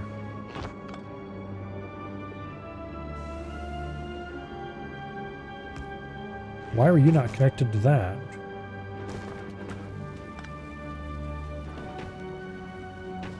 Oh, this is... The whole factory up there's connection to the grid is through this. I guess that makes sense. A bit unexpected, but it makes sense. Alright, let's get this corner out. And let's put in some balancers.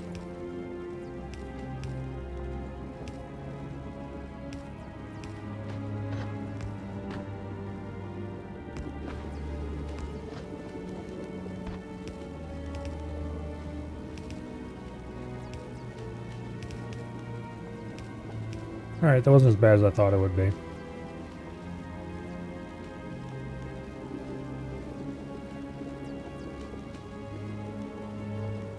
Alright.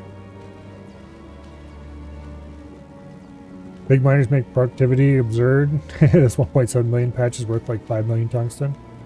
Yeah. I have 100% mining productivity researched. And big miner. So basically, you can take every number and multiply it by 4.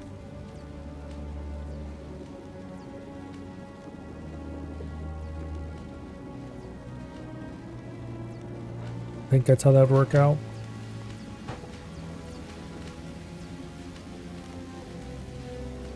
Certainly makes it a lot easier to keep the factory fed.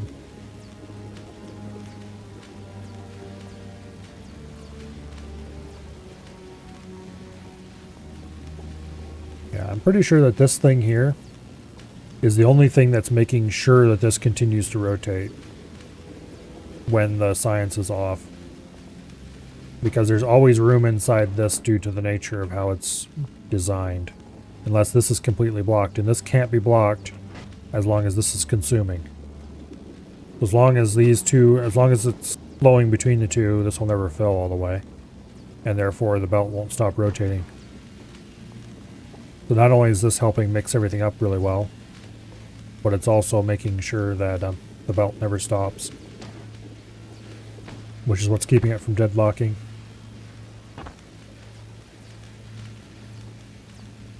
You did the 144% productivity as 1.44 instead of 2.44. That makes a small difference.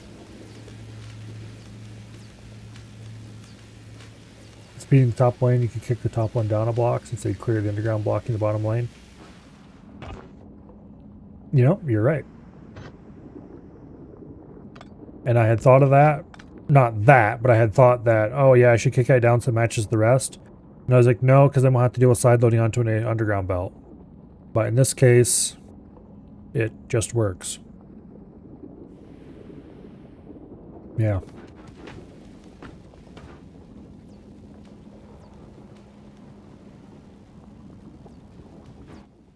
Okay, I do have some sciences on my person. Go ahead and deposit that. Stick those in a random machine. Okay. Yeah. I really like sushi belts when they work, when they're designed properly. This is a much more advanced version of my original science sushi. Dare I say this is going to be more reliable, I hope.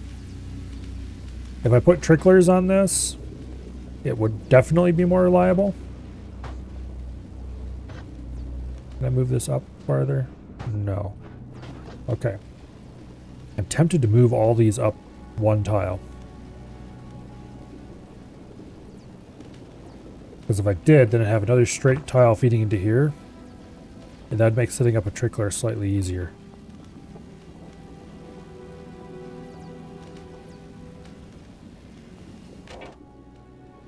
However,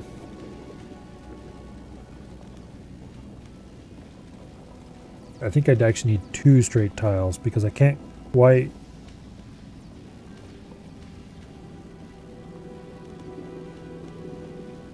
Yeah, I need 2 straight tiles to do it.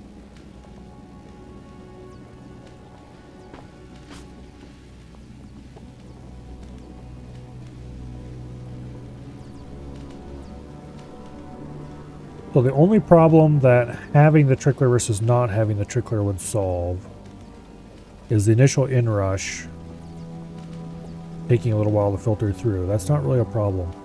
I don't think it would solve the problem of the belt reaching saturation and not being able to feed a new science that wasn't previously available onto the belt.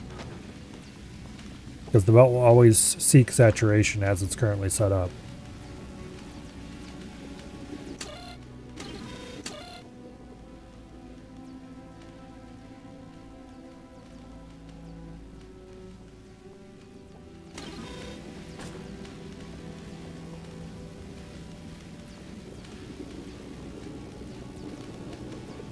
Well, technically if I lowered this number, I think.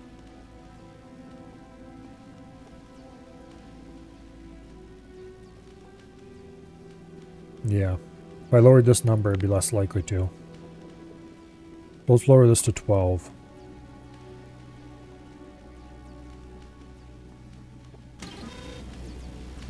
I don't know where I arrived at 16 from anyway. Oh, I took the number of sciences that we're going to be looping and divided it by the number of tiles, I think.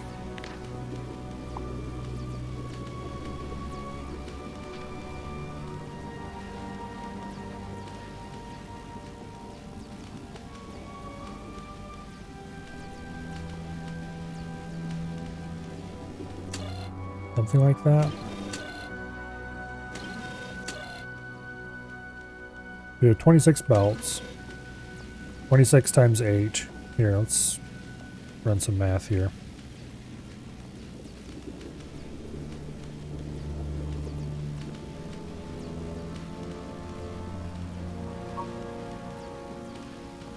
Okay, 26 times 8 is 208. Divided by 12. Well, 17.3. And so I decided that that would be good enough. Yeah, so let's put it back to 16. The problem with this is, though, that the belt is running full at this point and gets to be depleted by this point, and then we get an inrush. And then by the time that full gets back around to here, now it's running completely full by the time it hits the sensor. So technically if the sensor was after the input, it would probably be more reliable.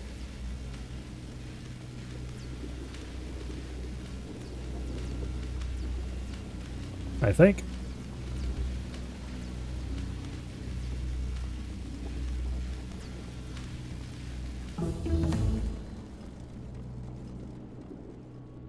Okay. Well, now we can start researching things that take space science. Because we've inserted space science into the network. So let's do a speed module 3. And we can do rail support foundations now. Although I'd need to deliver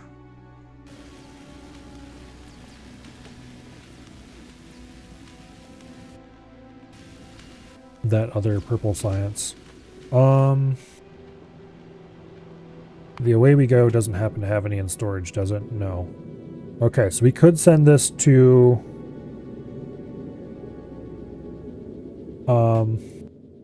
okay, let's do that. You will go to Fulgora. When you get there, you will request 5,000 electromag science.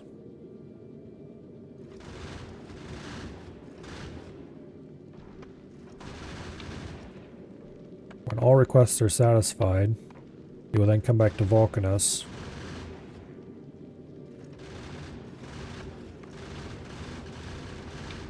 And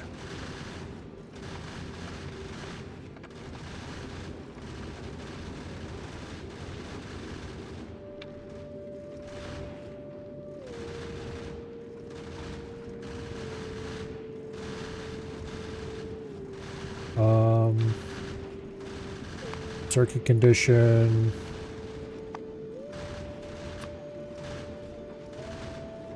X greater than 0. We'll just never set that circuit condition. That way it'll wait forever. Then I can just delete this temporary mess.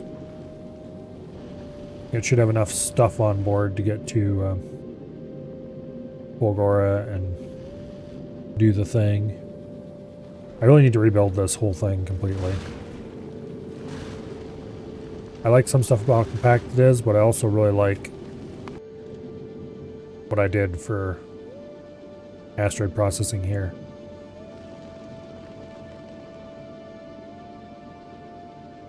With the circulating loop. Except instead of doing a giant loop around the whole thing, with a ship I would probably just do a loop like right at the front of the ship.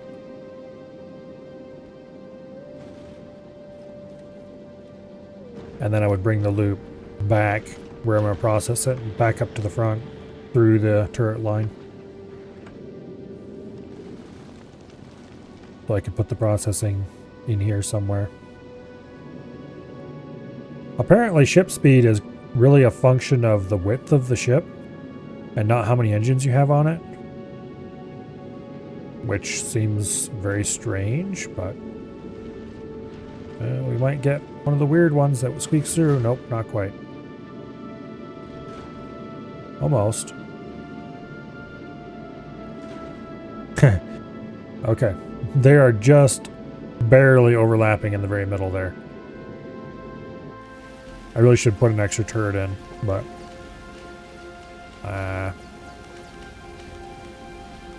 okay, here we got it running much more like how it's supposed to. It's pretty consistently...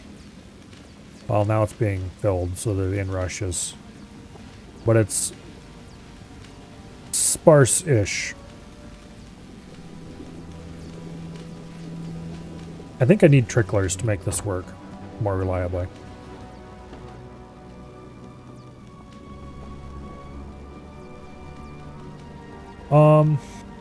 But to get a trickler to work,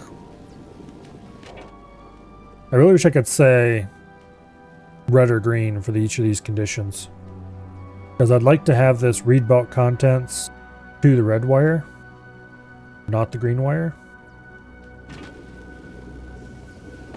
I could use different signals from the actual science packs to turn these on and off. But then I'd have to do a bunch of screwing around with that, and I wouldn't be able to use each.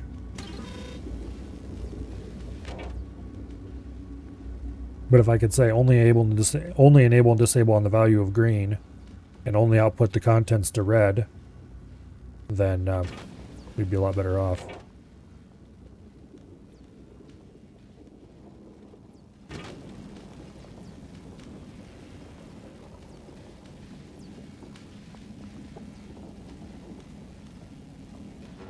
But as it is, I think I'm going to have to push this up a couple tiles if I want to change it. And the problem is draining all this science off these belts to move them is going to suck.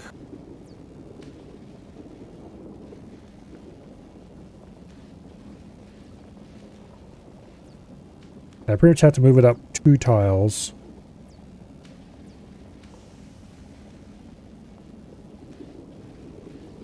Which has problems in and of itself.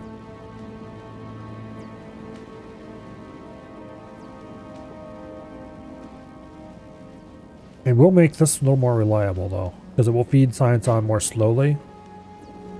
And it'll take a little longer to react to changes on the belt in the sensor region. which will result in a lot less inrush pressure, which will result in the belt being less full overall and being more reliable.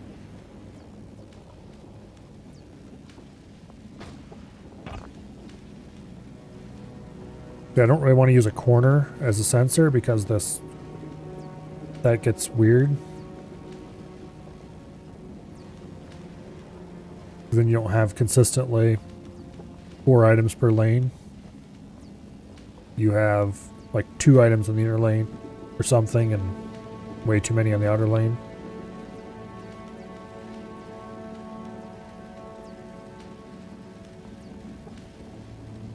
So I think I'm just going to have to go ahead and do it.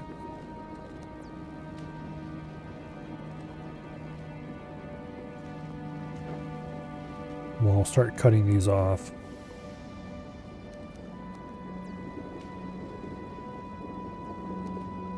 Well,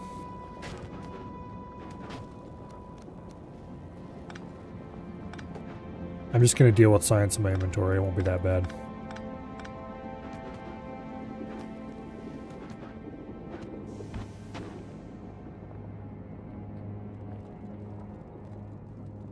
What will be bad, though, is that the new belt for this will be coming in at upper level here, which is going to directly conflict with that.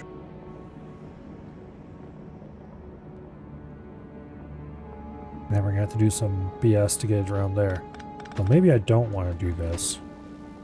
What would an easy alternative be?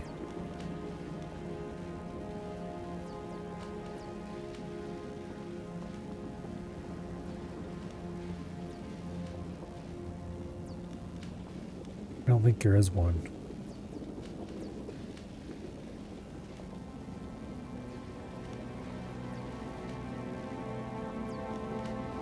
That's the problem.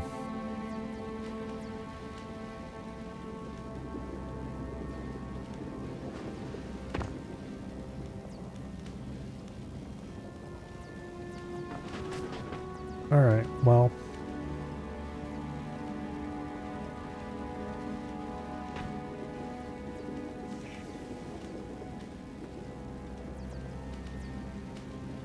I guess we'll solve this problem by moving all of this stuff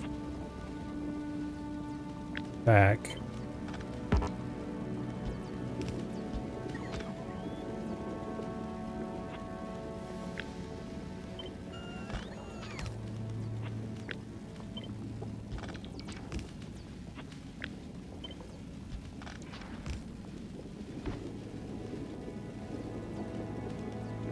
Okay.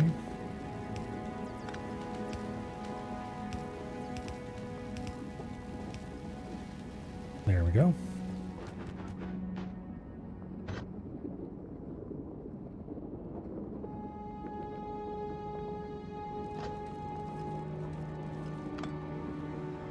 Let's cut that off.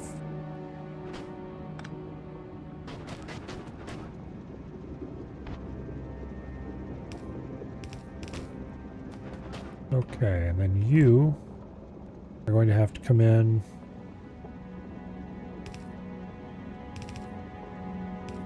like that, except not really, because this bottom belt and that belt go away. Actually, I can make this not quite.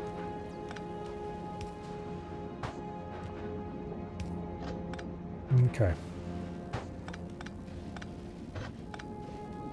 We're 1 tile short, basically.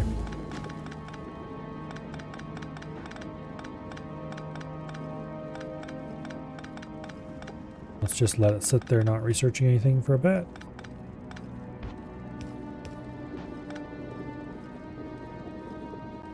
Okay. We need to go ahead and clear these belts, which is going to suck because I'm going to have to get rid of all these science packs later.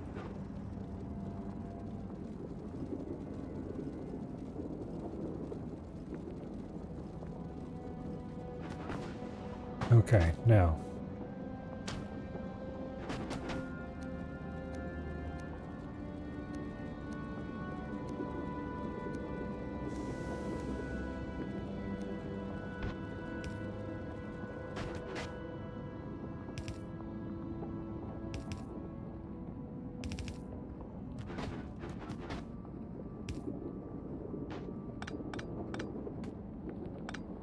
Okay. This one is the one that goes out that way. This one is the one that goes in here. So, we're either going to have to move the science pack up and bring it in, which is going to be problematic in relation to this. Or we're just going to have to do something fancy.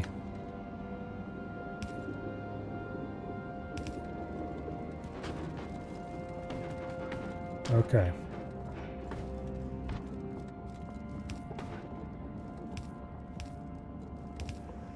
I really didn't want to do that, but we are going to have to.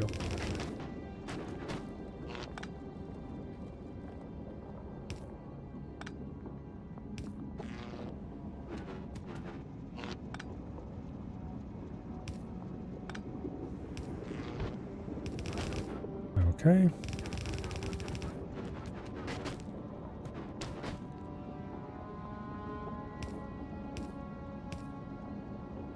No, that's the wrong belt, I think.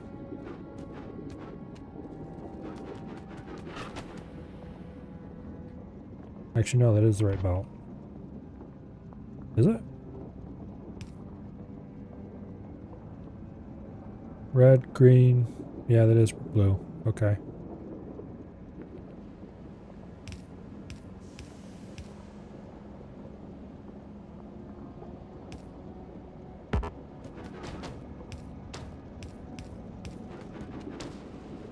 Okay. All the colors are being fed in again.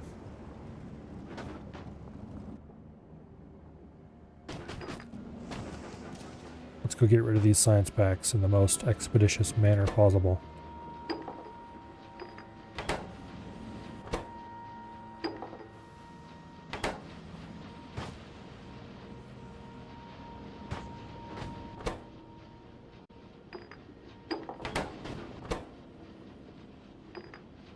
Okay.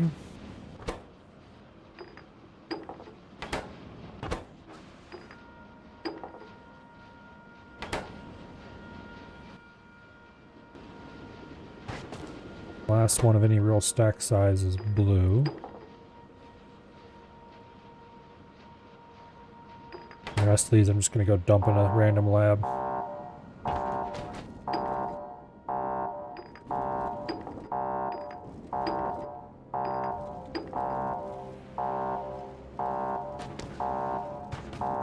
Okay. Now.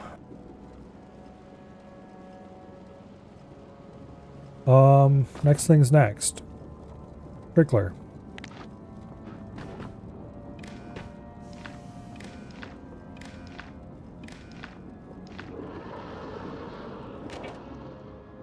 You are enable disable everything less than 4.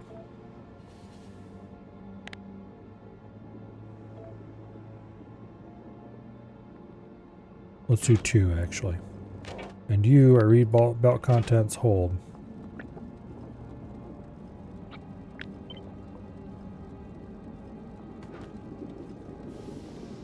Boom. Okay. Let's start researching stuff again. More processing unit productivity? Sure, why not? Actually, wait, how much does that cost? No, we can't afford that unless we start shipping stuff here, which hasn't arrived yet. More low density structure. Or... no, let's do artillery shell damage. Because that's space science, and we have that available here now. And let's also grab a range research while we're at it. Okay, so what this should do is it should cause science to enter the belt much more slowly. because these two are going to cause it to trickle on.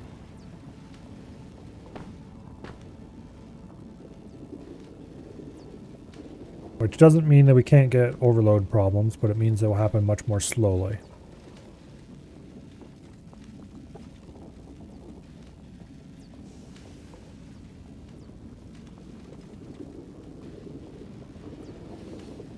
Yeah, we don't have giant inrushes every time that the sensor reads that we need something.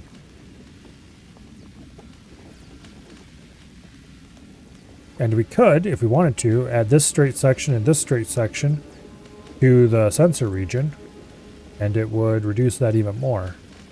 But I don't mind adding a little extra to the belt. It's designed to handle it.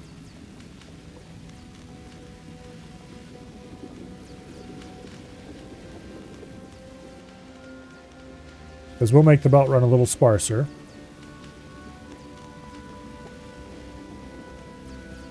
But that's not a bad thing, because it'll let us insert new sciences as they come in more easily.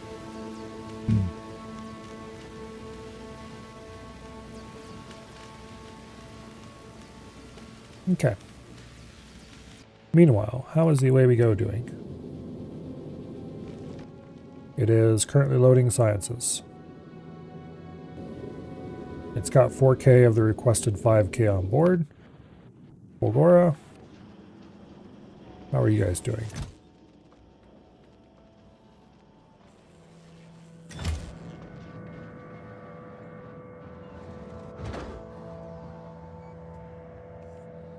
Actually, how much can be loaded into a rocket? 1,000, okay. So when are you going to send the next 1,000 that's requested? Up to it.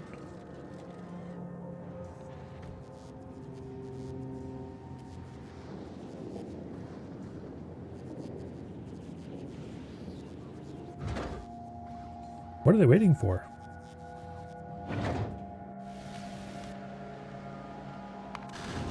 Oh, it left already. Okay. They had already been shipped, that's what.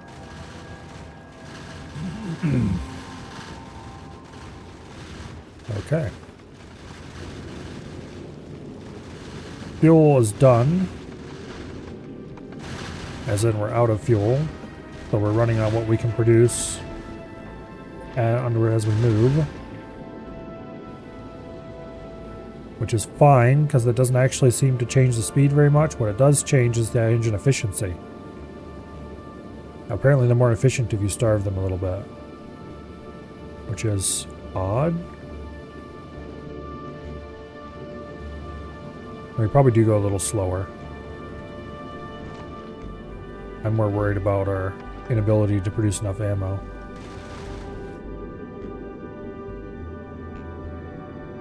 We're just leaving Novice orbit, so got a very short breather.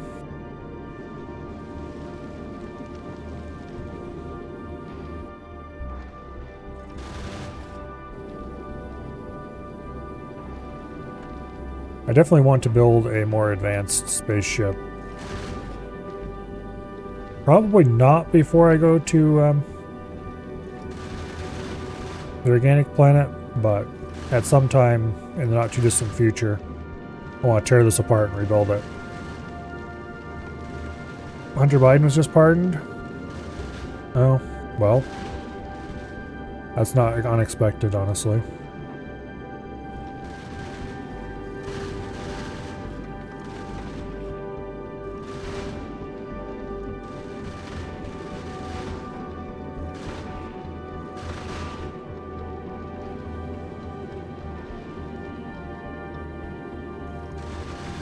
Okay.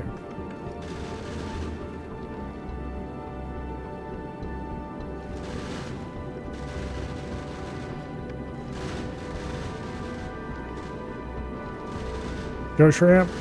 Alright. As soon as we get to orbit, I'll show Shrimp.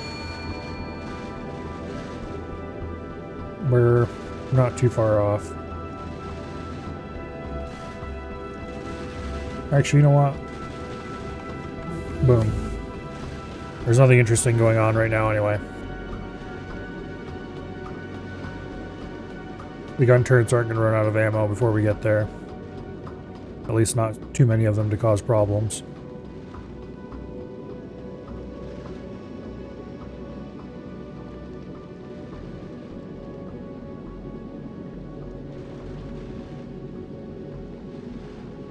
Looks like most of them are slightly out of focus.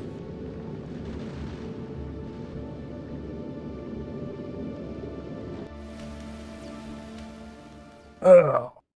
You know what? I'm going to turn the tank.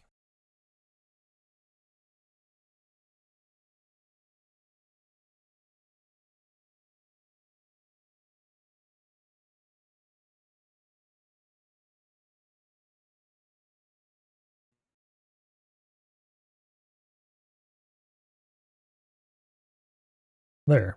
We have a different view now. Do I have to adjust the focus? Maybe a little.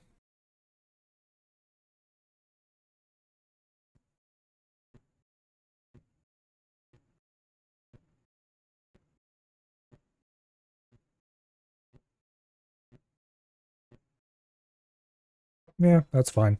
Looks like I need to clean the glass. Now the shrimp are dizzy? No, they're fine.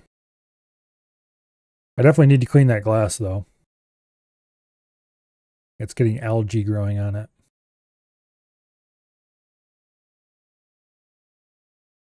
Oh, well, I'll do that later. If I remember. Which I probably won't remember until it's right time to go live tomorrow. It's like, wow, that glass is really dirty. And then I'll do it. But anyway.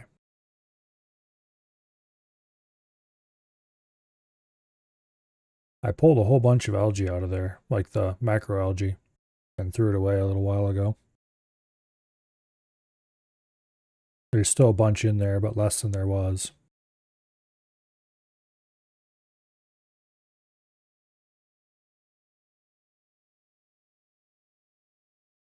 But anyway.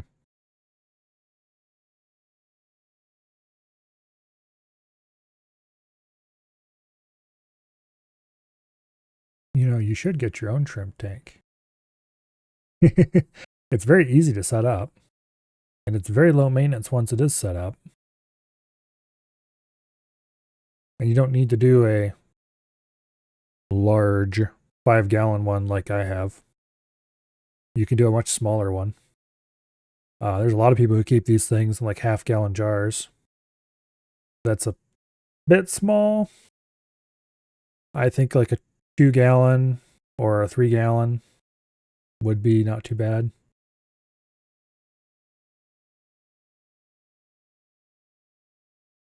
And again, Christmas is coming up. A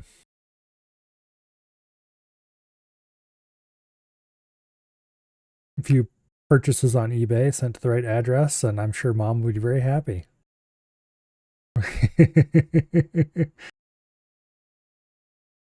Oh, yeah, that is a good point. You have 2 cats. So you would need to have a larger one so they can't push it off whatever you set it on top of. So you probably want at least a 5-gallon then. Well, I don't know. 3-gallon would be pretty heavy. Cat shouldn't be able to push that down. Or you could get a 50-gallon tank and go extra cool. That'd be fun. I'm sure Mom would enjoy that. Been chased all day. What's wrong with that? Lots of cat is better than no cat. Active cat is more interesting than tired cat, I guess. I'd happily have a cat around here. I have some mice I could feed it.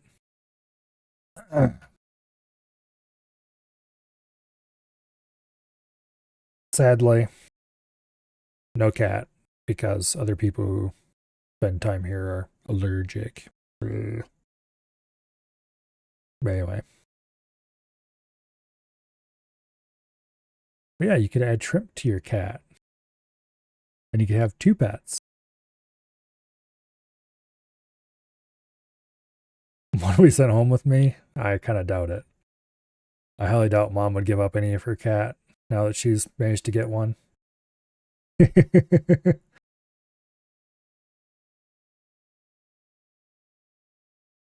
Anyway, let's get back to the game.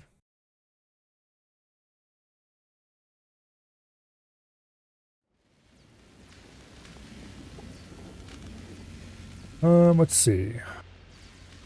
We just received a shipment. It arrived in orbit and I paused before I could send anything down, but now it is sending stuff down, so here are the electromag science, which are going to be trickled onto the belt. And at this point, if it wasn't for the fact that we still had 2.4K metallurgic science on Novice, I would probably shut down science here.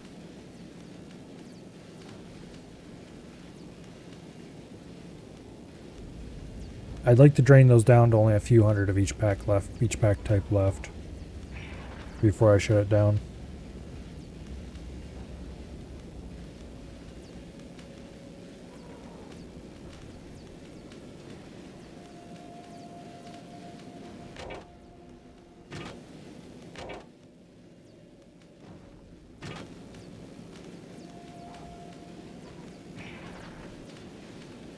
Yeah, this is a much more basic system.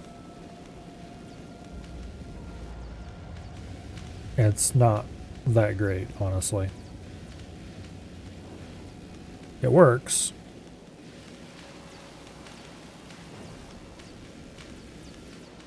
But not nearly as well. Also, by having machines feed off each other like this, these front row is often starved and not working at max capacity. And the last couple machines just kind of get whatever ended up getting past everything else, and not very ideal. Whereas this one has way more throughput, keeps the belt fuller. You can kind of see how empty the belt gets eventually over here. We could probably make this about twice, or at least half again as large as it is, and maybe twice as large as it is, before we run into trouble. We could definitely make it larger than what it is right now.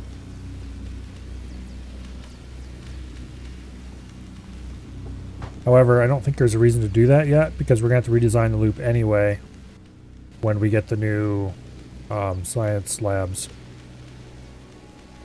researched.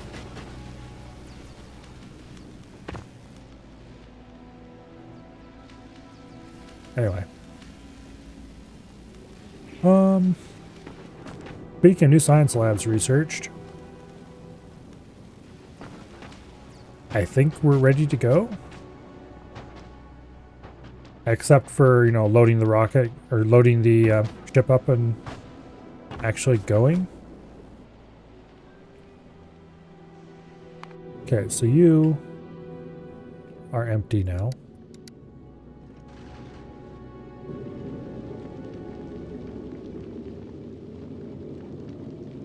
Yeah, I would prefer if you didn't leave, thank you.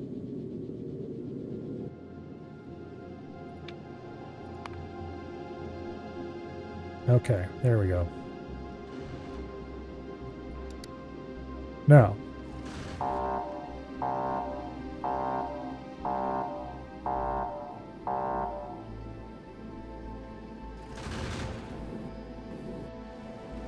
sounds like we're pulling a lot of power.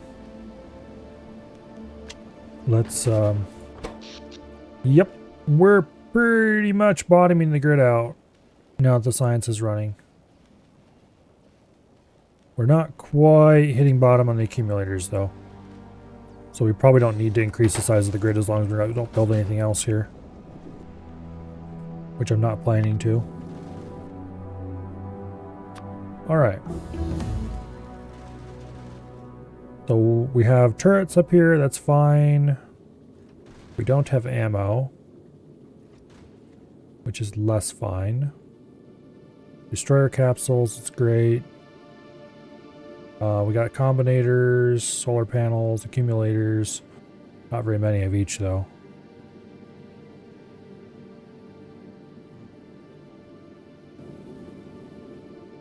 Let's keep getting research going. We can research the rail foundation now.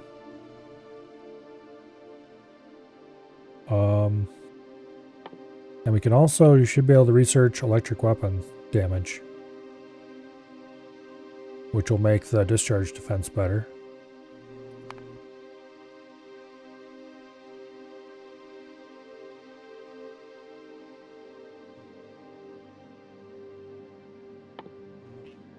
Don't I have several levels of this already? Yes.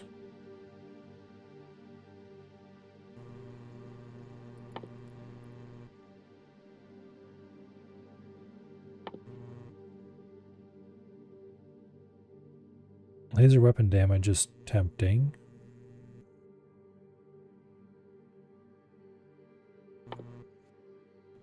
I'm going to go ahead and queue up processing unit productivity. We might have to ship in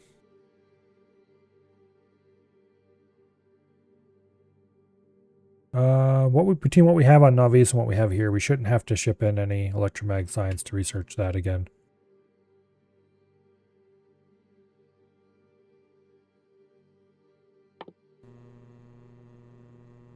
And then we'll go ahead and grab more artillery research. So that's all sciences that are local. Okay, that should drain Navis well enough that we can shut it down. Now, let's go fill a chest with everything that I'm going to want on the new planet, and then we'll start launching it.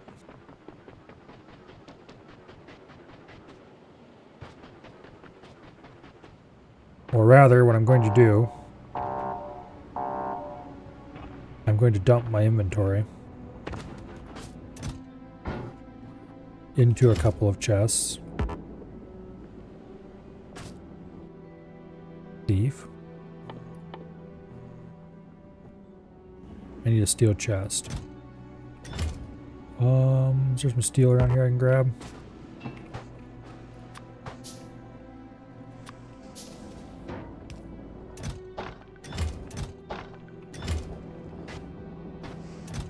Okay. This crap gets dumped. And I'm going to go ahead and dump those too.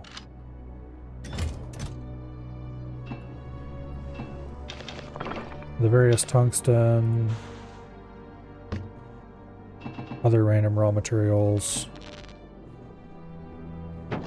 That stuff I need to get out of my inventory.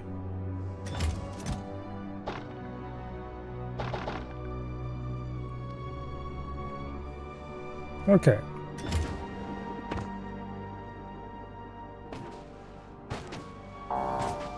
Let's go play goods delivery bot for a little bit. I'm gonna have to add just a little bit of solar to maintain my sanity when we leave.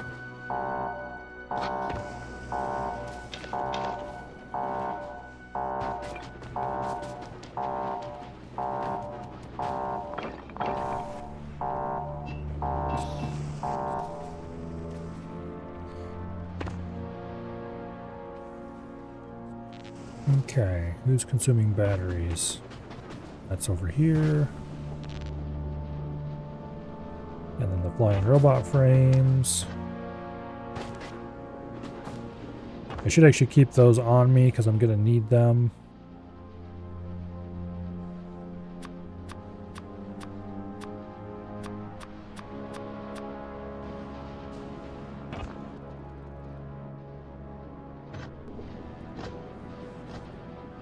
Okay.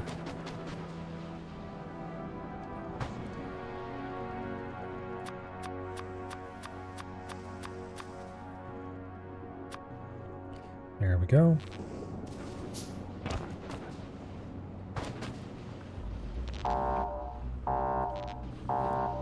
Red circuits.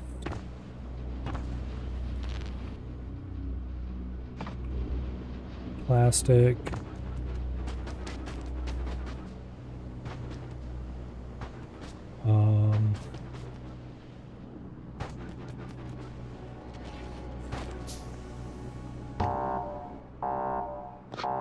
Sulfur, we'll just junk that. Electric engine units, thought I got rid of those already. Could you shut up for a minute?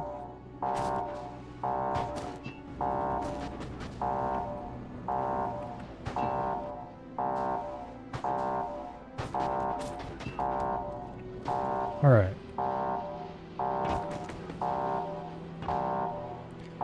We're gonna have to go add some more solar.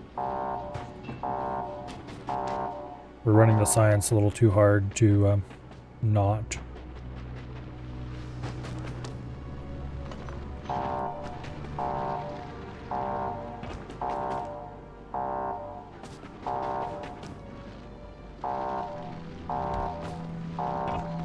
Yeah.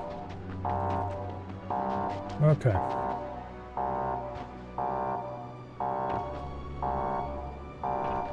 Now, let's go dump most of the stuff into the trash.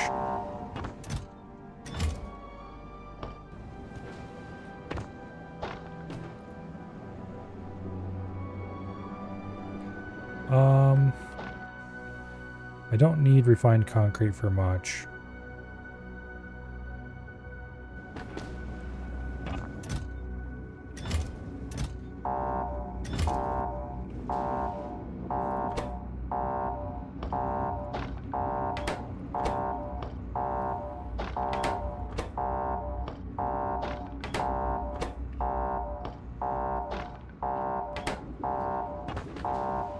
Stop stepping on the goose.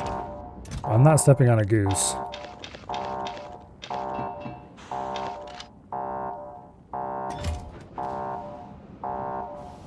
Alright, what is happening is the backup stuff is running because we're pulling too much power.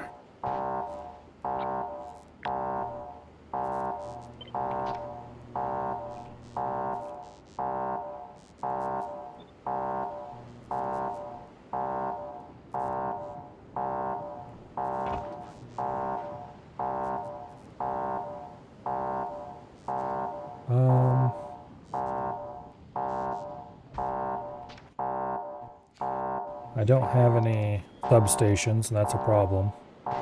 They're not exactly automated.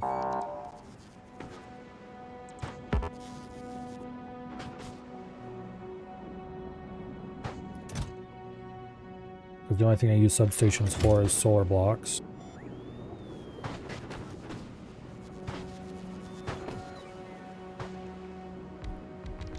Okay.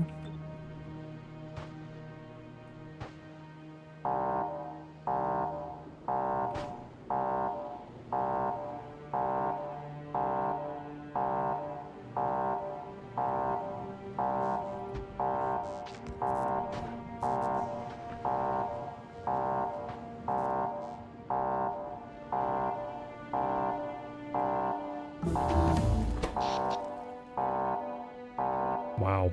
Okay. We need a lot more solar. Or I just need to go ahead and build a proper power plant with, what am I gonna call it? Okay, let's prepare to get off of here later. Let's go build ourselves a proper power plant.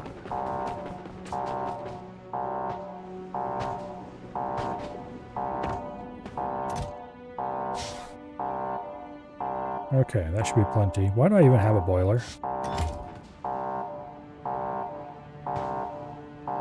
This is going to go straight in the trash along with some other junk. Okay.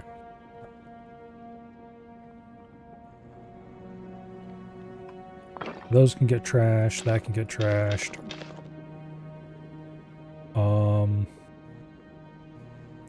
Where'd that damn boiler go? There it is. That can get trashed.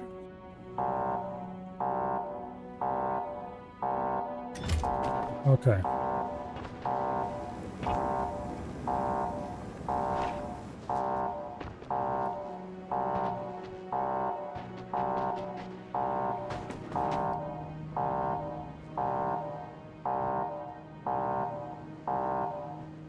Where do I have acid available without too much messing around?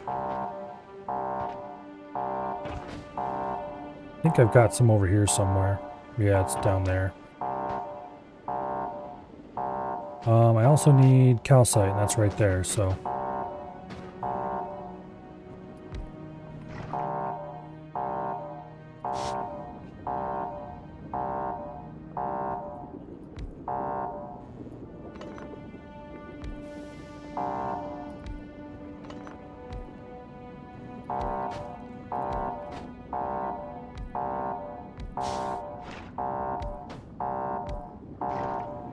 Not sure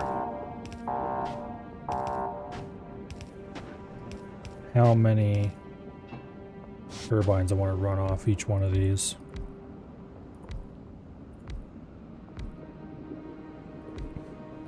I can run a lot. Whether I want to run a lot is a different story. Let's run 8 off each one for now.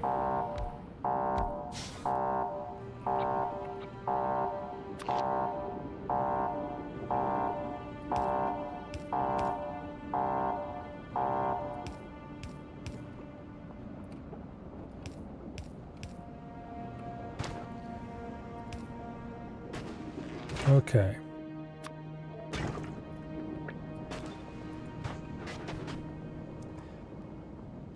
And then we will do the acid input.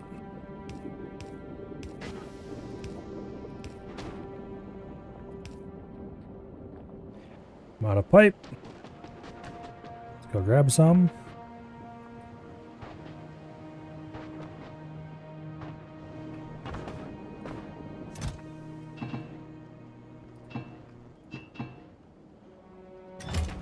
Enough.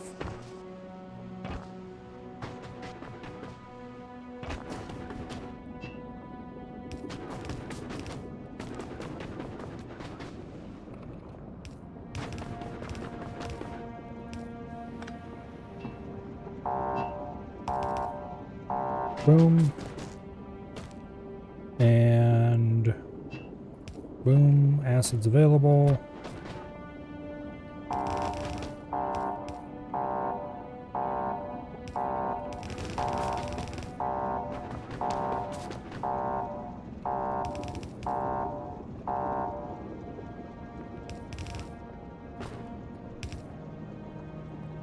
Okay.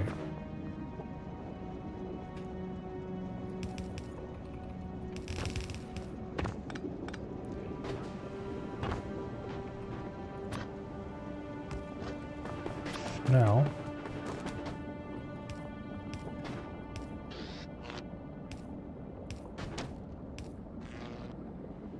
we do that, and that will produce a rather large amount of steam.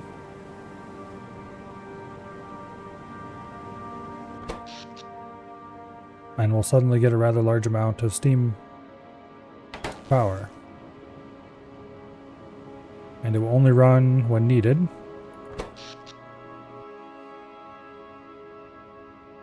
I can't remember if this will immediately kick on when the accumulators do to keep the accumulators full.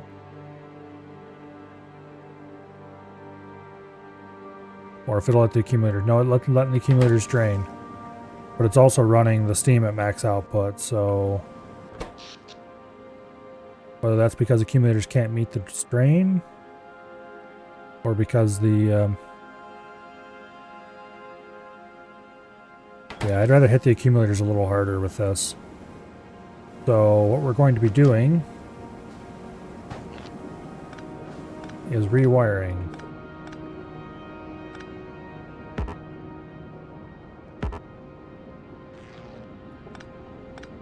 We're going to wire this the same as the backup generator, but not quite.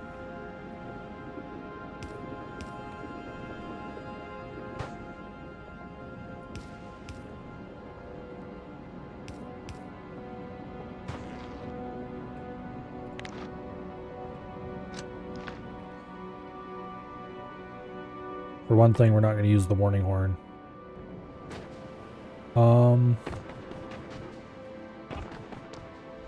I need an accumulator. Just one. Actually, here. Fine Instead of trying to figure out where the accumulators are, I'm going to be like extra lazy to get one over here. Give me an accumulator and place it here. Additionally, I need a power switch, which I'm not currently producing anywhere. I should change that.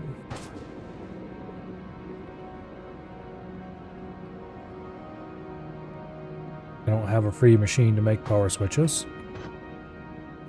That's fixable.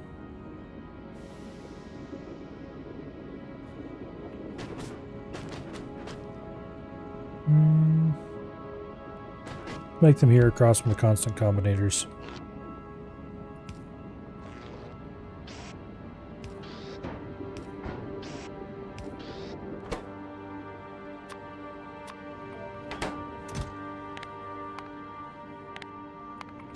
It's not something I use very often, but I don't want to have to go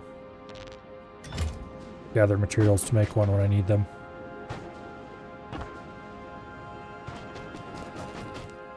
Anyway, power switch. Boom.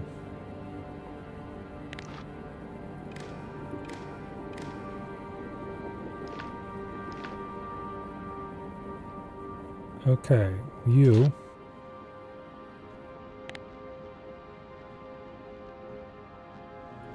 Output charge level as accumulator. And you, when accumulator is less than 20%, close the switch.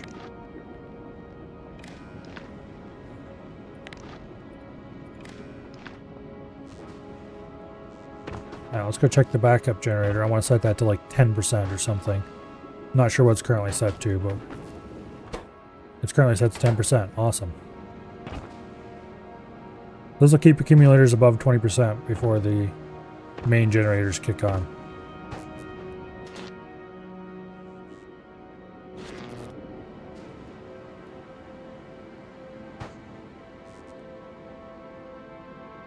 All right. Lovely. And then we can add a bunch more of these onto the system before we end up having trouble. Because we have lots of sulfuric acid and lots of, what do I call it? Calcite. Alright, back to what we were doing.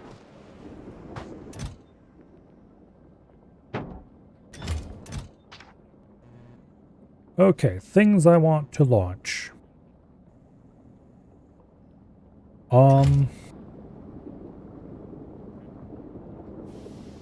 Power source when we get there. What am I going to produce power from? Am I going to burn something and produce steam? Or am I going to use solar panels? Solar panels seems like a really bad idea in a swamp, so let's not do that. So that means we're going to be burning something. Now, if I'm going to be burning something, I want turbines.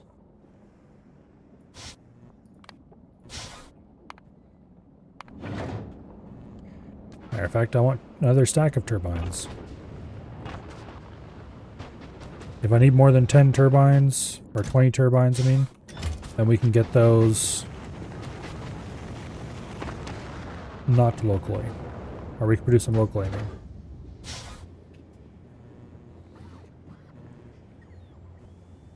Solar and Atmos 50%? Yeah, okay, we're definitely not doing that then. Okay. Other things I might want. Electromagnetic plants are awesome.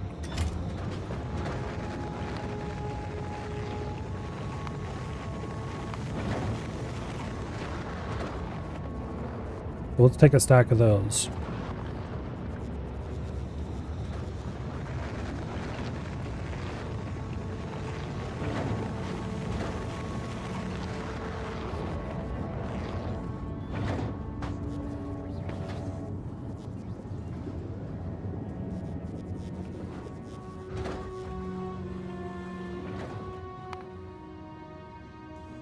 Okay.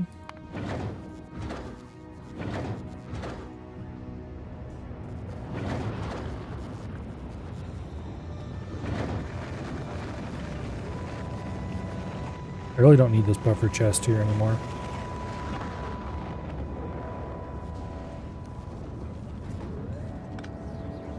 Let's go ahead and disable it. Then I'll have to remember to remove that when the buffer chest is done.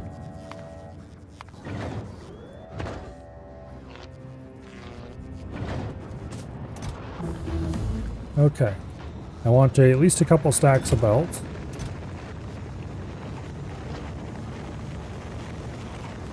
A couple stacks of each type of inserter.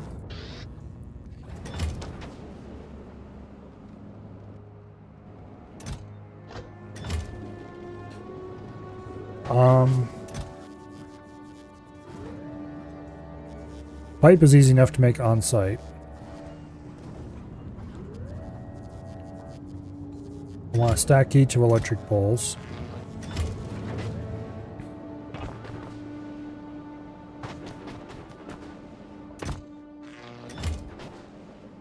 And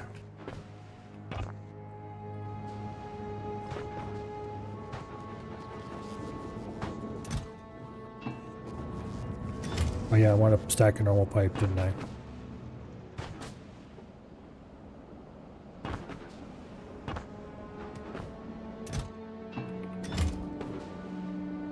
Let's see, I've got inserters, I've got normal pipe, I've got power poles. I don't think miners are useful, because there's nothing to actually mine, I don't think.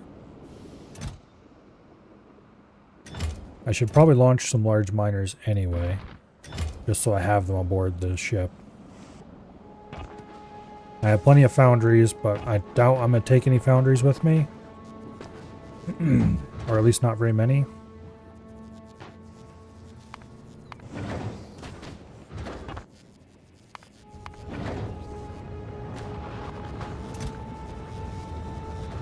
Rail's easy enough to produce on site should I need it.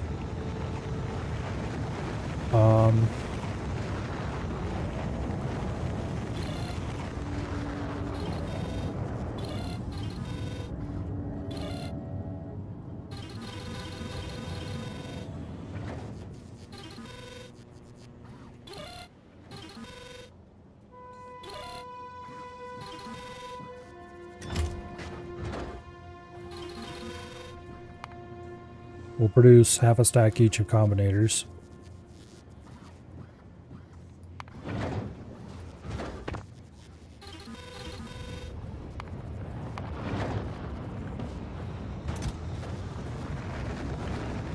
Okay, construction bots, logistics bots, roboports.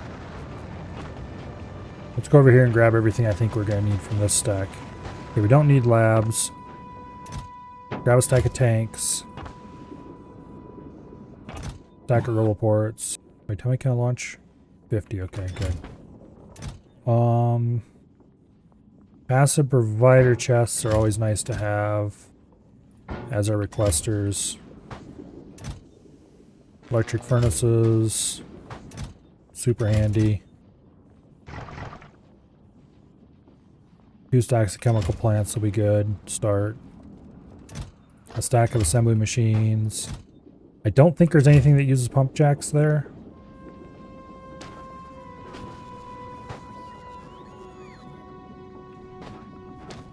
There's no point launching any train stuff. I can make that on site if I want to build a train. Okay. I think what I've got in my inventory is what I'm going to launch yet.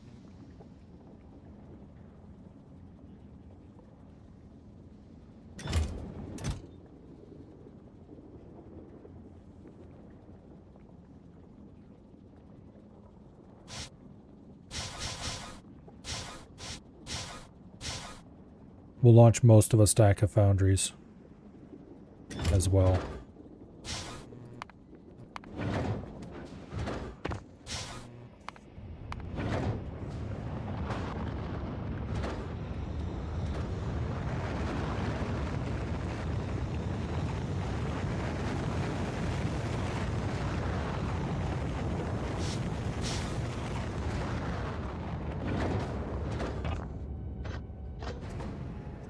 yeah, these launch only half stack at a time.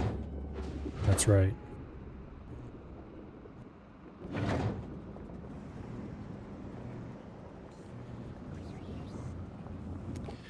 We really should produce more logistics bots for here. Because they're currently all busy. Which is probably a sure sign that we really shouldn't be using logistics bots for some of the things we're using them for, but oh well.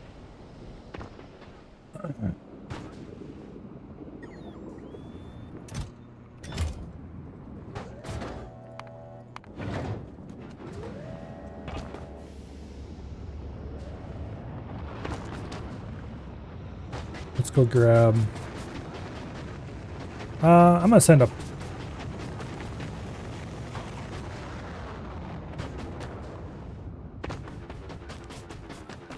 Let's go grab another stack or so of materials to make logistics bots with.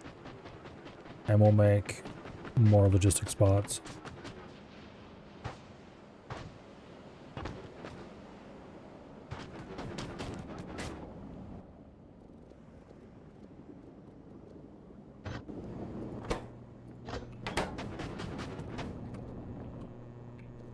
Let's see, we need 100 of these.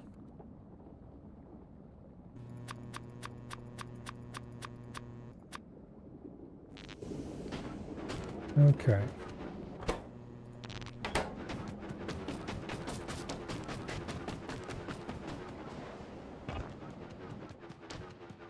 That should do the job quite nicely.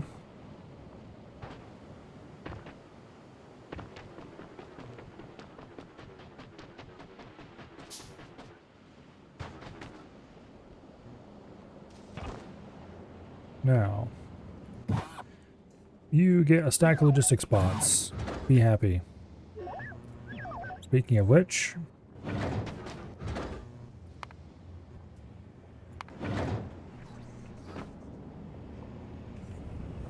after we finish launching all this stuff, then I need to confirm that we didn't launch anything to the wrong platform.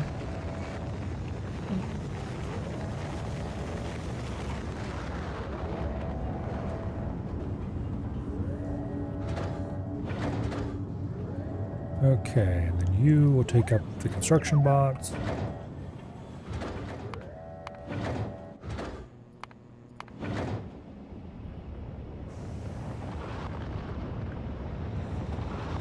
All right.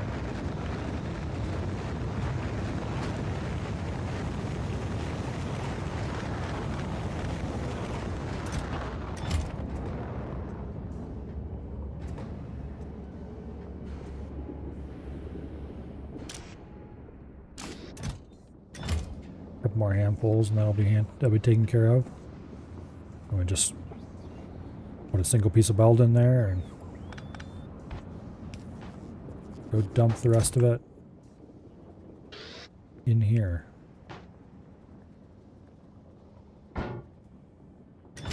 Okay. Back to filling this with random things to launch. Speaking of which, let's check on the way we go.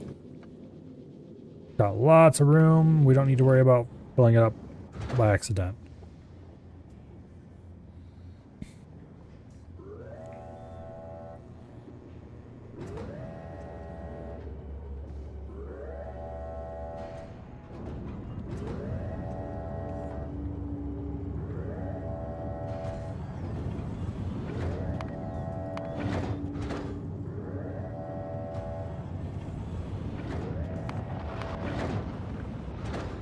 Okay. Quite a few launches to get all this out of here.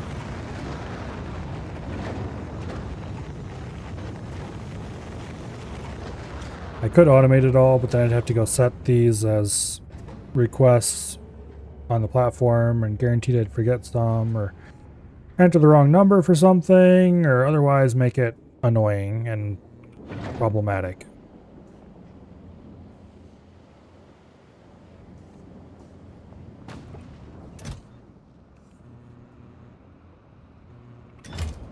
What are you all doing? Sitting around in your thumb with your butt, that's what you're doing. Well, don't do that. All stuff. We're going to increase the stack size in those chests, aren't we?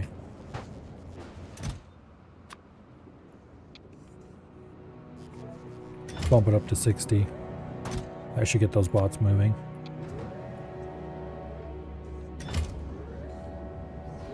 I did confirm this one, right? Yep, I did. Okay, good.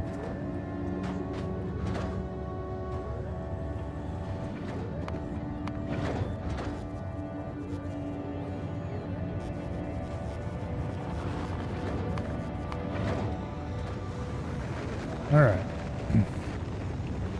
Predatron's being perfectly in sync with their little bounce idle animation is disconcerting.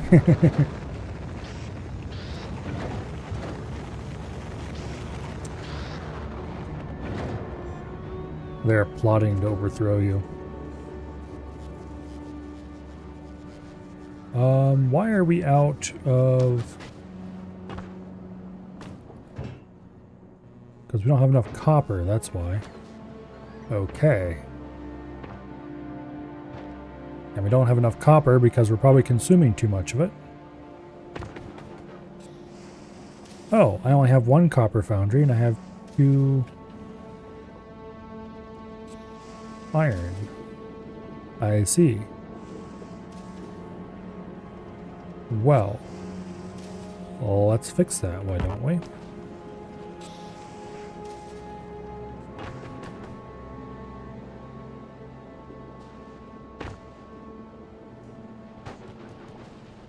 Let's fix that later. No, if I don't fix it now, we're never gonna have low density structures. I thought I stuck a chest in here. Okay, I wanted a basic steel chest because I didn't want the little bastards to go grabbing stuff out of it and mix up what I was doing. So I guess we're gonna have to make our own.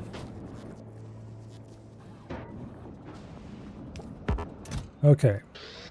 That, minus the steel, is stuff to ship. Now, I know already that we're missing some important ingredients because I had a full stack and sent them all to the rocket.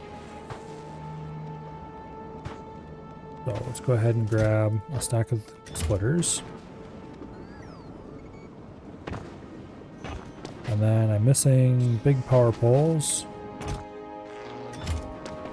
Alright. Although we're unlikely to use them in putting in another foundry, but anyway.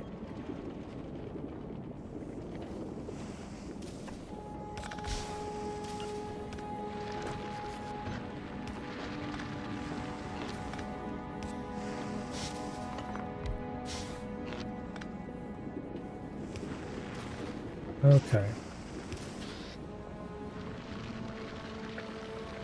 You need to be copper.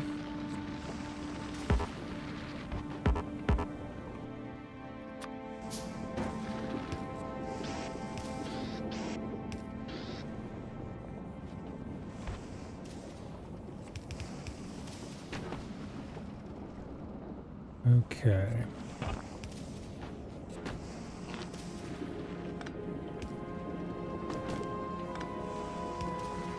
That'll work. Additionally,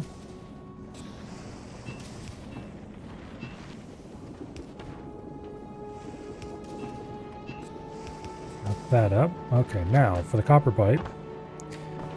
Conveniently, is not actually that far away.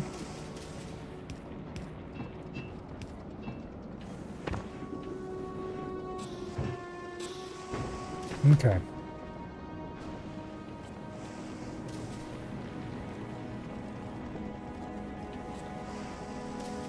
I'd really like a second one dumping here. But there's just no way to make it fit. Unless I completely change the way dumping is handled. Which I might have to. Copper produces more than iron does, doesn't it?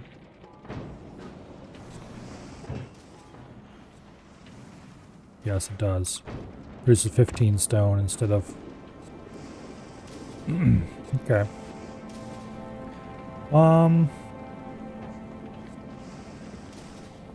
Well.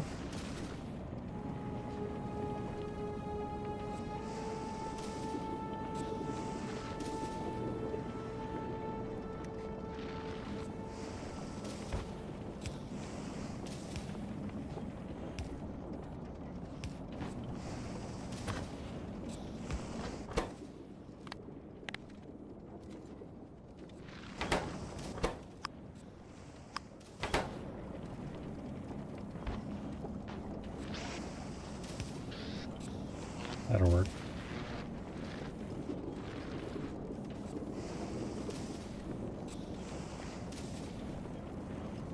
It'll catch up eventually.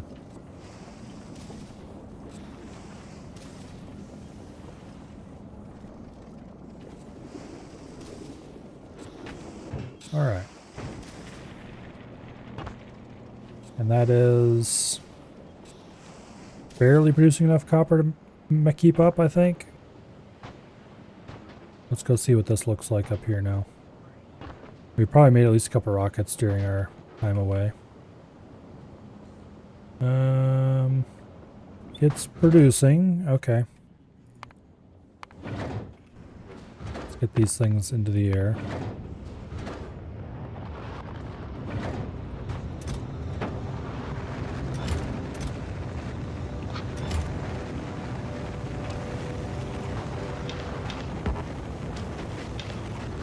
Get rid of the calcite.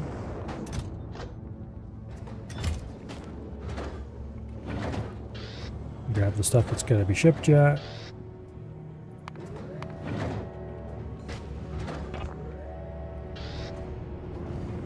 Okay.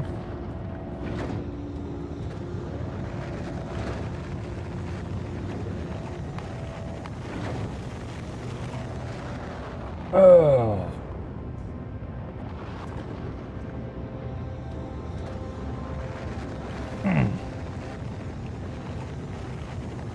Now, this is still being limited by copper a little bit.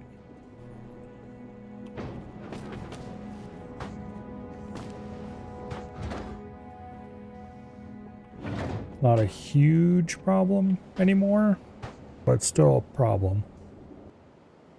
To be clear, this factory and this factory are completely separate. The only thing they share is power and coal. Some of the coal for this comes from here.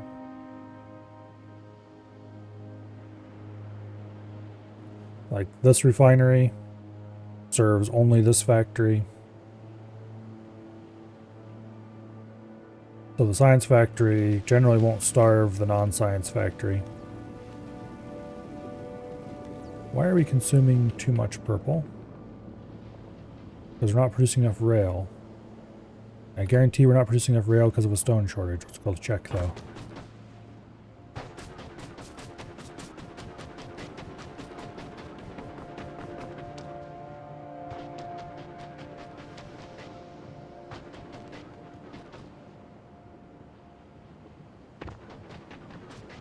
Another reason we would have a stone shortage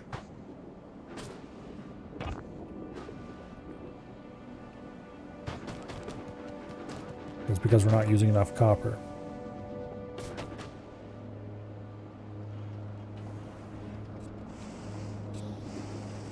Okay, actually, we're not using enough of anything. Really?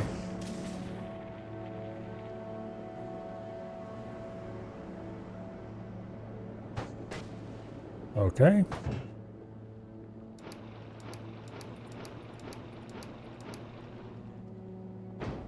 Let's purge the storages. So there's no reason to purge the iron because that doesn't affect this. I don't know why it's not consuming enough copper though. I should put a buffer in here, I guess.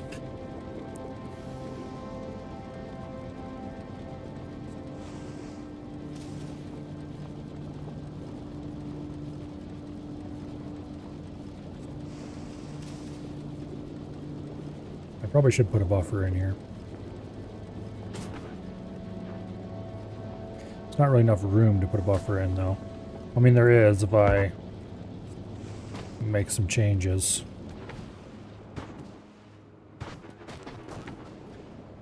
Yeah.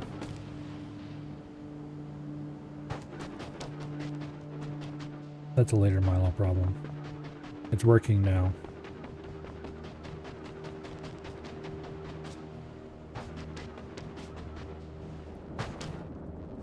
Okay.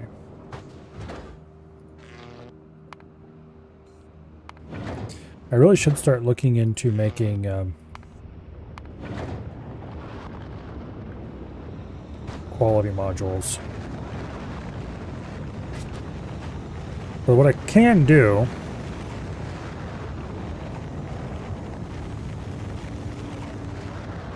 is I could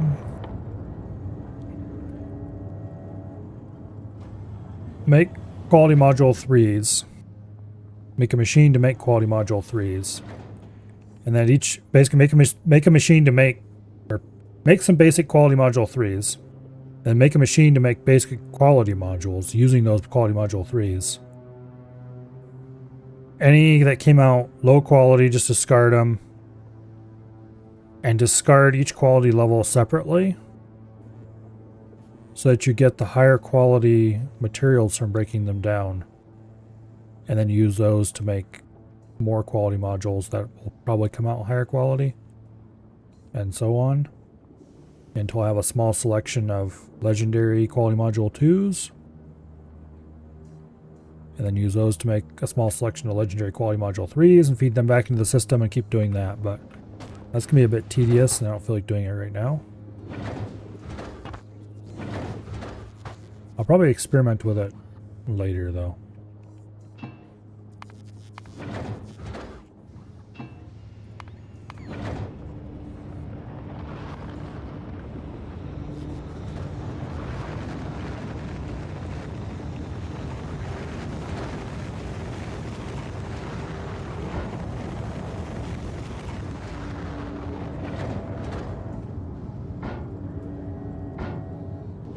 Wait. Why do I have a whole second stack of those things?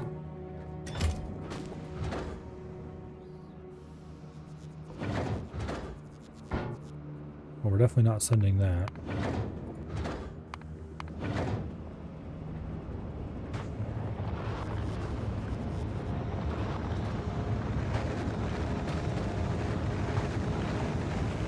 Kind of cool how the back armor transforms when it takes off.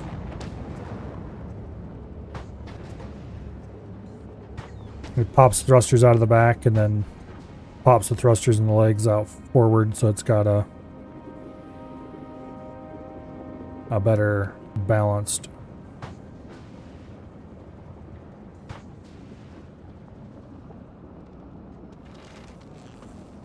Because if you only had 2 thrusters, it'd be really tricky to balance if you're hovering. Whereas with 4, it's much easier. Also much safer, but that's beside the point.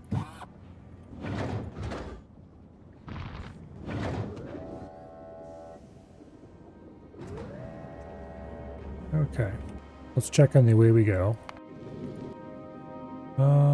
You've got the forges, assembly machines. Wait, you only have 25 assembly machines? I thought I launched the other stack of those. Okay, no, they're in my inventory.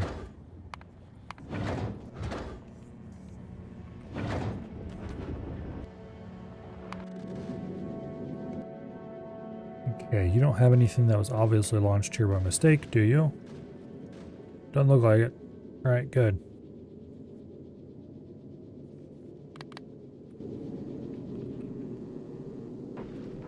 How did I never give you, or you for that matter, inserters? Oops. Well, there's a whole bunch of asteroids that were sitting there. Not doing anything.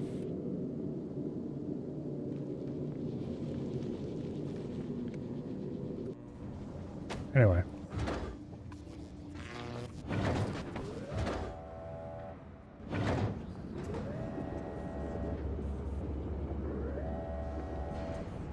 Couple more launches and we'll be out of here. Off to the last easy to get to planet.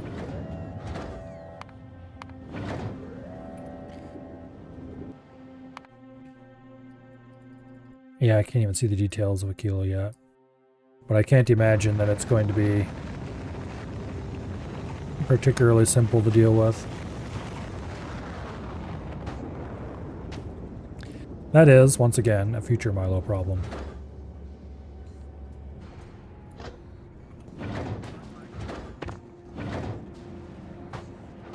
I could go grab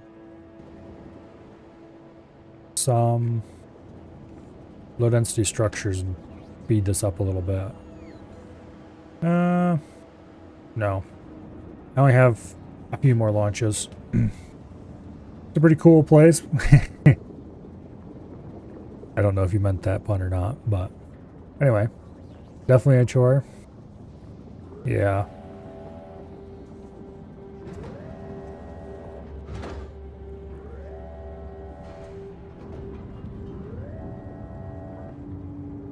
You 100% meant it?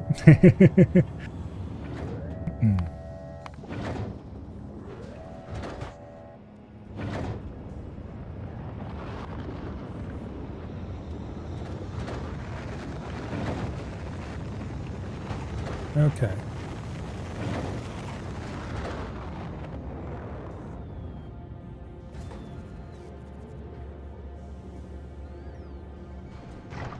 There we go. We have one more launch's worth of stuff in my inventory. Let's go ahead and ditch the ammo.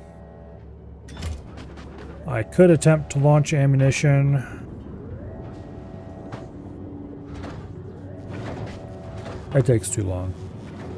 We can make ammo on site.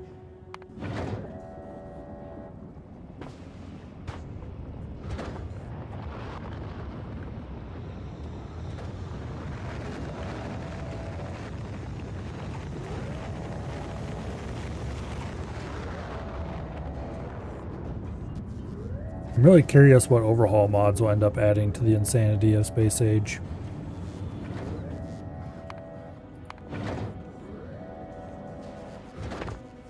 I'm not terribly interested in the overhaul mods that just add tons and tons of complexity onto everything.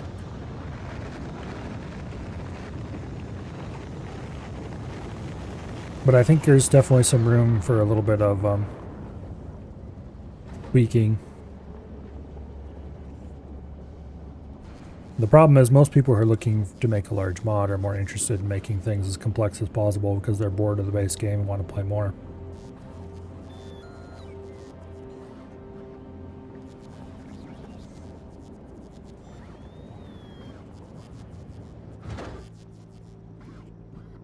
Okay, so this one is empty. This one is taking the last load up.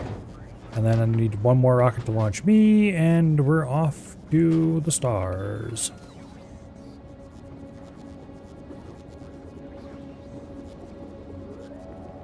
To a land of fun and excitement. And we're not quite taking everything we could possibly want because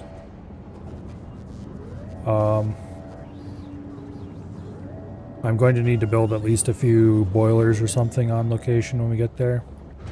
I didn't bother to make any of those.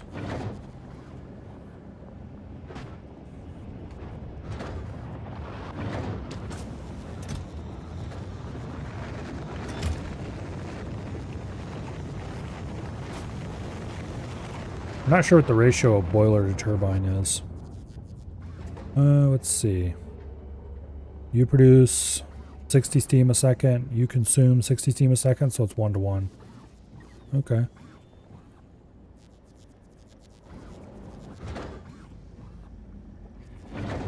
Alright, let's check the platform. Not you. You. Two stacks of belts, one each of belt machines, long-handeds, fasts, a bulk, one each of each power pole.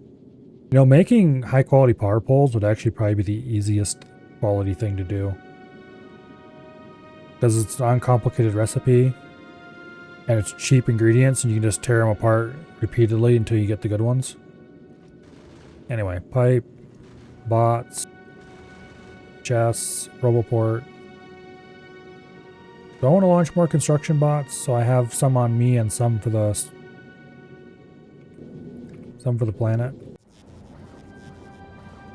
Kind of do. But I need to leave some behind when I leave. Let's go grab another stack of construction bots. Boilers don't produce 500C steam? No, they don't. Okay. That is a problem. So it would actually... Max temperature is 500C, so it would still work. It just might not be max efficiency. I'm not sure how that works.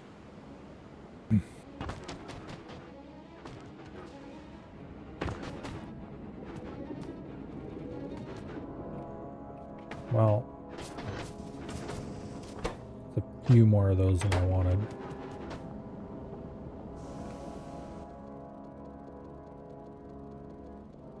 Okay.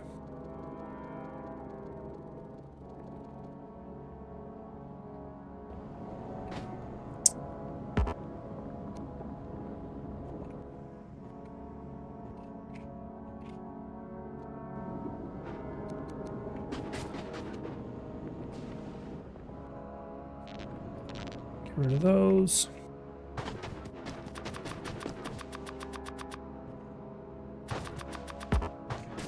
I should get us 100, which is more than I originally was going to grab, but oh well.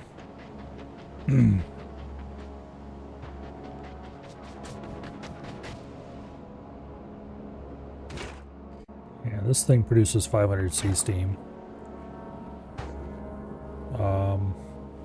I could build a test. I know that you can run these off of it, but I'm not sure what the if they're less efficient or not.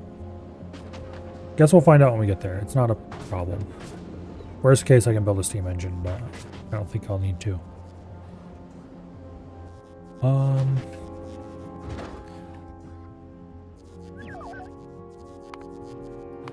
Launch 50 construction bots the way we go. You know what? I'm going to launch another 150. We have the rockets waiting.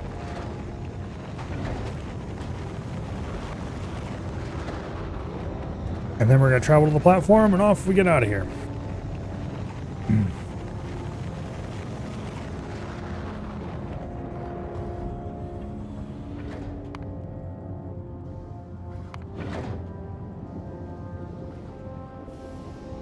Okay.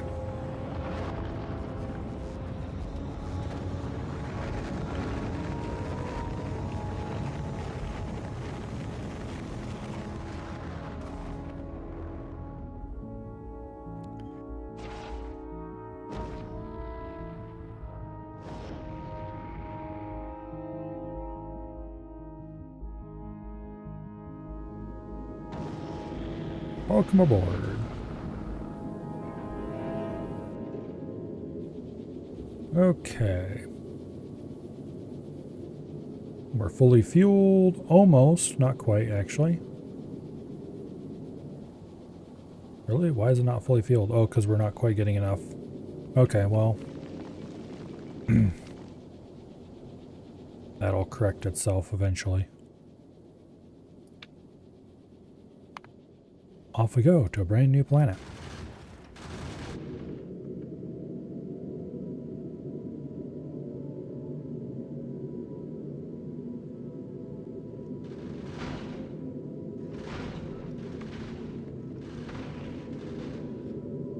And the last of the inner system planets.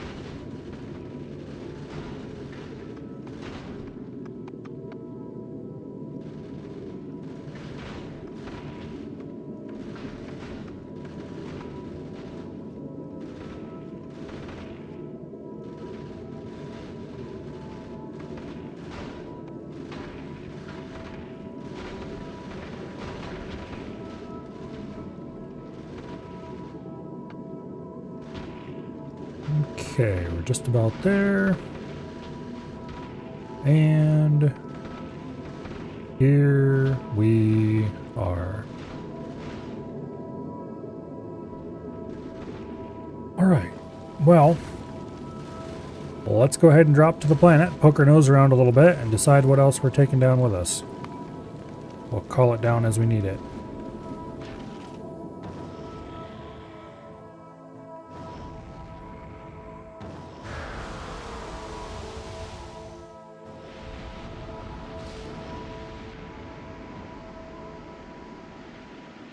Nice, lovely looking terrain here.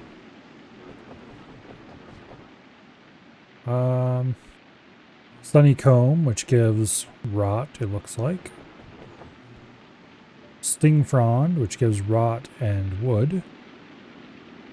Actually, if these give wood, this makes this planet a contender for a starting planet that you could actually start on. Because then you could build wooden power poles.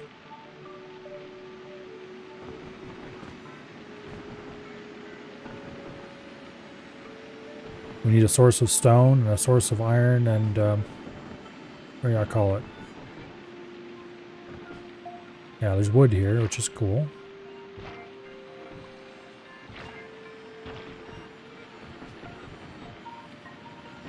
Okay. Fruit.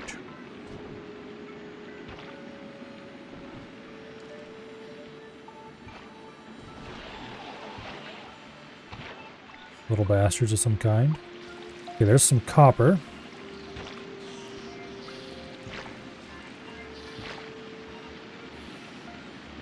More copper.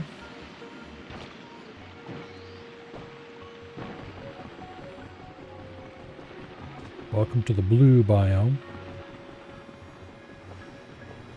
Or a bluer biome.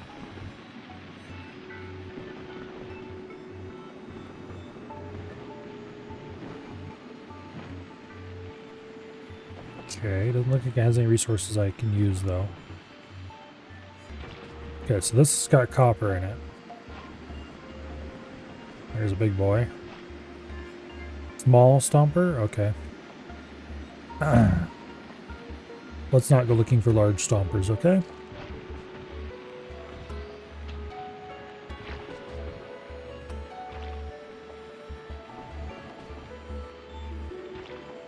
More copper.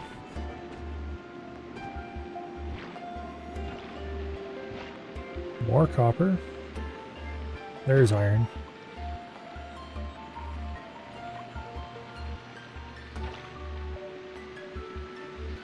Okay.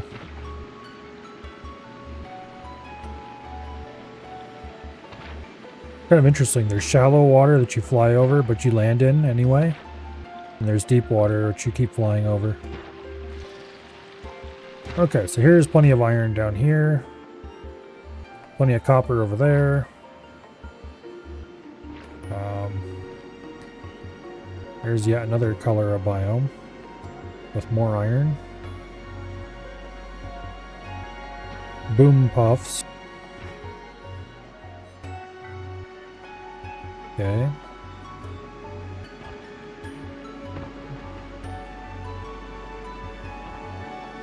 Flipstag. Coral that excretes globs of slippery mucus. I guess that's where we get the slime from. And stone. Okay, so it's looking like you could get all the starting resources on this planet if you had to. Even without any tech.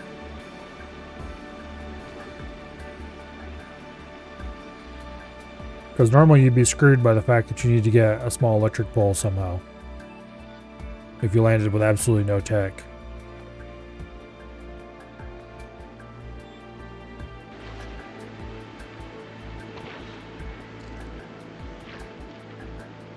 Alright, anyway.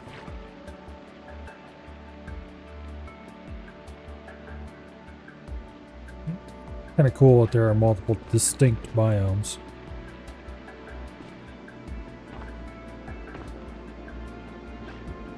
There's a red something over here. See if I can identify it before I get too close.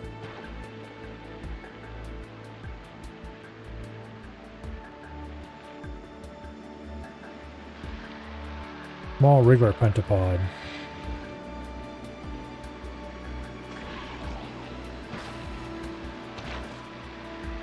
Pentapod egg on the ground. Let's pick that up just in case it's useful.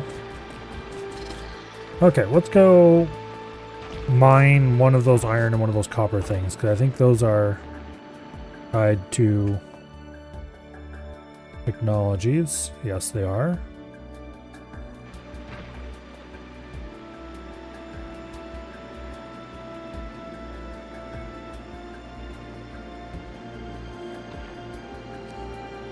Okay, I landed somewhere over here, I think.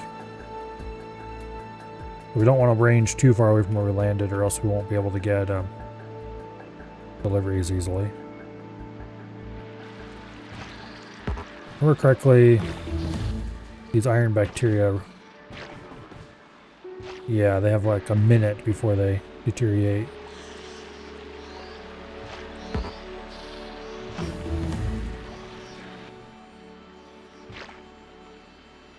So those are going to turn into more copper and iron real shortly.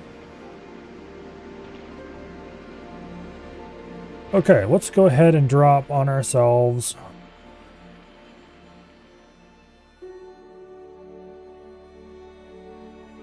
Okay, what do I need to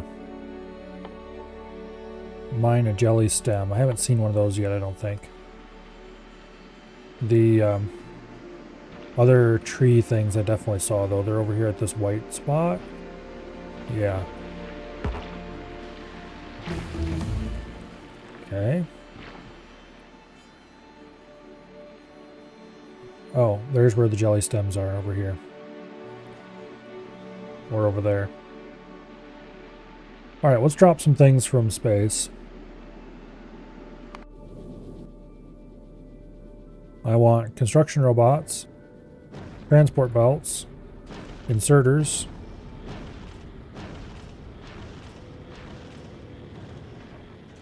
furnaces, assembly machines, chemical plants, electromag plants, steam turbines. I don't think the mining drills are useful here. Boundaries aren't useful yet. And they probably will be useful later if I want them for something. I can drop them then.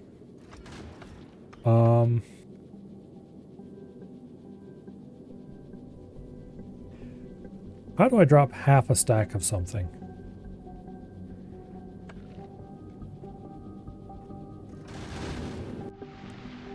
Okay, where are the drop pods?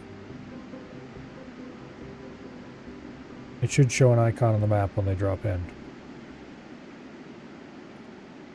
A flashy "you have not picked up your drop pod yet" icon.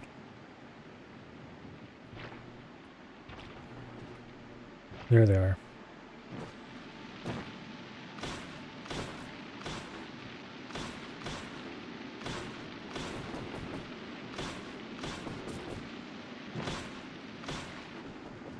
Okay.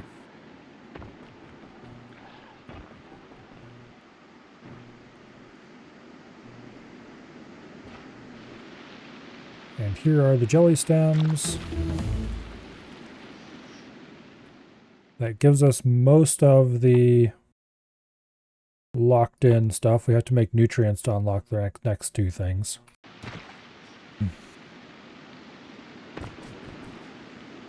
It really has the unsung hero tech for your abuse of the game.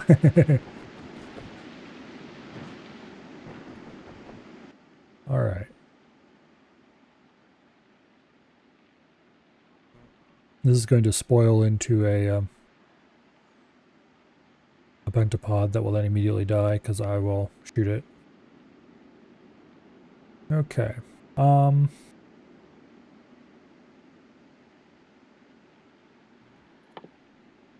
Agricultural tower requires spoilage and landfill. Electronic circuit.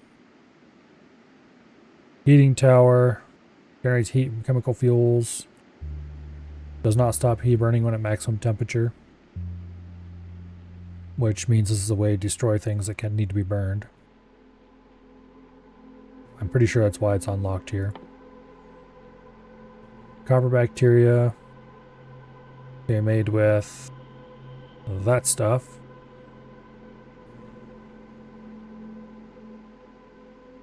Iron bacteria, made with jelly. Nutrients from spoilage.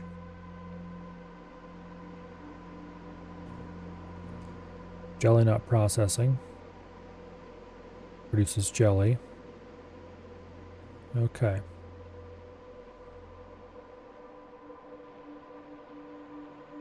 What other way do I have to produce nutrients right now? None? Okay. I need to let a whole bunch of stuff spoil and then I can turn it into nutrients, I guess. And then once I make enough nutrients, it will let me do the next thing. I really kind of don't like the system that they moved to with the trigger text. Yeah, because this will let me create nutrients otherwise.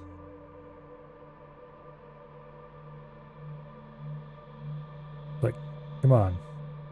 Just let me make the damn nutrients.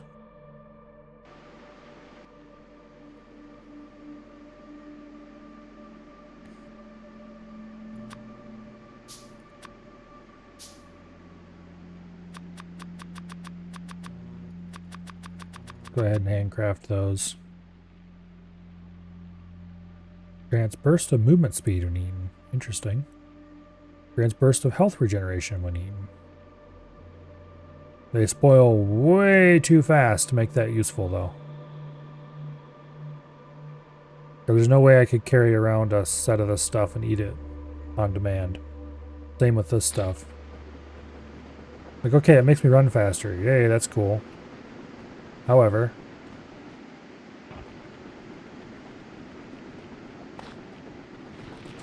it does last for quite a while.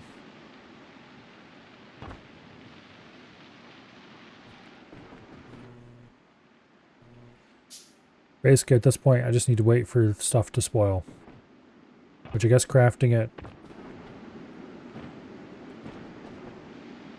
will help a lot with that.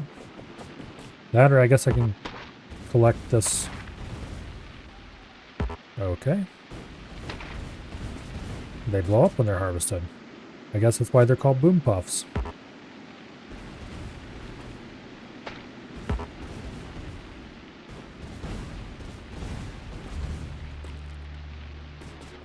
I'm after the spoilage that they drop though, so I can go ahead and craft nutrient from spoilage.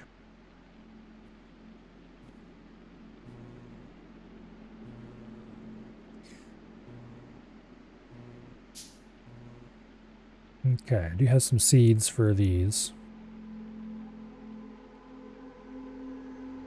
They can all be planted in the right kinds of soil. Fun, fun. That means I'm going to have to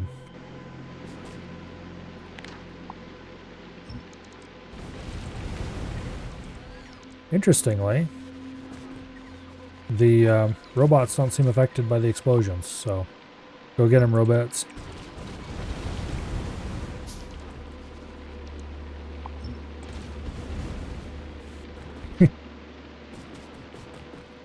Feel like they're a missed opportunity for right and proper chaos. They definitely should do actual damage instead of just kind of looking at you funny.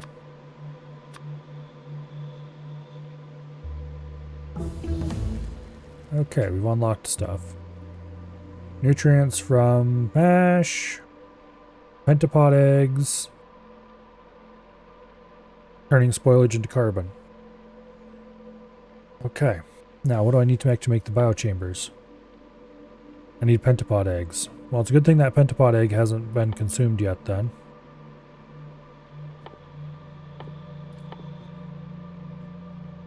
I need landfill, 20 iron plates, and some circuits.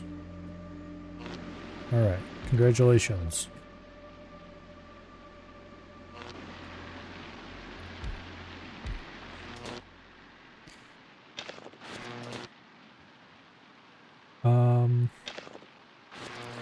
I'm going to have to make a singular stone furnace to get jump started, which annoys me very slightly.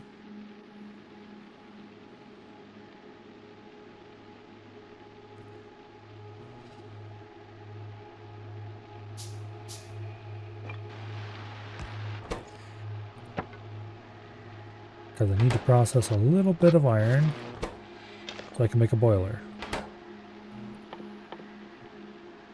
Specifically, I need 4 plates.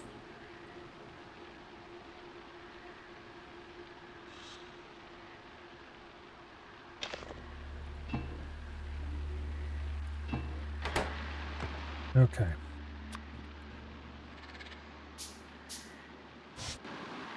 Our boiler. Steam. I did not drop the electric poles. I thought I did. Let me check. Yes, I did. Where are my electric poles?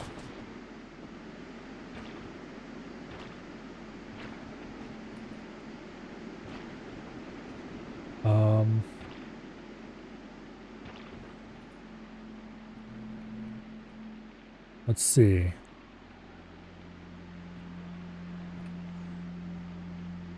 Where did I drop in anyway? I think it was down this way some. That doesn't quite make sense though. I think I dropped in up this way.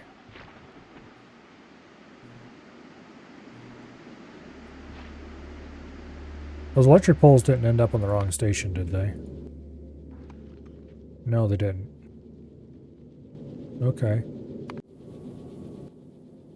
Oh, there they are.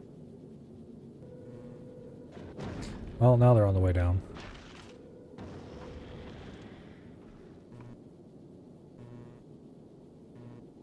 Okay.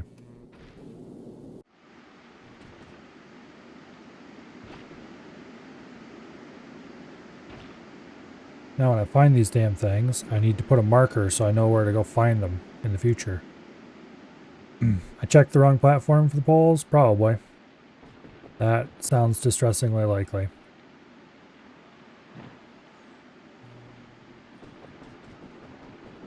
Alright. They're north of me. Or at least there's a blue dot north of me. There they are. Okay, I need to put some kind of marker here so I don't forget this spot.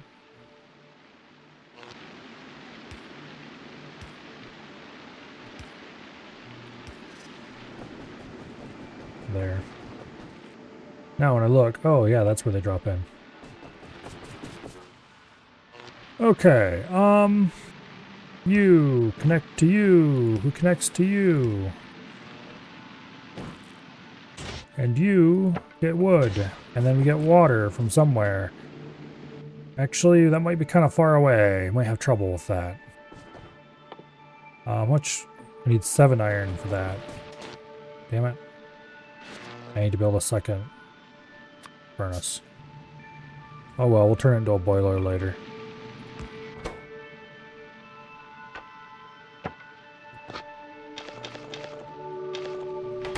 And I think I need some copper for this too. No, just 7 iron. Okay.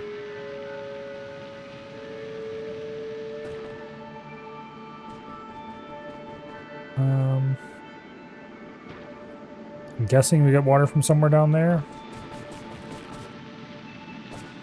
I want to pick these up and we'll place them down later.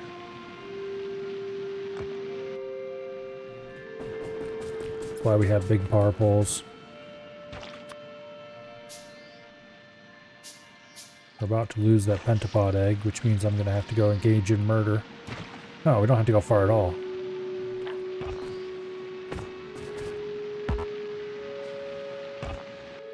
Okay. I did not send down pipes.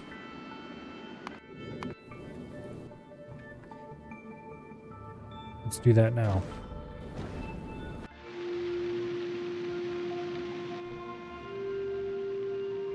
Boiler.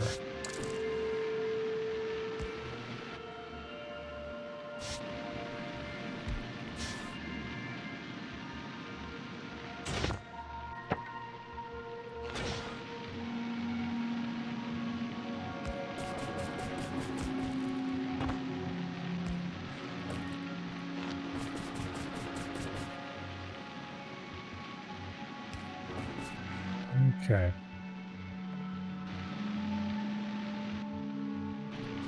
Let's go get our stuff.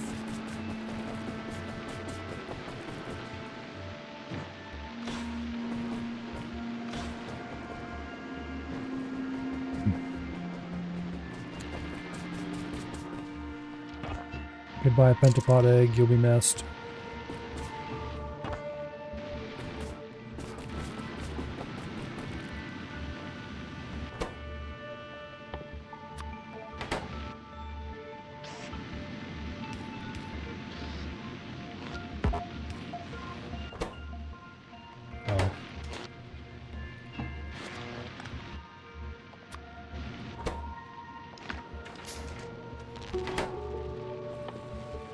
How many of these do we need?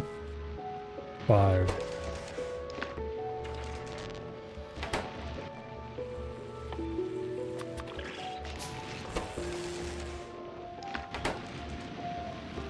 I didn't get very far. Well, now we're gonna have to go find another pentapod egg. And nutrients. That's no problem.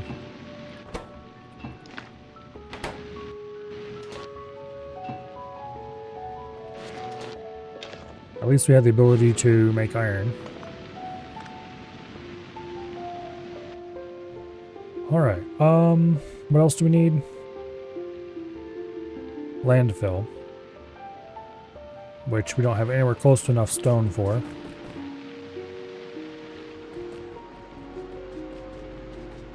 We can get stone over this way.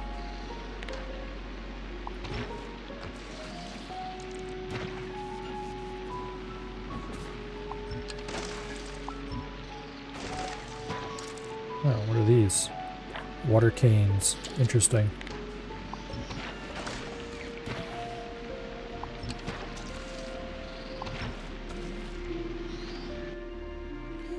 Okay, not enough to make a landfill yet? Nope.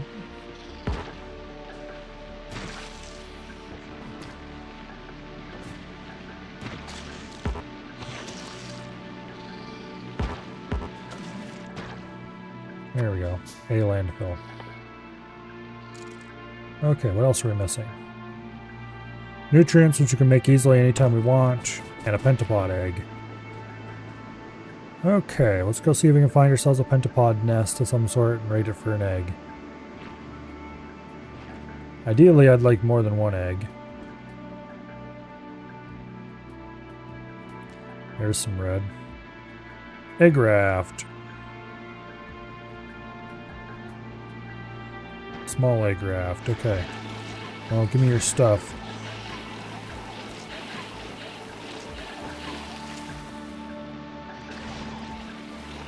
I have come for your things. Okay. Biochamber. Now we can continue to make more pentapod eggs.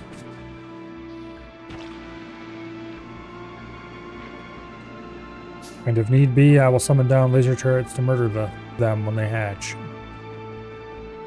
Or I can just stand in the area and murder them automatically. Either way works. Okay. Go ahead and produce more iron. Bioflux is available. Mash and jelly, and then we can use that to make nutrients. Okay. Iron bacteria is made in... Doesn't say. Can we actually do it in assembler? Because if I can make iron bacteria... It requires 6x jelly, okay. I thought there was a case where you would consume some iron bacteria and produce more iron bacteria. Maybe that's coming yet. Or maybe I'm thinking of something. Yeah, bacteria cultivation, here we go. I assume that's a more efficient way of getting it. You have to craft a bunch of bioflux for that. I'm really interested in the artificial soil because I don't want to have to go way the hell out of my way to make this stuff.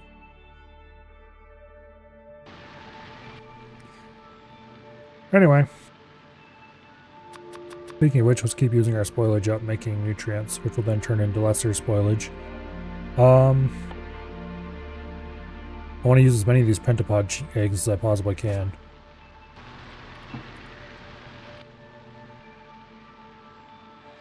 I'm going to need more landfill, which means I need more stone. Isn't there a better source of stone here than what I've got?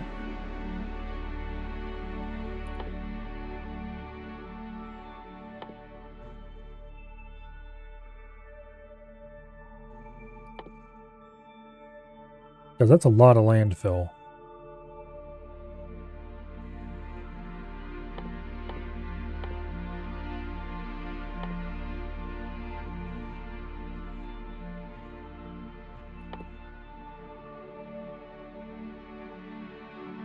Okay, we can grow trees, I guess, if you really wanted to.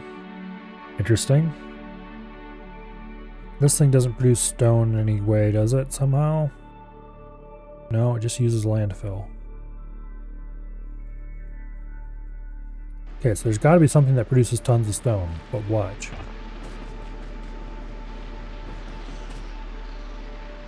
Like, even these things don't contain that much stone.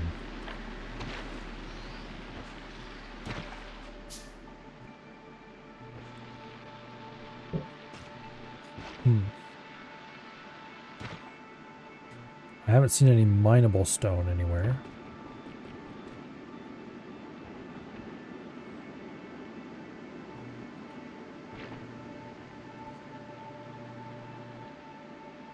Oh, what are these?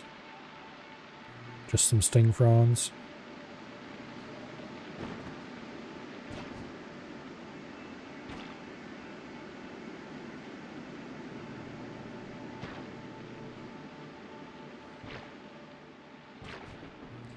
Okay, well that's not terribly useful.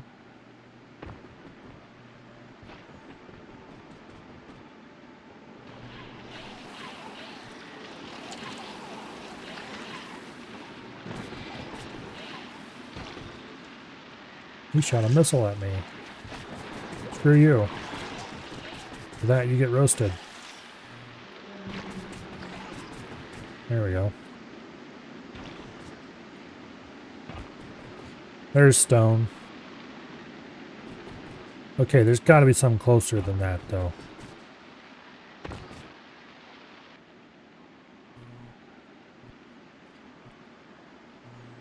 Yeah, okay, there's several patches of stone right there that I missed. Right beside where we landed. Okay. So I will drop large miners then. Because I'm going to need to make a lot of landfill. And I might as well save every bit of it we can if I need miners anyway. Damn it, that's not the right station. There we go. You. Drop to me. Big mining drills. And I think that's it. Let's go collect our miners.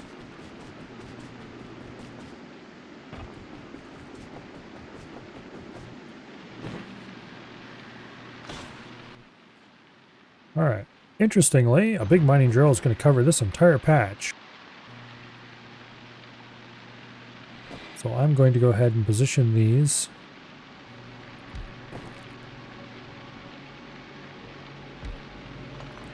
like that, so two of them can share.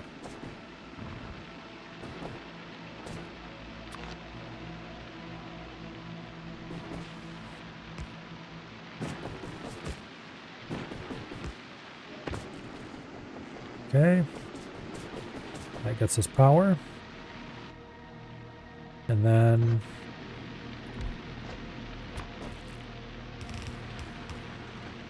we go ahead and turn this directly into landfill.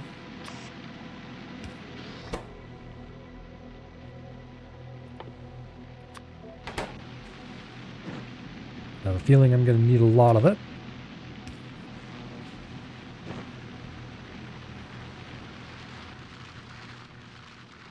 And I never shipped those passive provider chests down here. Let's change that. You. Drop my chests. I don't think I dropped my construction robots. Oh, now I have. Oh, no, I already did. Okay. Well, now I've dropped extra construction robots.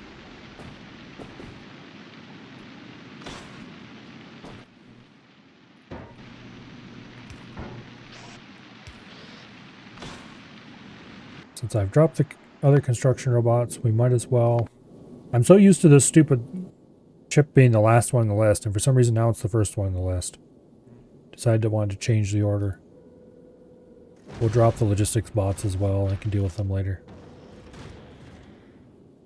I'd really like to drop half a stack of these.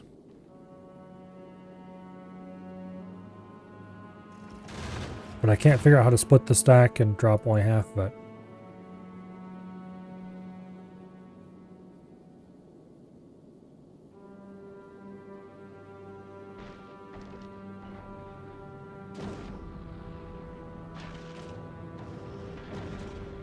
I guess we're dropping the full stack of each of the combinators. Because I do want combinators.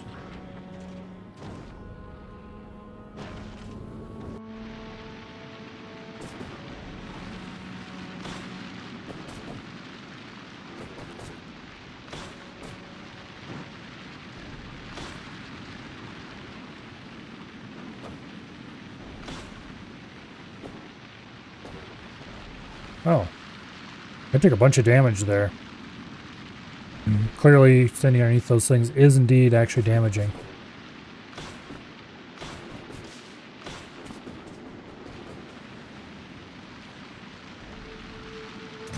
Good to know, I suppose.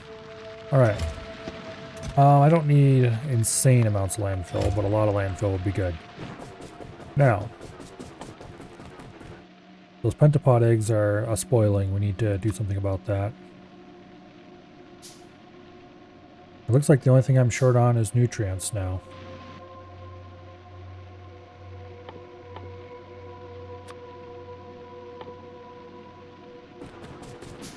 Because we don't have enough spoilage for that.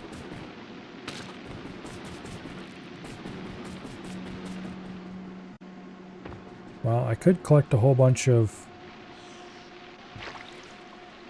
spoilage to make nutrients, or I could go and collect fruit and make the fruit stuff with that.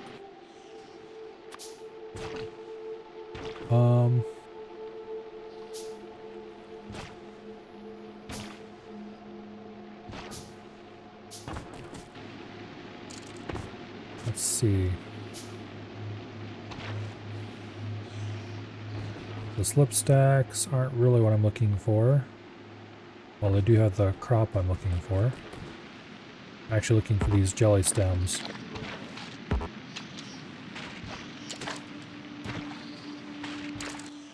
Okay.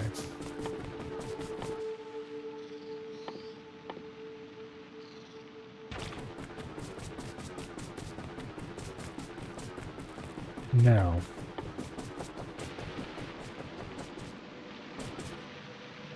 We're out of power.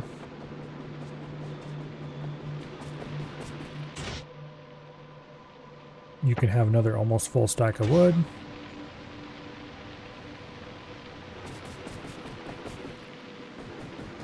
Alright. Now,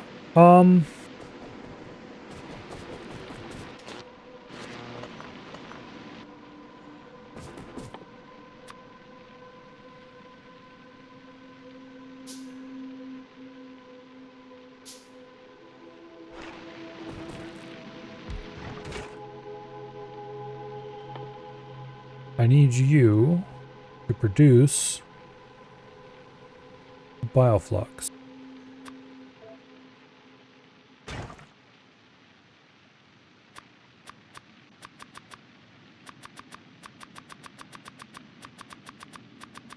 And then we're going to turn all of this stuff into jelly and mash.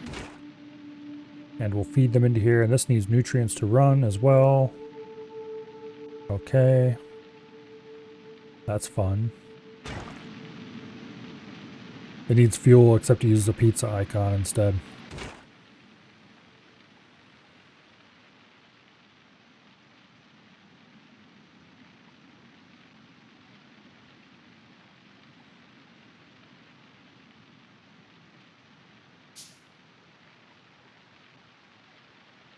Why is this making copper bacteria? Oh, because spoilage is a... Okay, here, we'll work on that later. That's an interesting way to do that, though, I guess.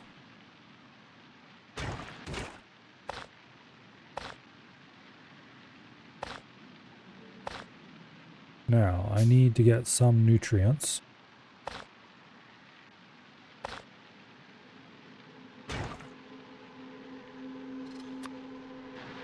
To get this started.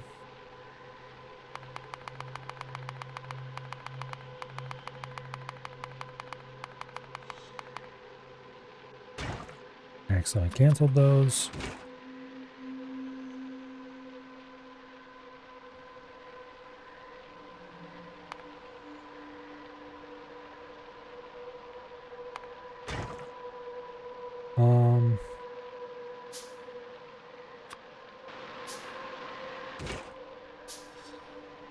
Nutrients. Run the machine at least once, please. Thank you. There. Okay, now we can turn the bioflux into something.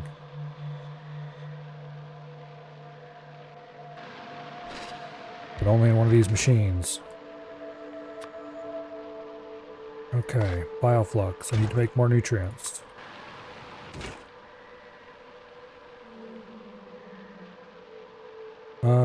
Still got 40 minutes on the bioflux. Okay, that's good.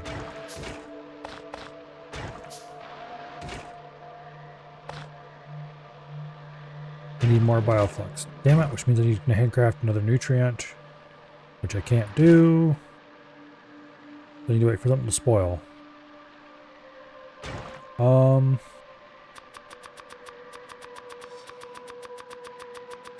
I can go harvest spoilage. Either way is fine. Give me that spoilage.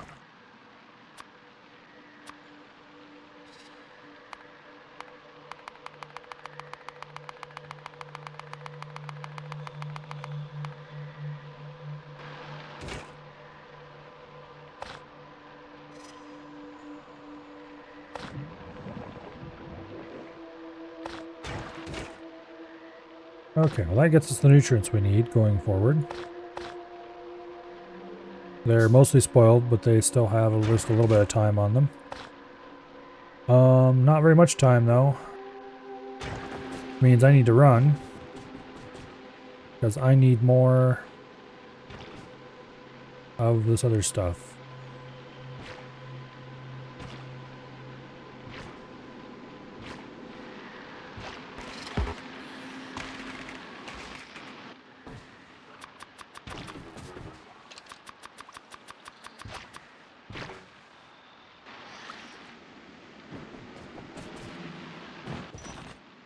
And we're out of power. Which is great. Can I burn this stuff? No, but I can burn this. Very, very quickly.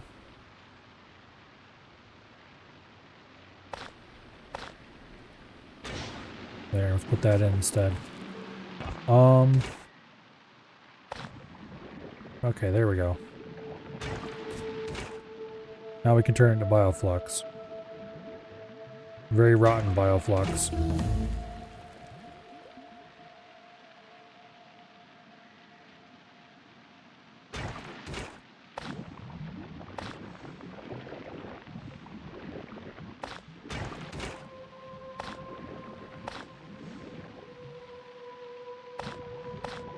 Okay, I don't want to make too much nutrients yet, because they rot quickly. But they rot into spoilage, which I can use to make things. I really need to get automation running for this stuff. I'm pretty close, actually, to getting the requirements for the artificial soil. Let's go ahead and make a little bit more.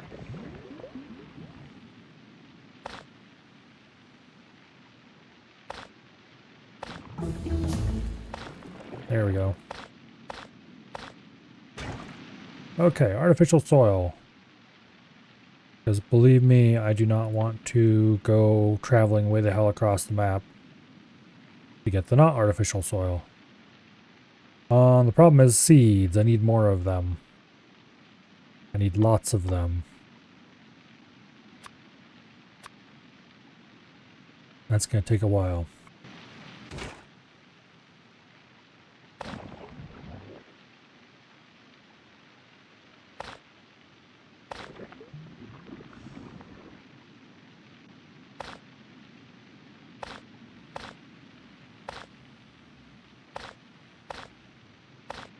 Pentapods are about to hatch. I can do something about that.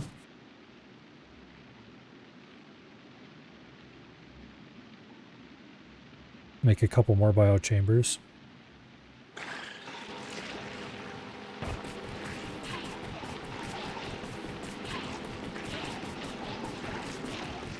There, get wrecked. How much do you want to bet that if I cancel those biochambers, they instantly hatch?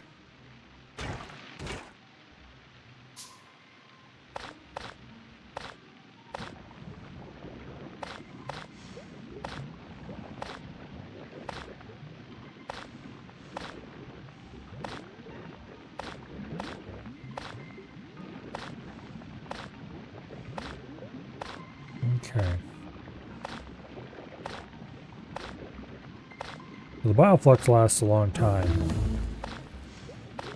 but it still spoils. And it needs only the freshest components, basically. I did not get more seeds out of that, which is why I was processing them. I can make at least a bit of each soil.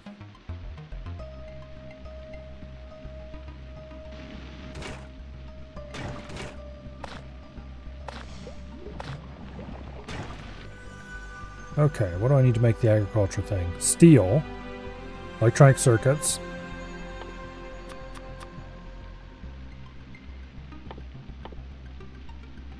okay.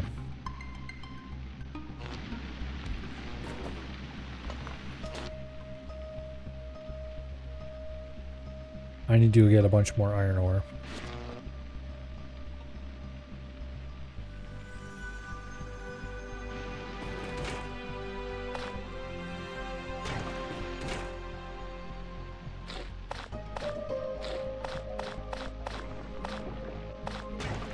Bioflux to run the other machine.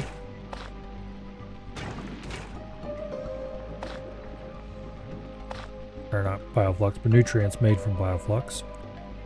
Okay, the jelly's all going to spoil relatively rapidly. I am okay with that, I guess.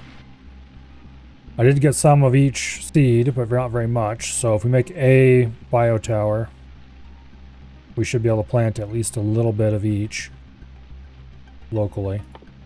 So currently making the agricultural tower is our #1 priority, which means we need to get more iron. Not much, just a little.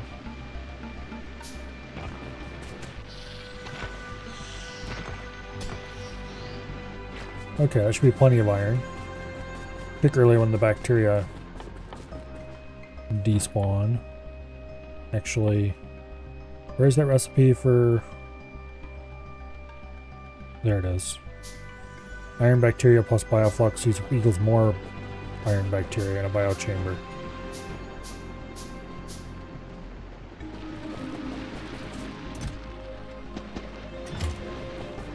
Okay. Now where can I place the artificial soil? Let me guess, only in the right biome.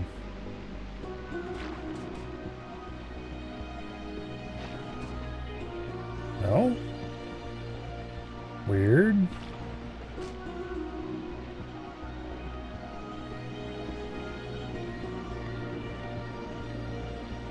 Okay, it must only be the other... Doesn't make sense though. Can it only be placed right here in this particular... No? Huh. Maybe it can't be placed on this planet? It can only be placed over Jelly Nut or Yukumo wetland. Okay, what's that look like? Obviously not here. How about the Jelly Nut?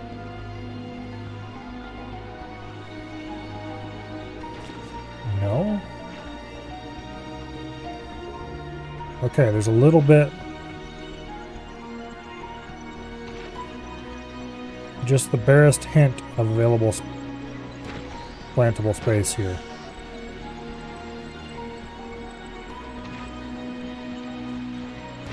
Oh, I'm willing to bet I have to clear out all these plants and stuff to make it plantable.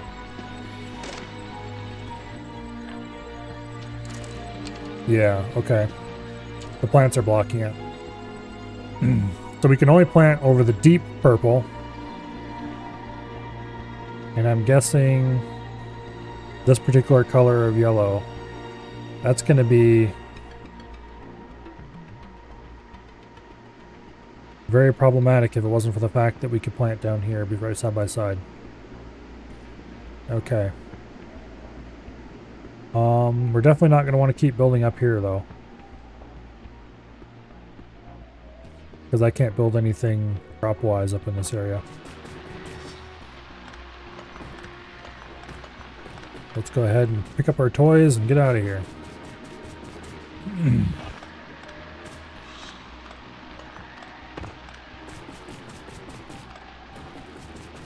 Go to a spot where we can grow our crops close together so I don't have to travel far to get them.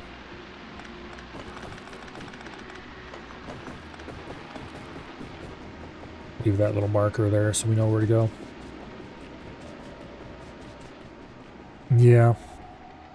It really isn't a good feel when you've spent run around, collect resources, and half of them are gone by the time you get to where you're going, or they're almost worthless.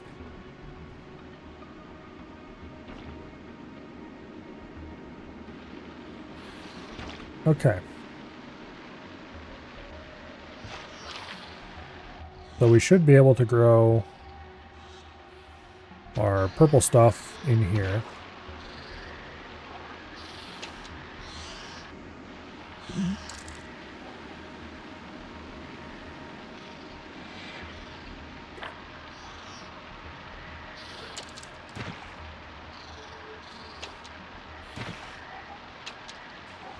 Only in some places here. And our green stuff right in here. It's not a very large area.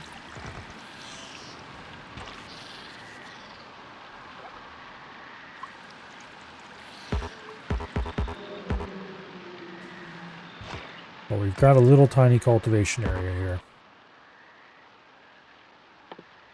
What are we missing to make this thing? Steel. Okay, let's get that set up then. I need to place this as close as I possibly can to that so I can cover them by a single tower.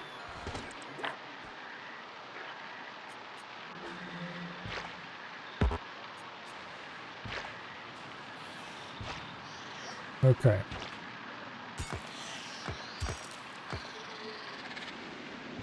Now, water. We can pull that out of just about anywhere.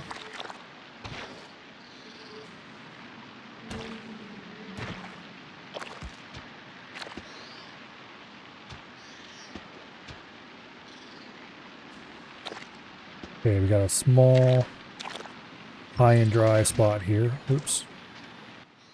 Damn it. Get back here, you. Okay.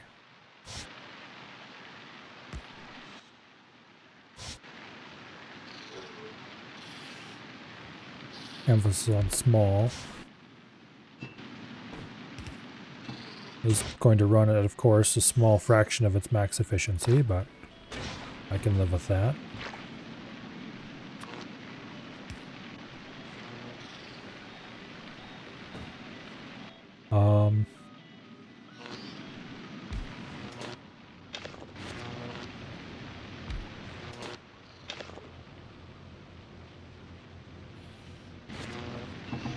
Process metals.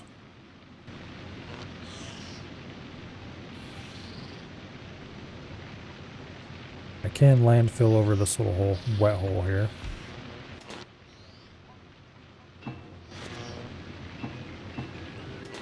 Thankfully, you can remove landfill now, so landfilling is not irreversible if that were to end up creating a problem.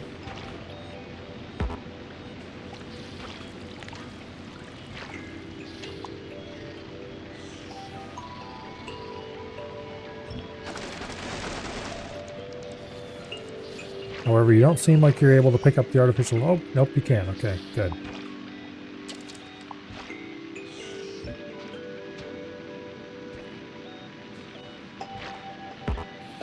Okay.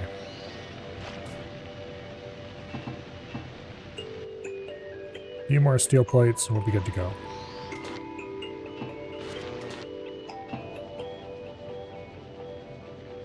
So these last for an hour. We'll wait to process them until later.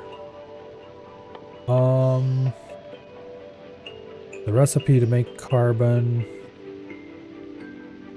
is biochamber. Means it'll take nutrients as well.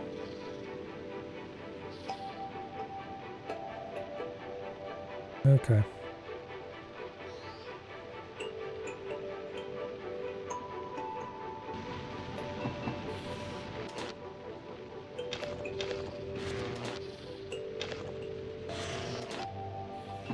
That's enough.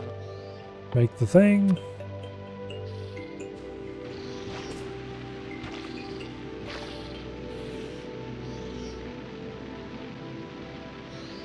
Now just watch, it's going to be particularly difficult to use this thing.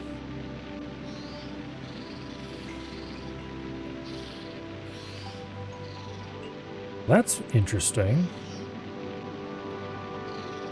Okay, we're going to have to move our stuff around then.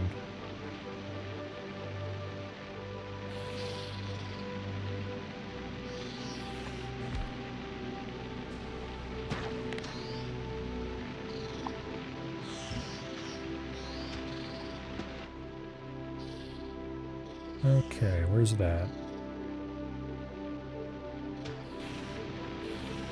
Boom.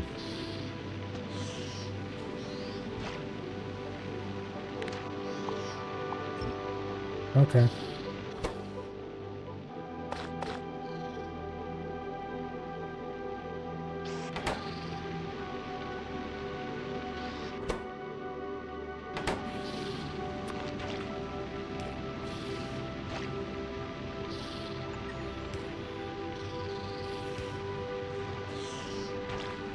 Alright, farming has begun. And apparently it picks wild plants too. I am okay with this.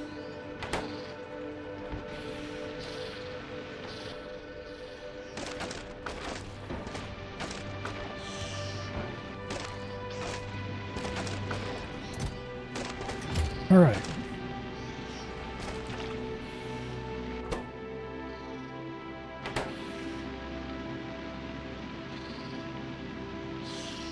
And it went ahead and planted the plants. Alright. Good deal. I'm gonna need a lot of seeds from something.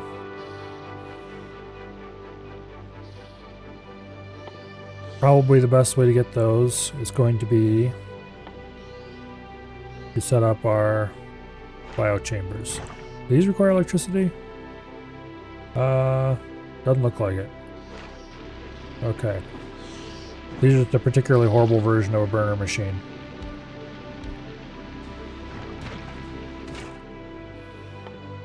Alright. You... I want to process that. And you... I want to process those. And then for the nutrients, place another one. And we'll turn bioflux into nutrients, which will give us really terrible quality nutrients, but as long as they don't produce too many, we're good.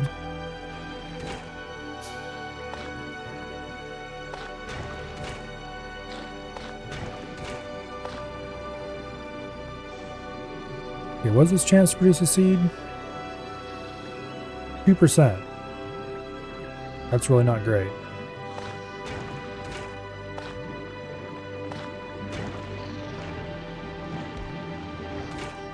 Okay, you produce bioflux, please.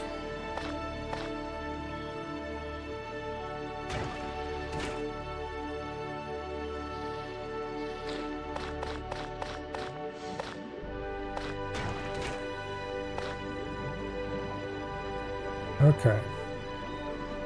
That'll produce much fresher bioflux. That isn't going to spoil nearly as fast.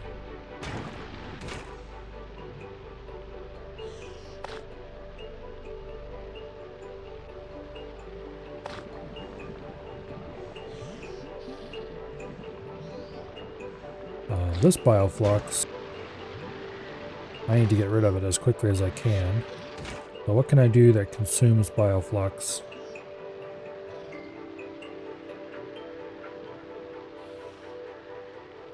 I can make more copper or iron.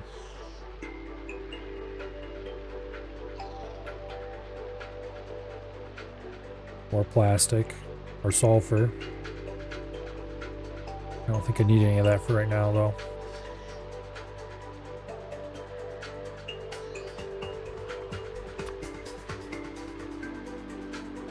go ahead and make iron.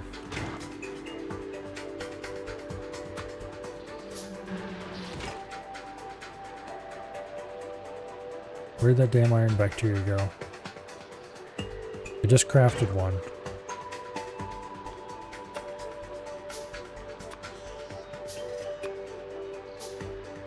Oh, it's only got a 10% chance to produce iron bacteria.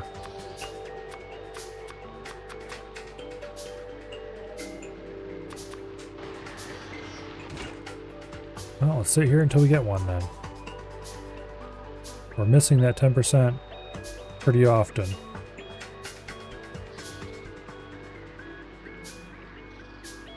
Give me a damn iron bacteria so I can start this up without having to go find some. Also, there went all of our nutrients.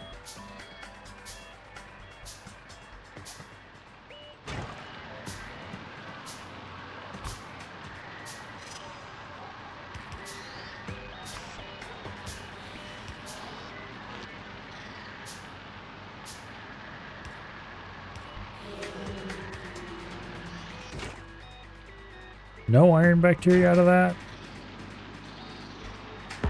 Well, give me one of these then.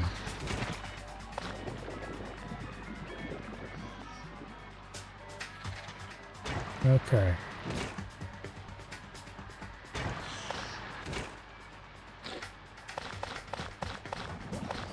Give me some nutrients that aren't completely gone.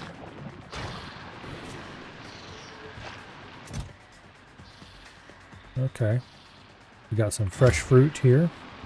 I need to provide it with more seeds I don't have. Actually, I do have some.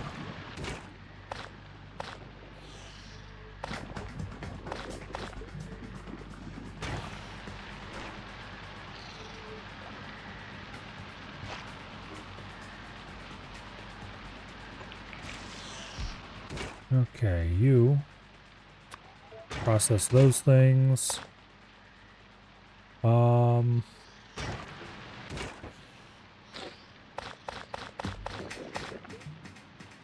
Oh, come on.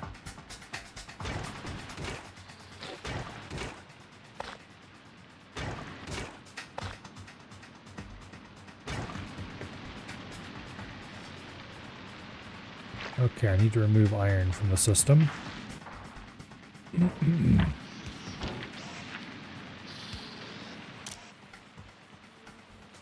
Use filters. That filter. Iron.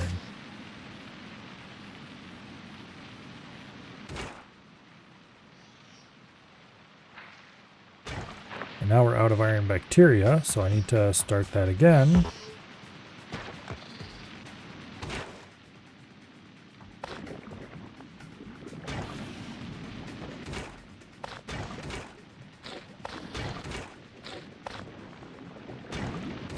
Okay.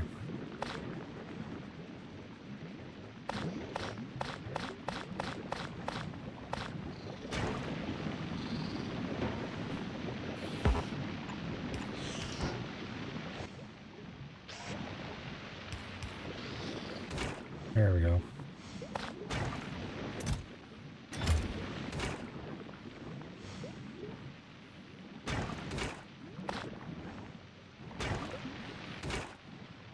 Lovely.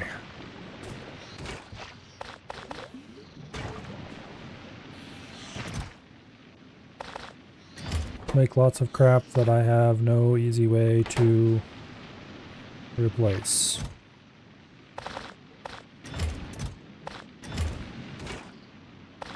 Of course.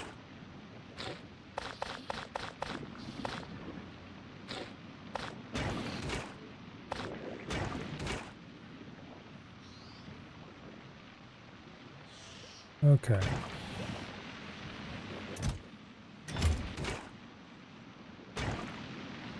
Well, this keeps killing itself, so we definitely can't use that really simple system we had.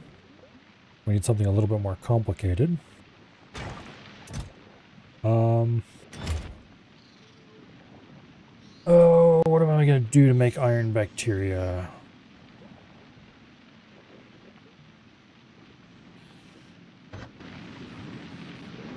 But I can't keep doing the thing I've been doing. Can you make iron bacteria? Yes, you can. Okay. Foliage goes into a chest over here.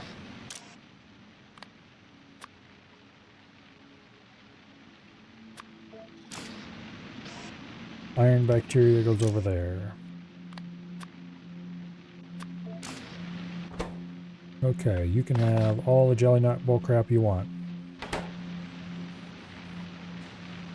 Supposedly it's 10% chance. Apparently it's don't hold your breath is the actual percent.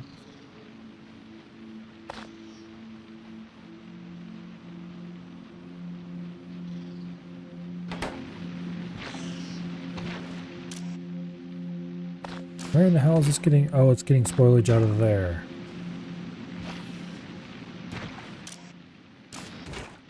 Okay, well now we need nutrients. Because our nutrients spoiled.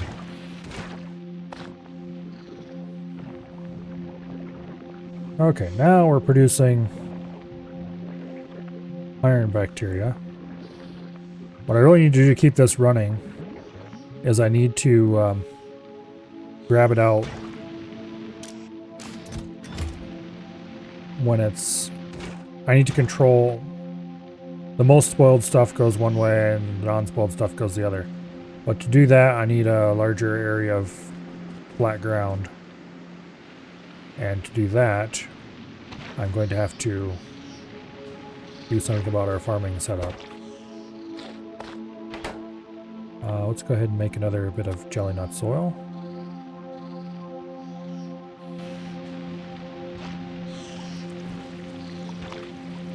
How about we make nutrients in here instead?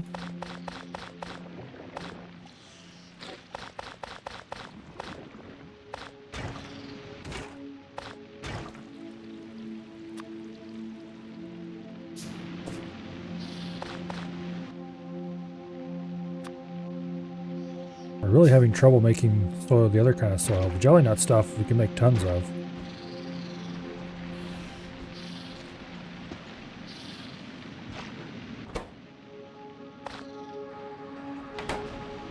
The other soil is the big problem.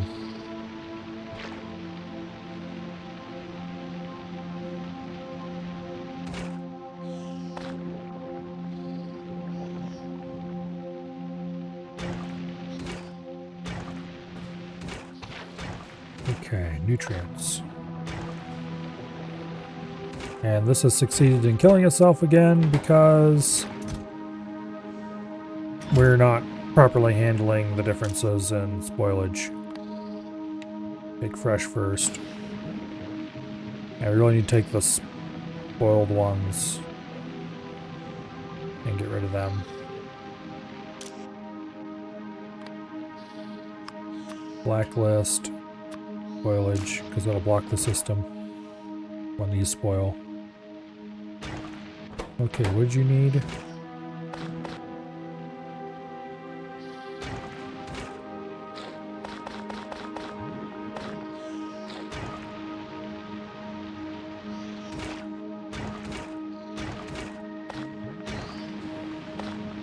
Okay.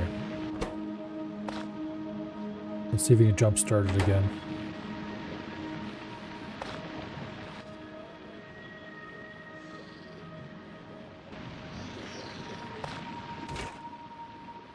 Alright, we need to go plant these stupid seeds.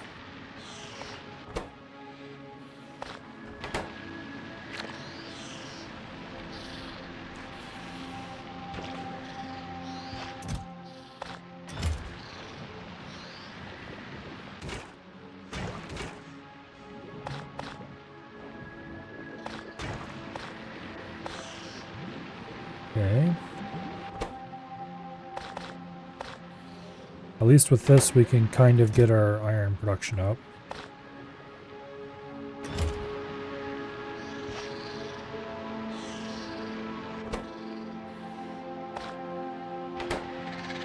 Alright,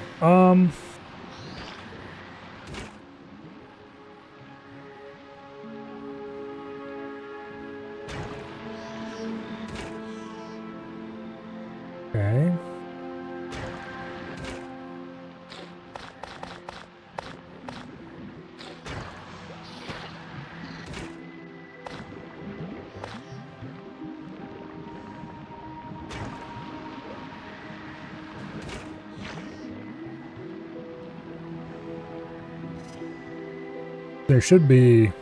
I don't really like the way the spoiling happens. It's problematic.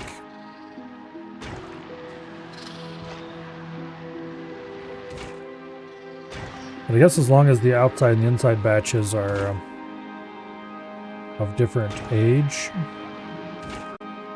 then we're probably okay. The problem is they're not.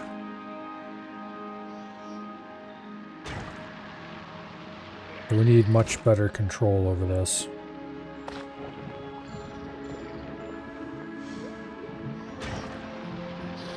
Yeah, that worked, kind of.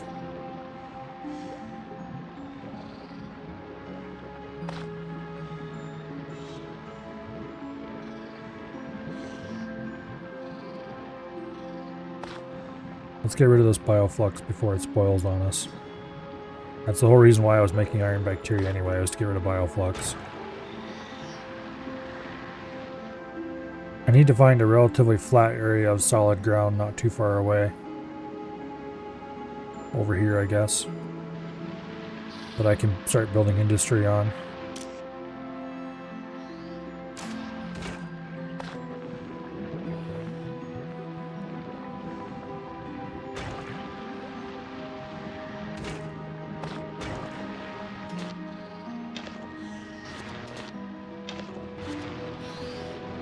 Okay.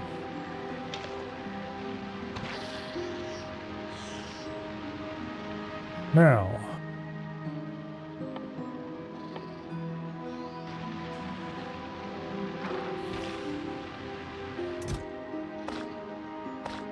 Jelly nut seeds are all well and good. However, what I need is the other kind of seeds. These things.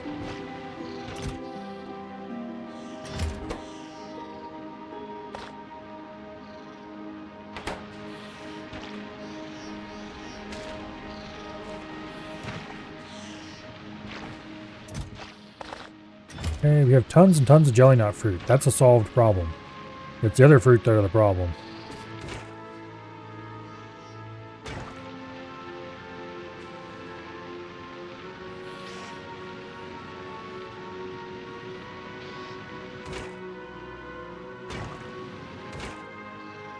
And we have run out of... I mean, you know what? At this point, I don't care anymore. We've got as much as we're going to get out of this setup.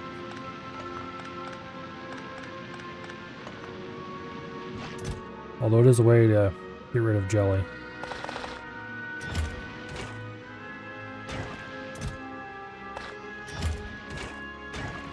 Okay. We have tons of spoilage, which is fine, I guess.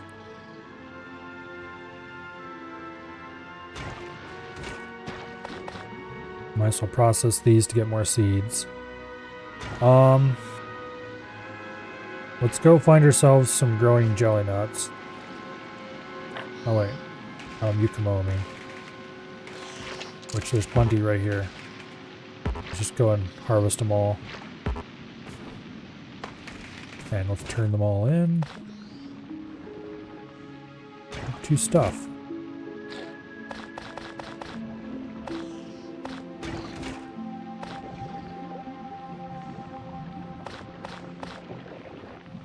What I want out of these is the seeds. I don't really care about the actual mash.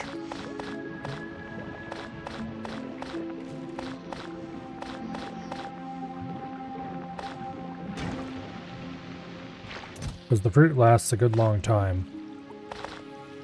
If I can just process those. Oops. Okay. Wait, it's an assembly machine I need here.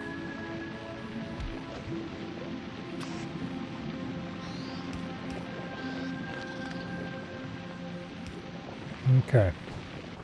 You will make nutrients from spoilage.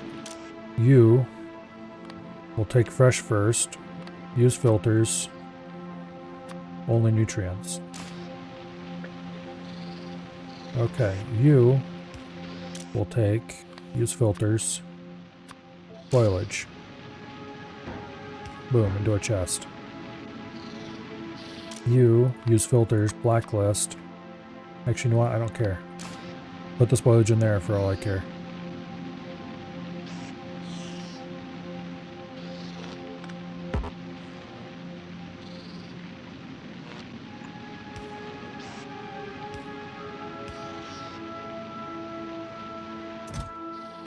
Give it a stack of spoilage to get started.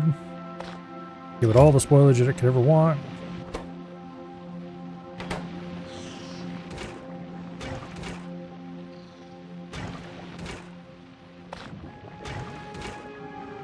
And then we can just feed this all the plants it could ever want. I'm thinking of sticking a roboport here, and then I can automate it. Put some requesters, and then we can automate producing seeds. Without having to try to snake belts through this terrible, horrible, no good, very bad terrain. Where are those roboports? I dropped them, I know I did. Okay, maybe I didn't.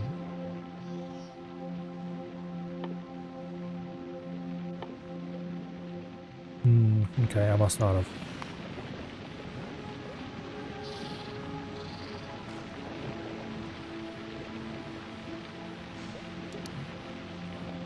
Alright. You. Where are roboports?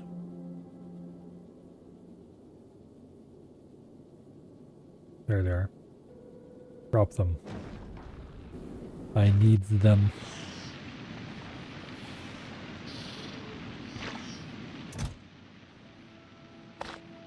I did not realize quite how hostile to good design this planet was going to be.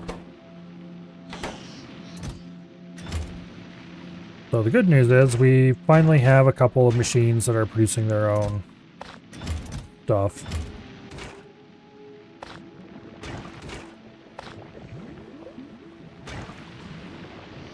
If I get a roboport down, we'll have some automated processes.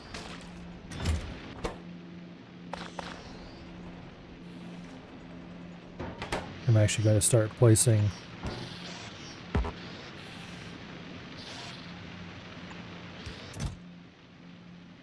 okay, you request seeds of both types.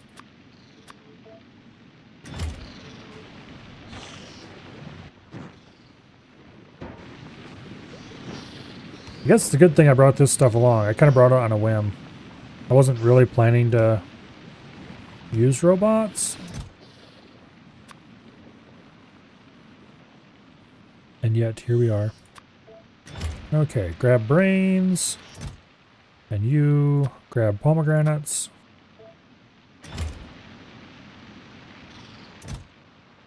Okay. I'm changing you to a requester. Request infinite amounts of spoilage. More or less. Basically get all the spoilage out of all these chests. Okay, we gotta go grab the robots.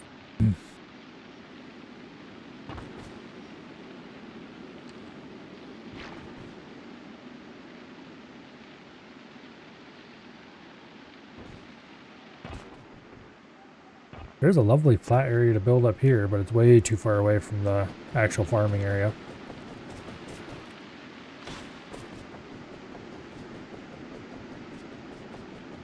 And if we did build here, we'd have to transport stuff from there or there, both to the center, which is not great. I didn't bring cliff explosives. Okay. Because if I could blow these cliffs up, I'd have a nice large place right there beside our... Okay, you know what? Platform, buddy. Are you in good shape to move? Yes? Okay, good. Because I need you to go to Vulcanus. Wait till all your requests are satisfied.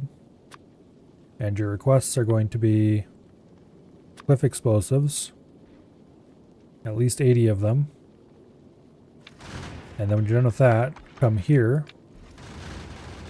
And wait for me to notice you.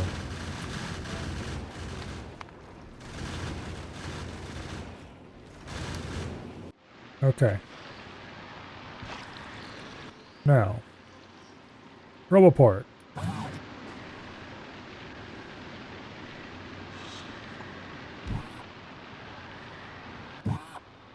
Will contain robots. And automation will happen.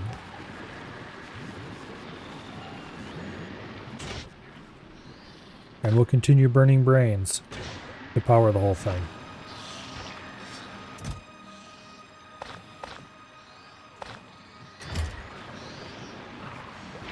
Okay, lovely.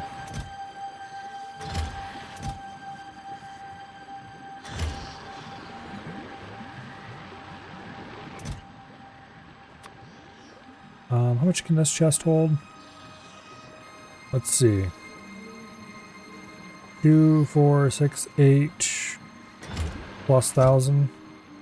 At least 9,000.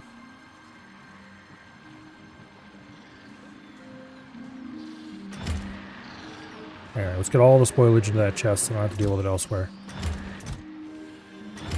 Alright. Really caters to a flowing design rather than rigid ordered structure? Yeah. The problem is for flowing designs you need room. I currently don't have that.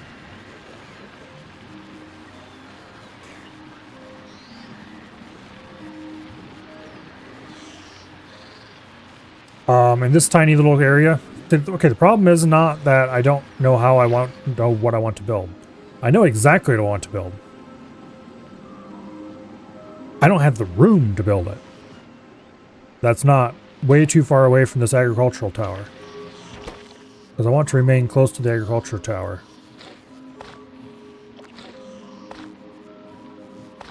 For now.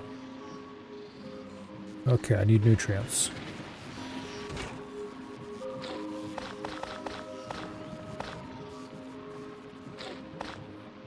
Okay.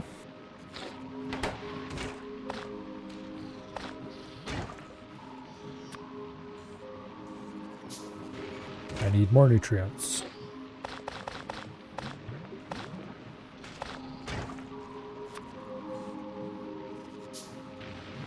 And I think I need even more nutrients.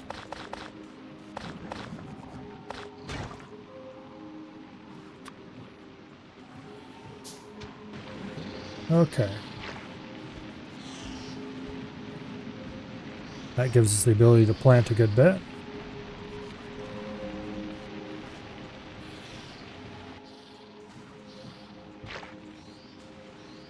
Now,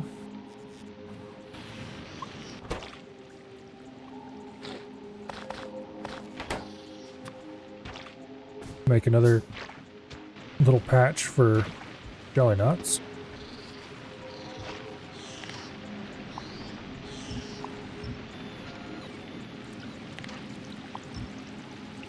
There we go.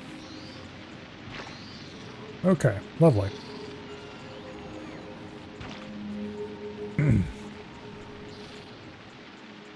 Right here is probably where we're going to start building.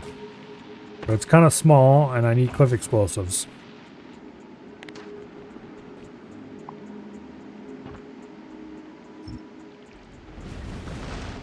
And I currently don't have those, so... Once the cliff explosives arrive, that'll be a different story.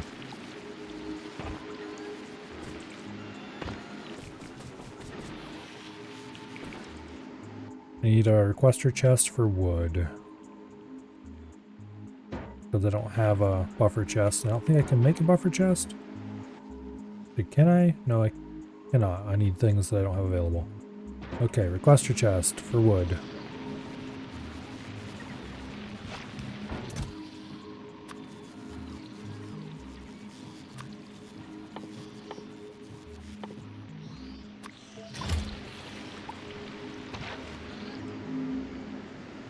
Okay, what are the rest of you floating around about?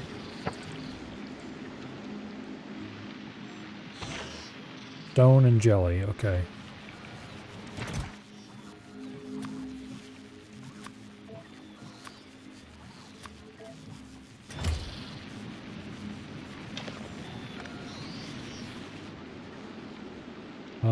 Okay, the rest of it is stuff that I'm going to take care of manually. All right.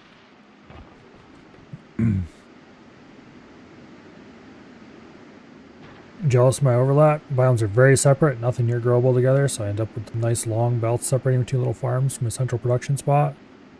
Yeah, I'm glad I found this, because if not, I'd be using this and that probably, and building here. Which admittedly, that'd be a really great place to build, but also, that's a lot of belt. And I didn't bring that much belt with me, which means I had to make more belt, which means it'd be slow belt, which means things would be rotting the whole way along the belt. In this case, we're still going to have to run belt, but we can at least run fast belt.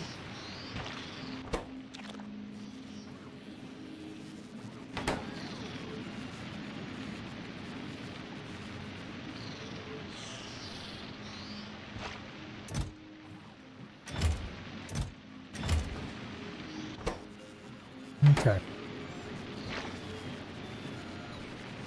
Yeah, I could always send the ship off to get more stacks of blue belt, too. Did I miss a spot? Yes, I did.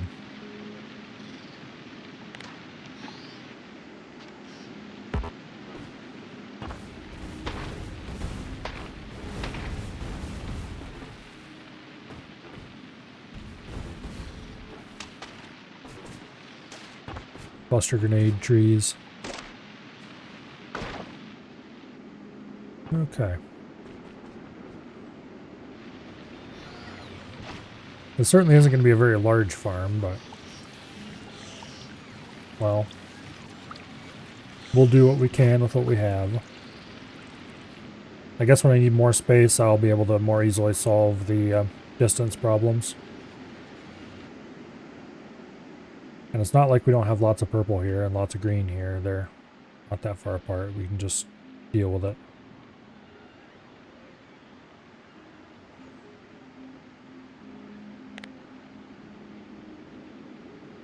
Yeah, good bit of green there, a bit of purple here. We can make more farms down there when the time comes. Oh well.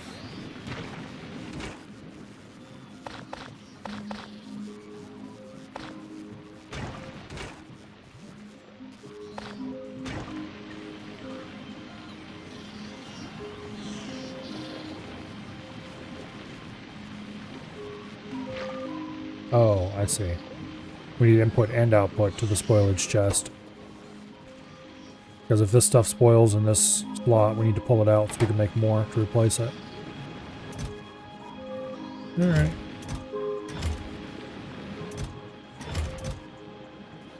Yeah, this is just here so we can get seeds to jumpstart everything. Once we get the materials available, which you are currently back already. Okay. No, you're not.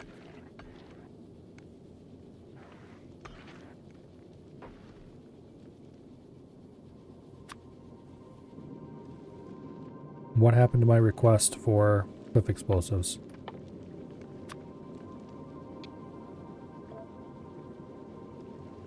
I need to change the planet. No, it's set to import from Vulcanus. That's where it should be.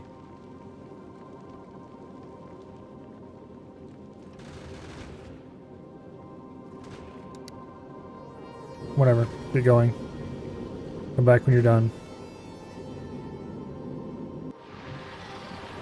They're short on fuel, so it'll be a slightly slow trip, but it'll work. Now,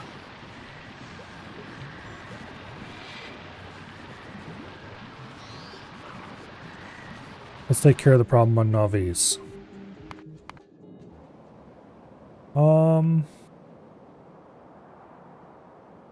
The problem is turrets probably are being made into... no, they're not. They're... okay, what? Oh, that is a separate robo... okay. Well then.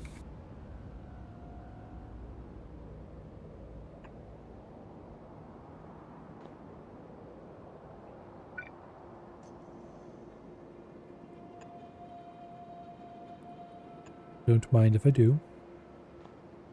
I mean, I do mind. I don't want to have to, but...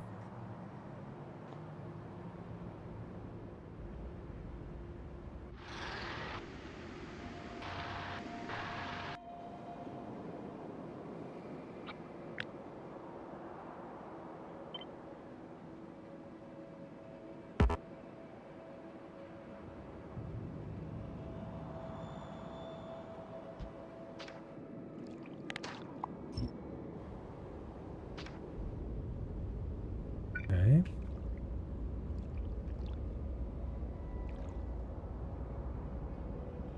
That can go there. Then we'll have to build out here somewhere. Not sure where yet. This is going to take a while. But the alternative is to watch this stupid alert blink forever. Also, the way we go, just ran out ammunition on one turret, which is fine. Because it's reached Vulcanus. And the ammunition will replace itself. Also, while you're here on Vulcanus, I don't suppose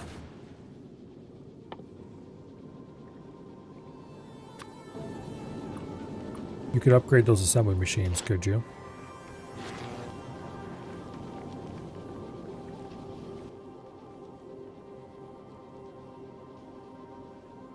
Vulcanus. Accept automatic request, please.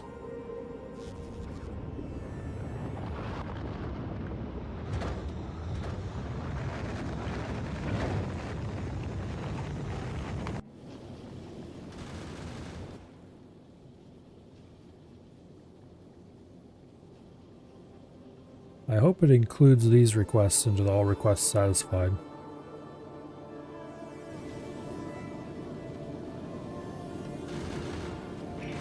Also,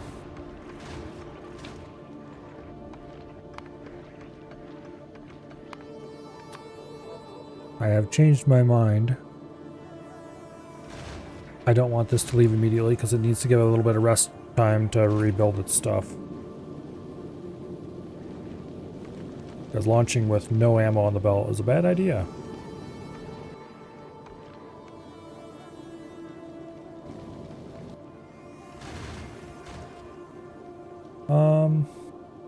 Let's go ahead and request some more belts. And what else should I request?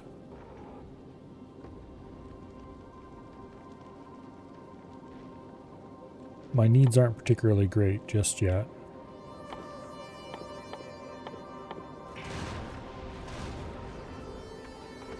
No. I need to set this to import from Vulcanus. Import from Vulcanus. There we go.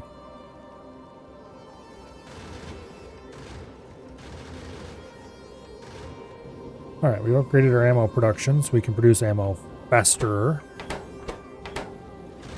Although now the problem is that we're not producing anywhere close to enough iron to keep up with this many machines, so go ahead and downgrade that.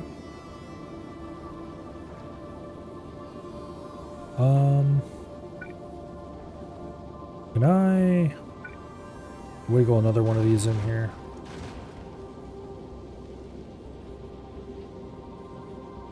Probably. Easily.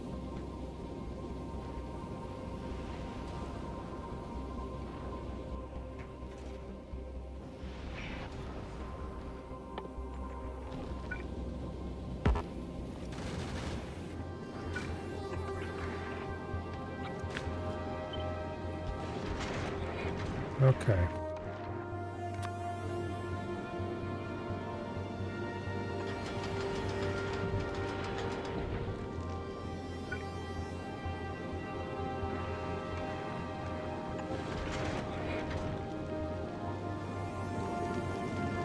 Now,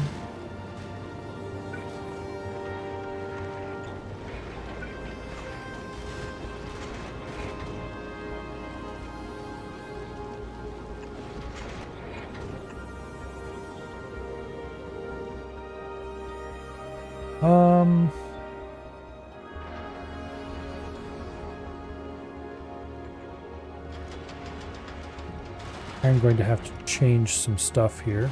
Actually, let's take this opportunity. Damn it, why can't I access stuff in my inventory? Like blueprints. Because I want to use an upgrade planner to do something here.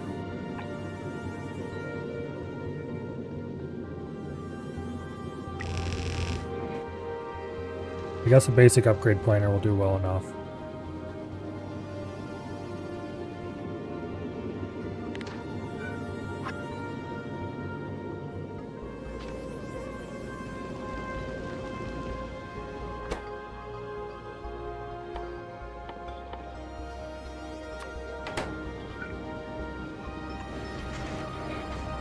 Okay.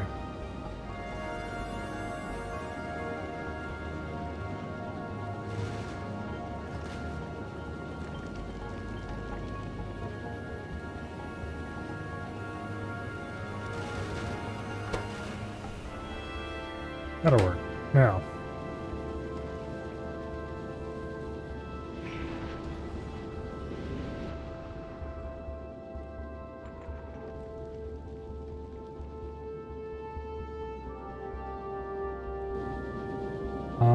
Let's go ahead and upgrade our splitters too, to express splitters.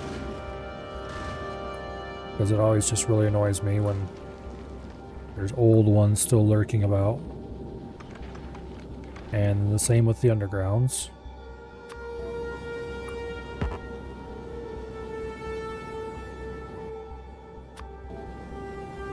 Okay, that's taken care of.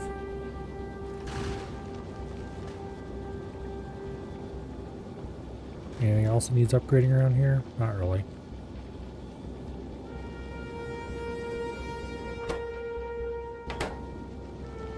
Okay.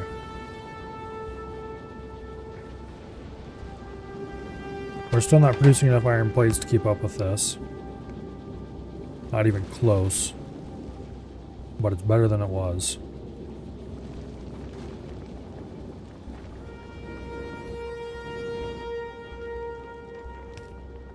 Better than it was.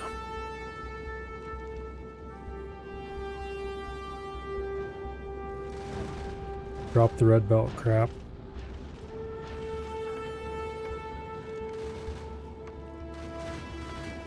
Drop the blue assembly machines.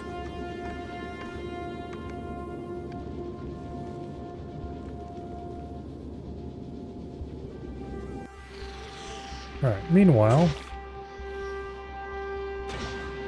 a power outage has ensued. Give me a stack of brains.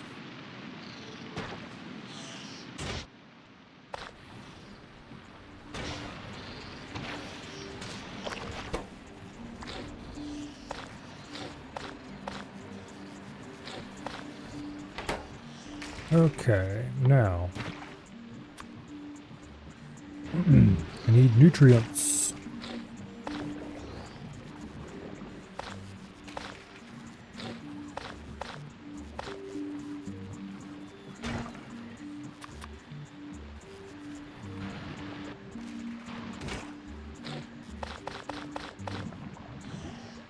Okay.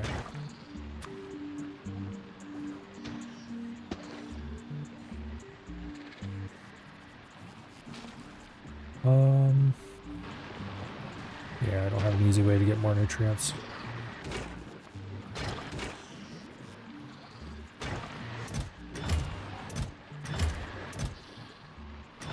I need to produce more land.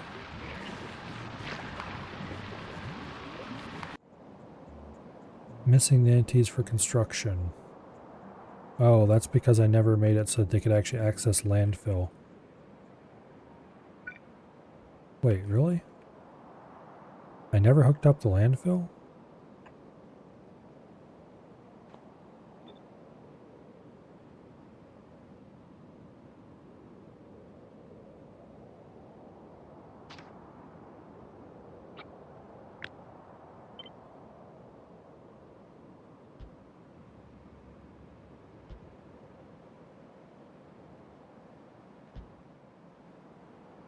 Okay. Nope. Rail's in the way. Damn it. How about you? That's not going to solve the rail in the way, though.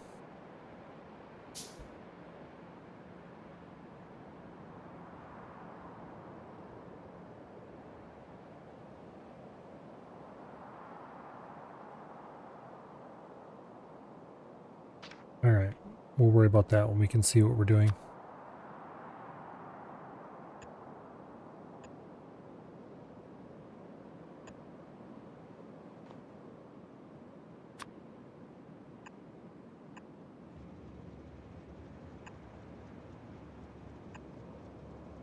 Okay.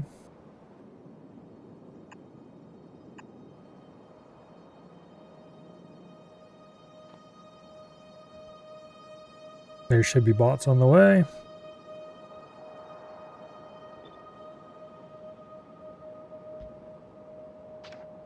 Let's put in a little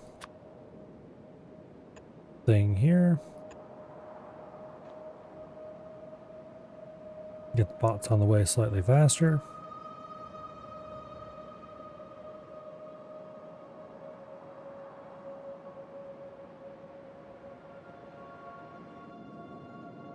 Okay.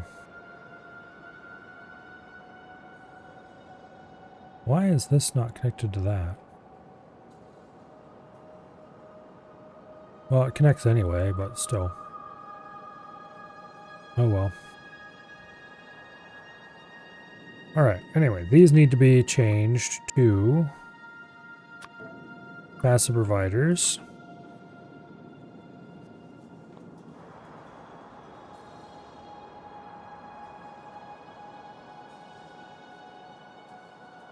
Alright, how are you doing? You've got enough ammo you can make the trip probably, and you have enough fuel you can make the trip. You've got the cliff explosives on board. You've got the requested belts. Alright. Get the hell out of here.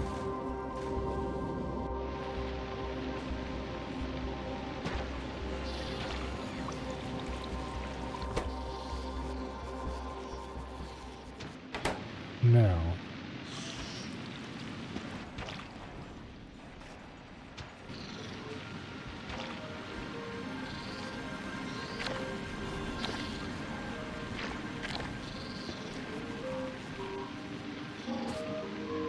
Let's get a requester chest. And you request a stack of brains.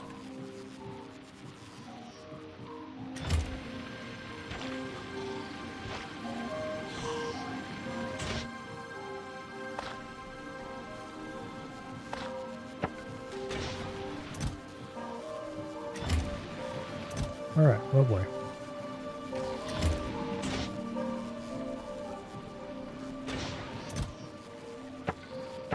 Until then, let's burn off those stupid wood so not to keep it in my inventory.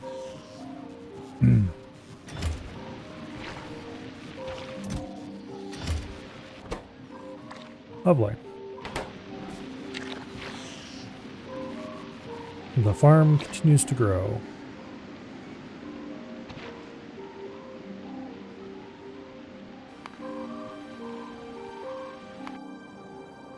Now, back on Novice, it looks like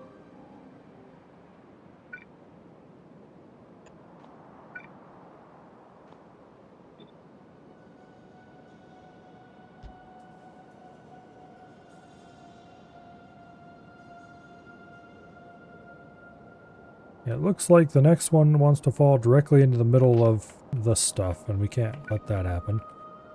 So I'm gonna have to put a extra one over there.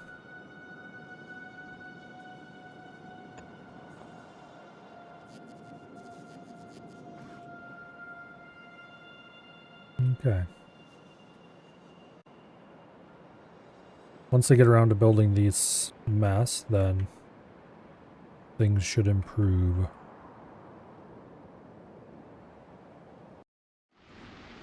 Alright, meanwhile, let's head north and let's pick up the cargo I'm about to drop.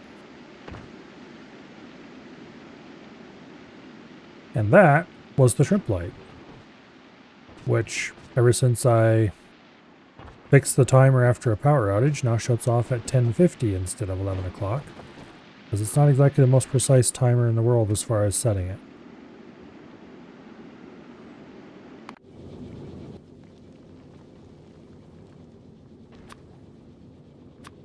Okay, let's clear those requests. Remove all the stations from the list. I should have left that alone, because there's no way we're not sending it back. Let's go ahead and drop what I actually requested, which was the cliff explosives. All 60 of them.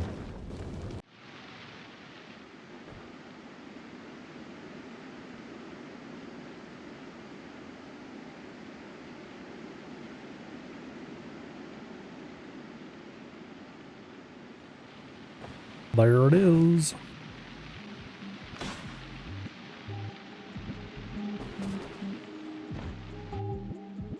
That's not all of them, though. Where are the rest of my cliff explosives?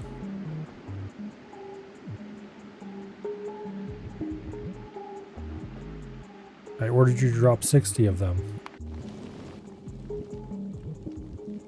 They're not here. Okay, there they are. There's the other 40. Alright, good. Now,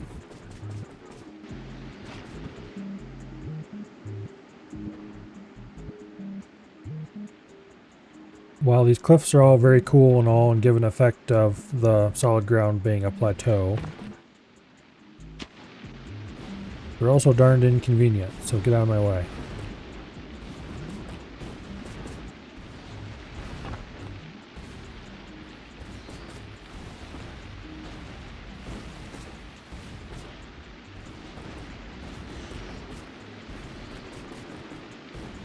Alright. It's gone from being a little plateau to just a small hill.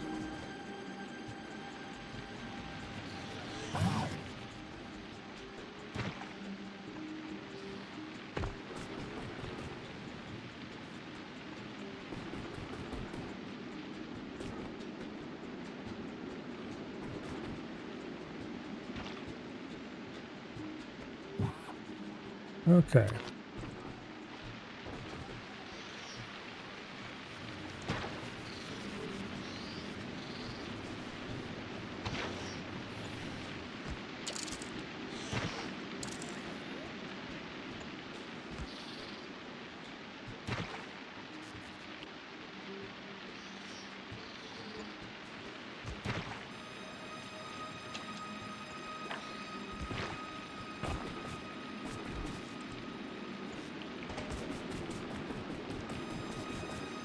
Now,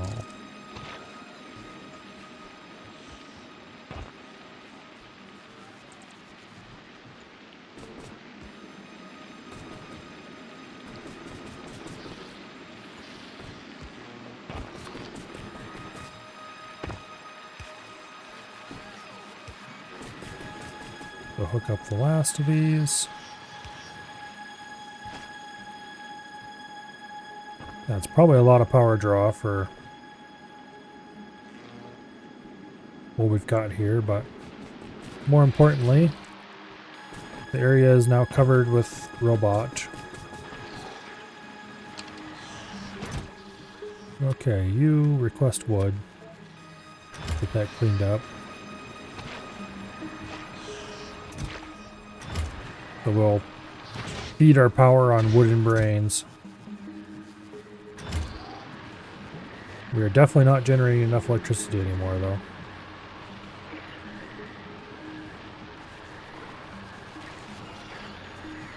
How much does the steam generator actually output?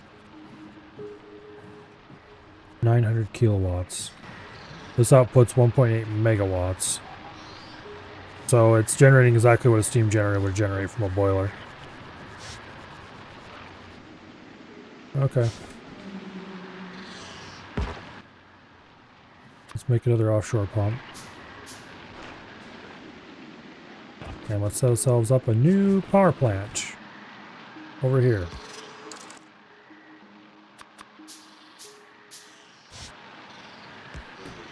A larger, fancier.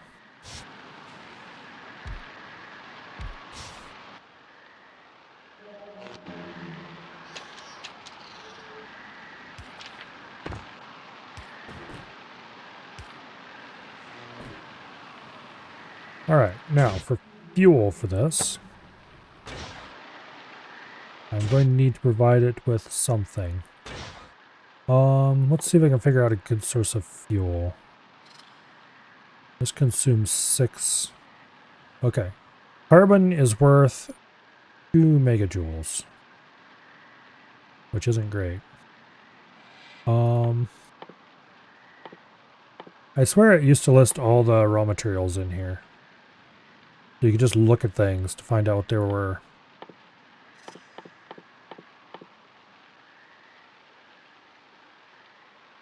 Solid fuel is worth 12 megajoules. Raw spoilage is worth 250 kilojoules. So 5 of them is 1 megajoule? No, 4 of them. 8 of them would be 2. So technically it's probably more efficient to make the burnt spoilage, assuming we have enough spoilage to consume, rather than burning it directly. That assumes we have enough spoilage to burn, which is not a sure thing.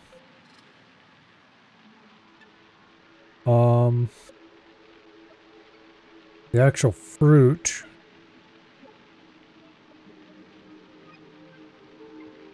the actual jelly nuts and stuff, I know they're burnable, but what are they worth? They're 2 megajoules and 10 megajoules for the jelly nuts. Okay, we definitely want jelly nut burn then.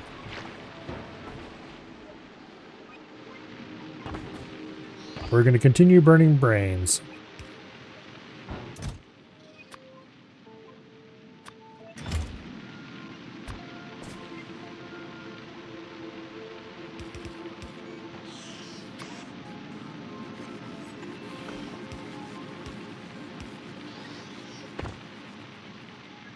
Okay.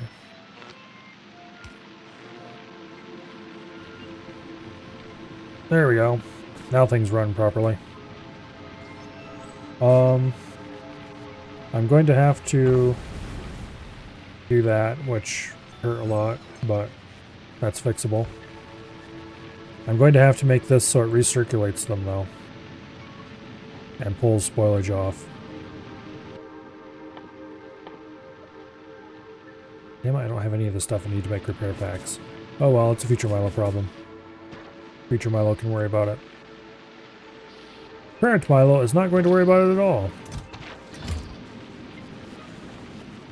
What do I have in the way of seeds?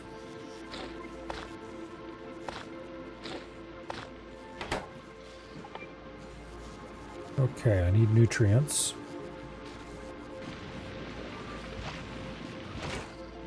I don't have any of this stuff left anymore, so I can't just crank out nutrients super fast. Well, I kind of can. If I grab the stuff that's sitting in here waiting to spoil.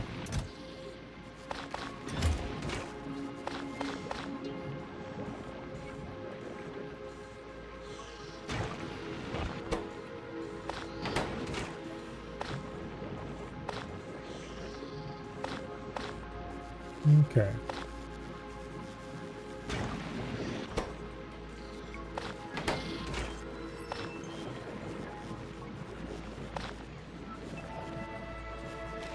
Lovely. Now.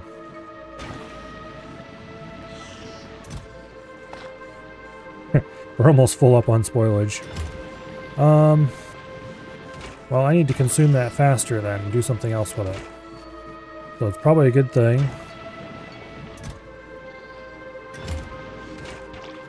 that I'm considering ways to use it up.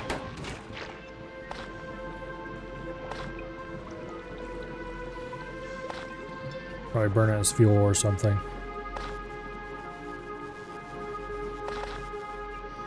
Okay.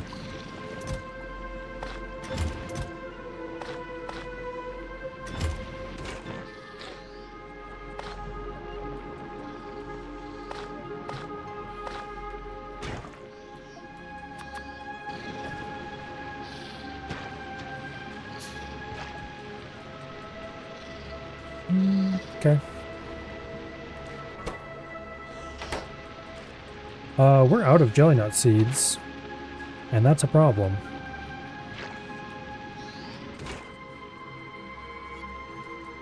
Because they're powering our generators.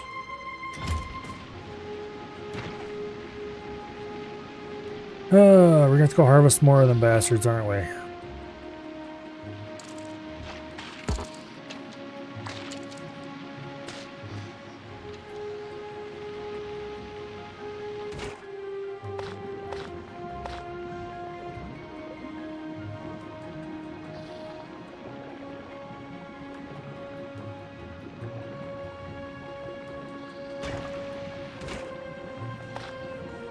Let's see, how much does this... 2% chance to produce a seed. Each plant...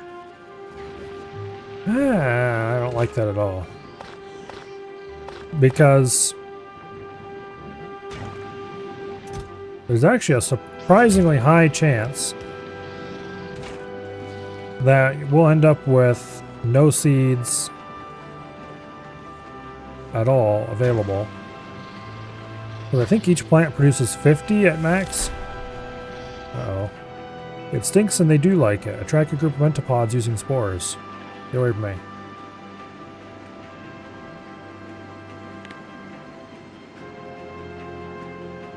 Yep, we got a cloud of spores going. Alright, well. I do have laser turrets on the ship, but I don't have a way to power them. So I'm just gonna have to go defend things myself.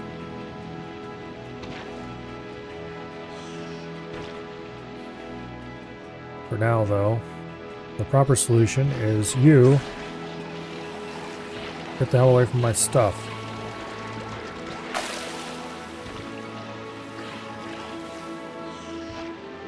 Okay.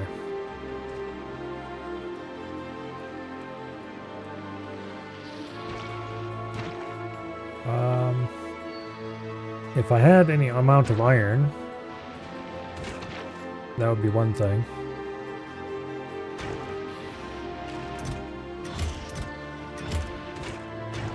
Alright, we have so much spoilage right now, we need to produce it into things. Anyway, the problem is,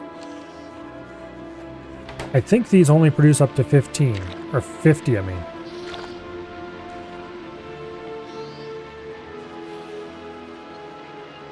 Let's go find one that's still growing.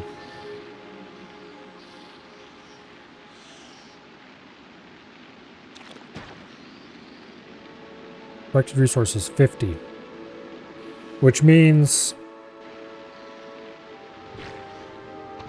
we're going to lose seeds unless we get lucky. That's a problem. Unless the ones I plant produce more than 50 somehow.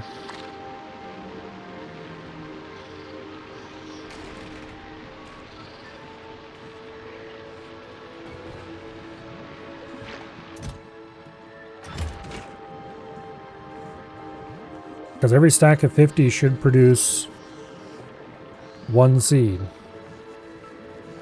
I think. 2% chance, 50 rolls. One expected result. And then it takes one seed to produce another stack of 50. If you roll low, you're just screwed. Or if you use any of them for fuel, like I am. Alright, we can't use these for fuel anymore. They're a great source of it, we just can't do it.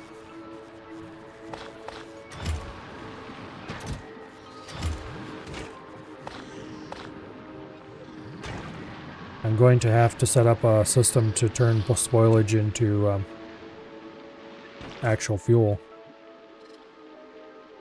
And hope that we have enough spoilage produced to do that. Okay, so you will produce nutrients. You will... I do have another biochamber. Okay, you will produce spoilage into carbon.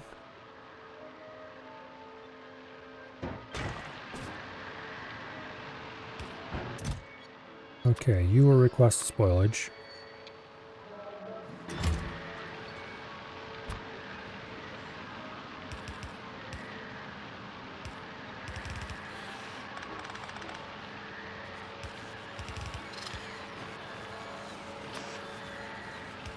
Spoilage in, spoilage out, spoilage in, spoilage in, spoilage out, spoilage out.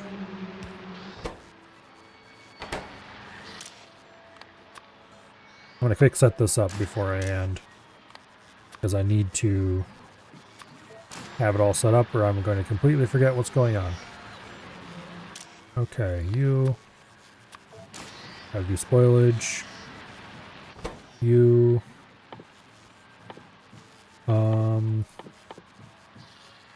turn spoilage into nutrients.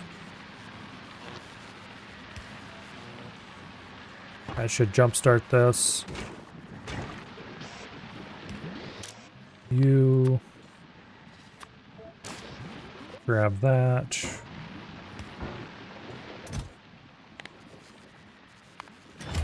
Okay.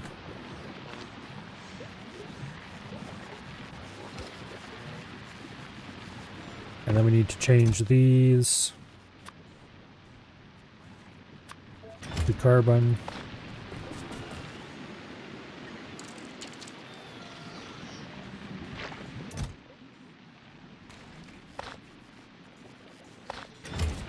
Dummy, that goes in here. Okay. And you need to request carbon. Alright. The biochamber plus 50% makes it for abundant seeds. Oh, it's true. That will make it so that you don't run out. But I still don't trust burning that stuff.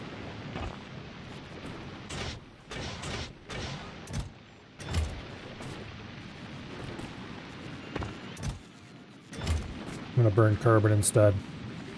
And it's more efficient to burn the carbon than the spoilage, because, what, 4 spoilage makes the value of half of a carbon? It only takes 6 to make it. So we're improving it slightly. Possibly not with the nutrient cost. Actually, with the nutrient cost, it's probably a net negative. And we should have just burned the spoilage.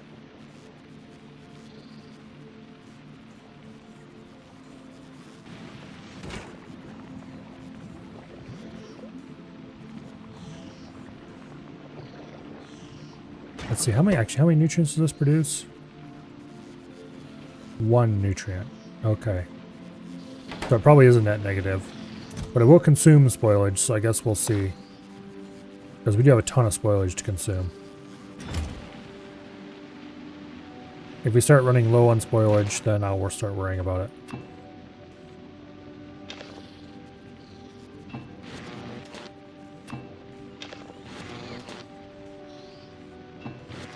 Okay. What do I need for this? Nutrients?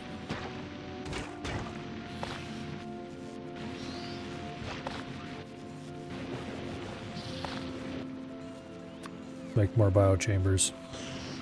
Actually.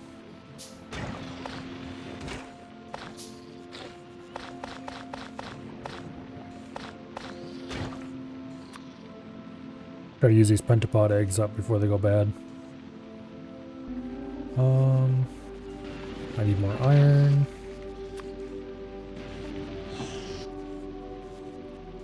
Yeah. It just comes down to needing more iron.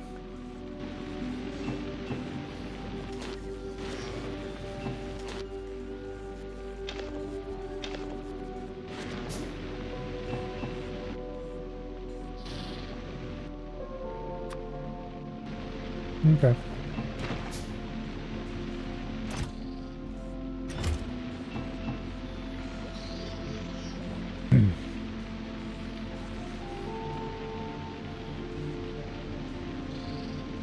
Yeah. Right now I'm producing a ton of spoilage just via my seed production. So using spoilage to make fuel is relatively sane, I suppose.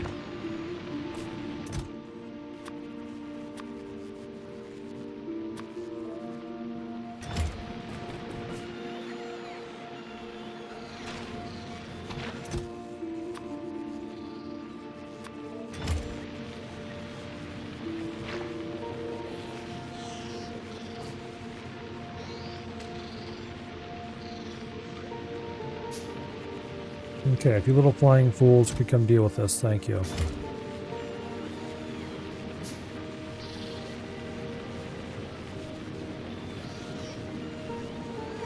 Alright, excellent. Now,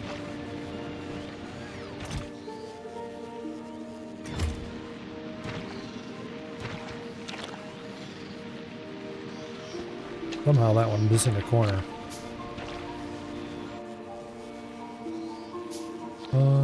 Okay, I'm at 7 both of those.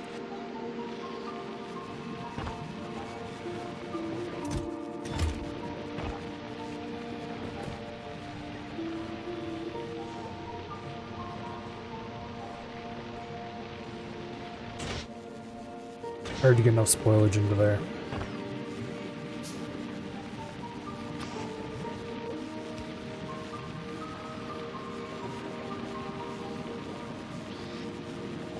Yeah, this is definitely not an efficient way to produce anything. Go ahead and cancel that and just burn raw spoilage. As much as I would like to burn charcoal, it's just not a thing that we can do.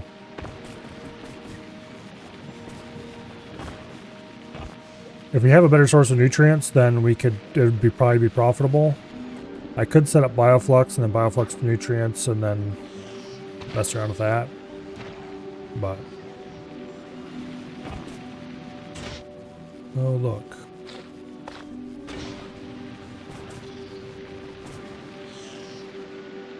They're not spreading the wealth around fast enough. There we go. That's just increasing our power draw though.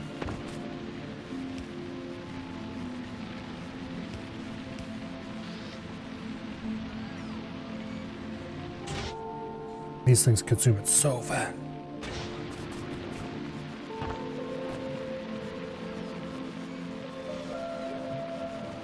Alright, we're gonna run out of spoilage, even despite the fact that we have massive amounts of it. Very quickly if we do that.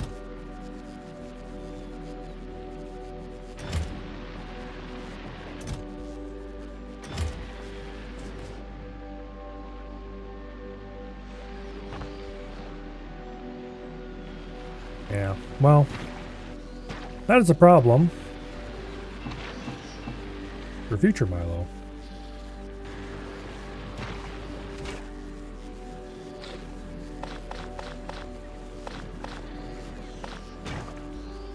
I think. Get our last biochambers built so we don't have any pentapod eggs in our inventory anymore. And I think, considering that it is 11:15, I am going to call it here. I'm going to have to solve the fuel problem later.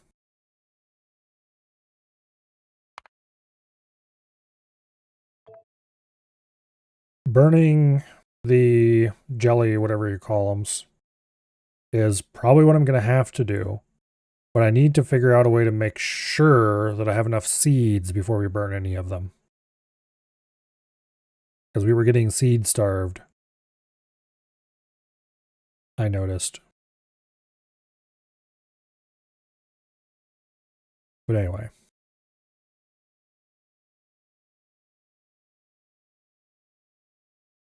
The shrimp, being sensible little creatures, or rather because they have no choice and I shut them off on them, have gone to bed a while ago, or at least their light turned off. Tomorrow will be some wonderful crab champions, which I'm sure will make certain people around here very happy.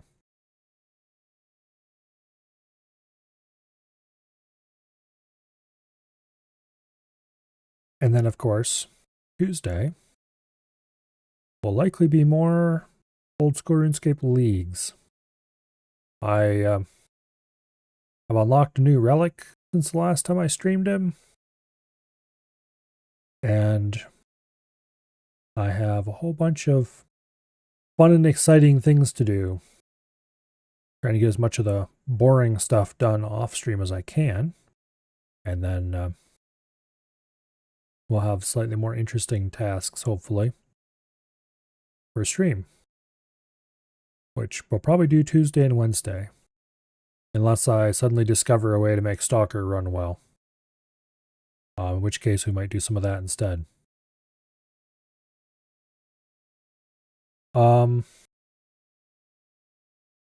Thursday, of course, will be more Fallout Tactics, and Friday will be EDF, before returning for more Factorio on Saturday and Sunday. We're getting dangerously close to Christmas, too, which means we only have a few more normal weeks before I will have to flee to Michigan, lest the family hunt me down and skin me. But I skipped Christmas last year because my car wasn't drivable.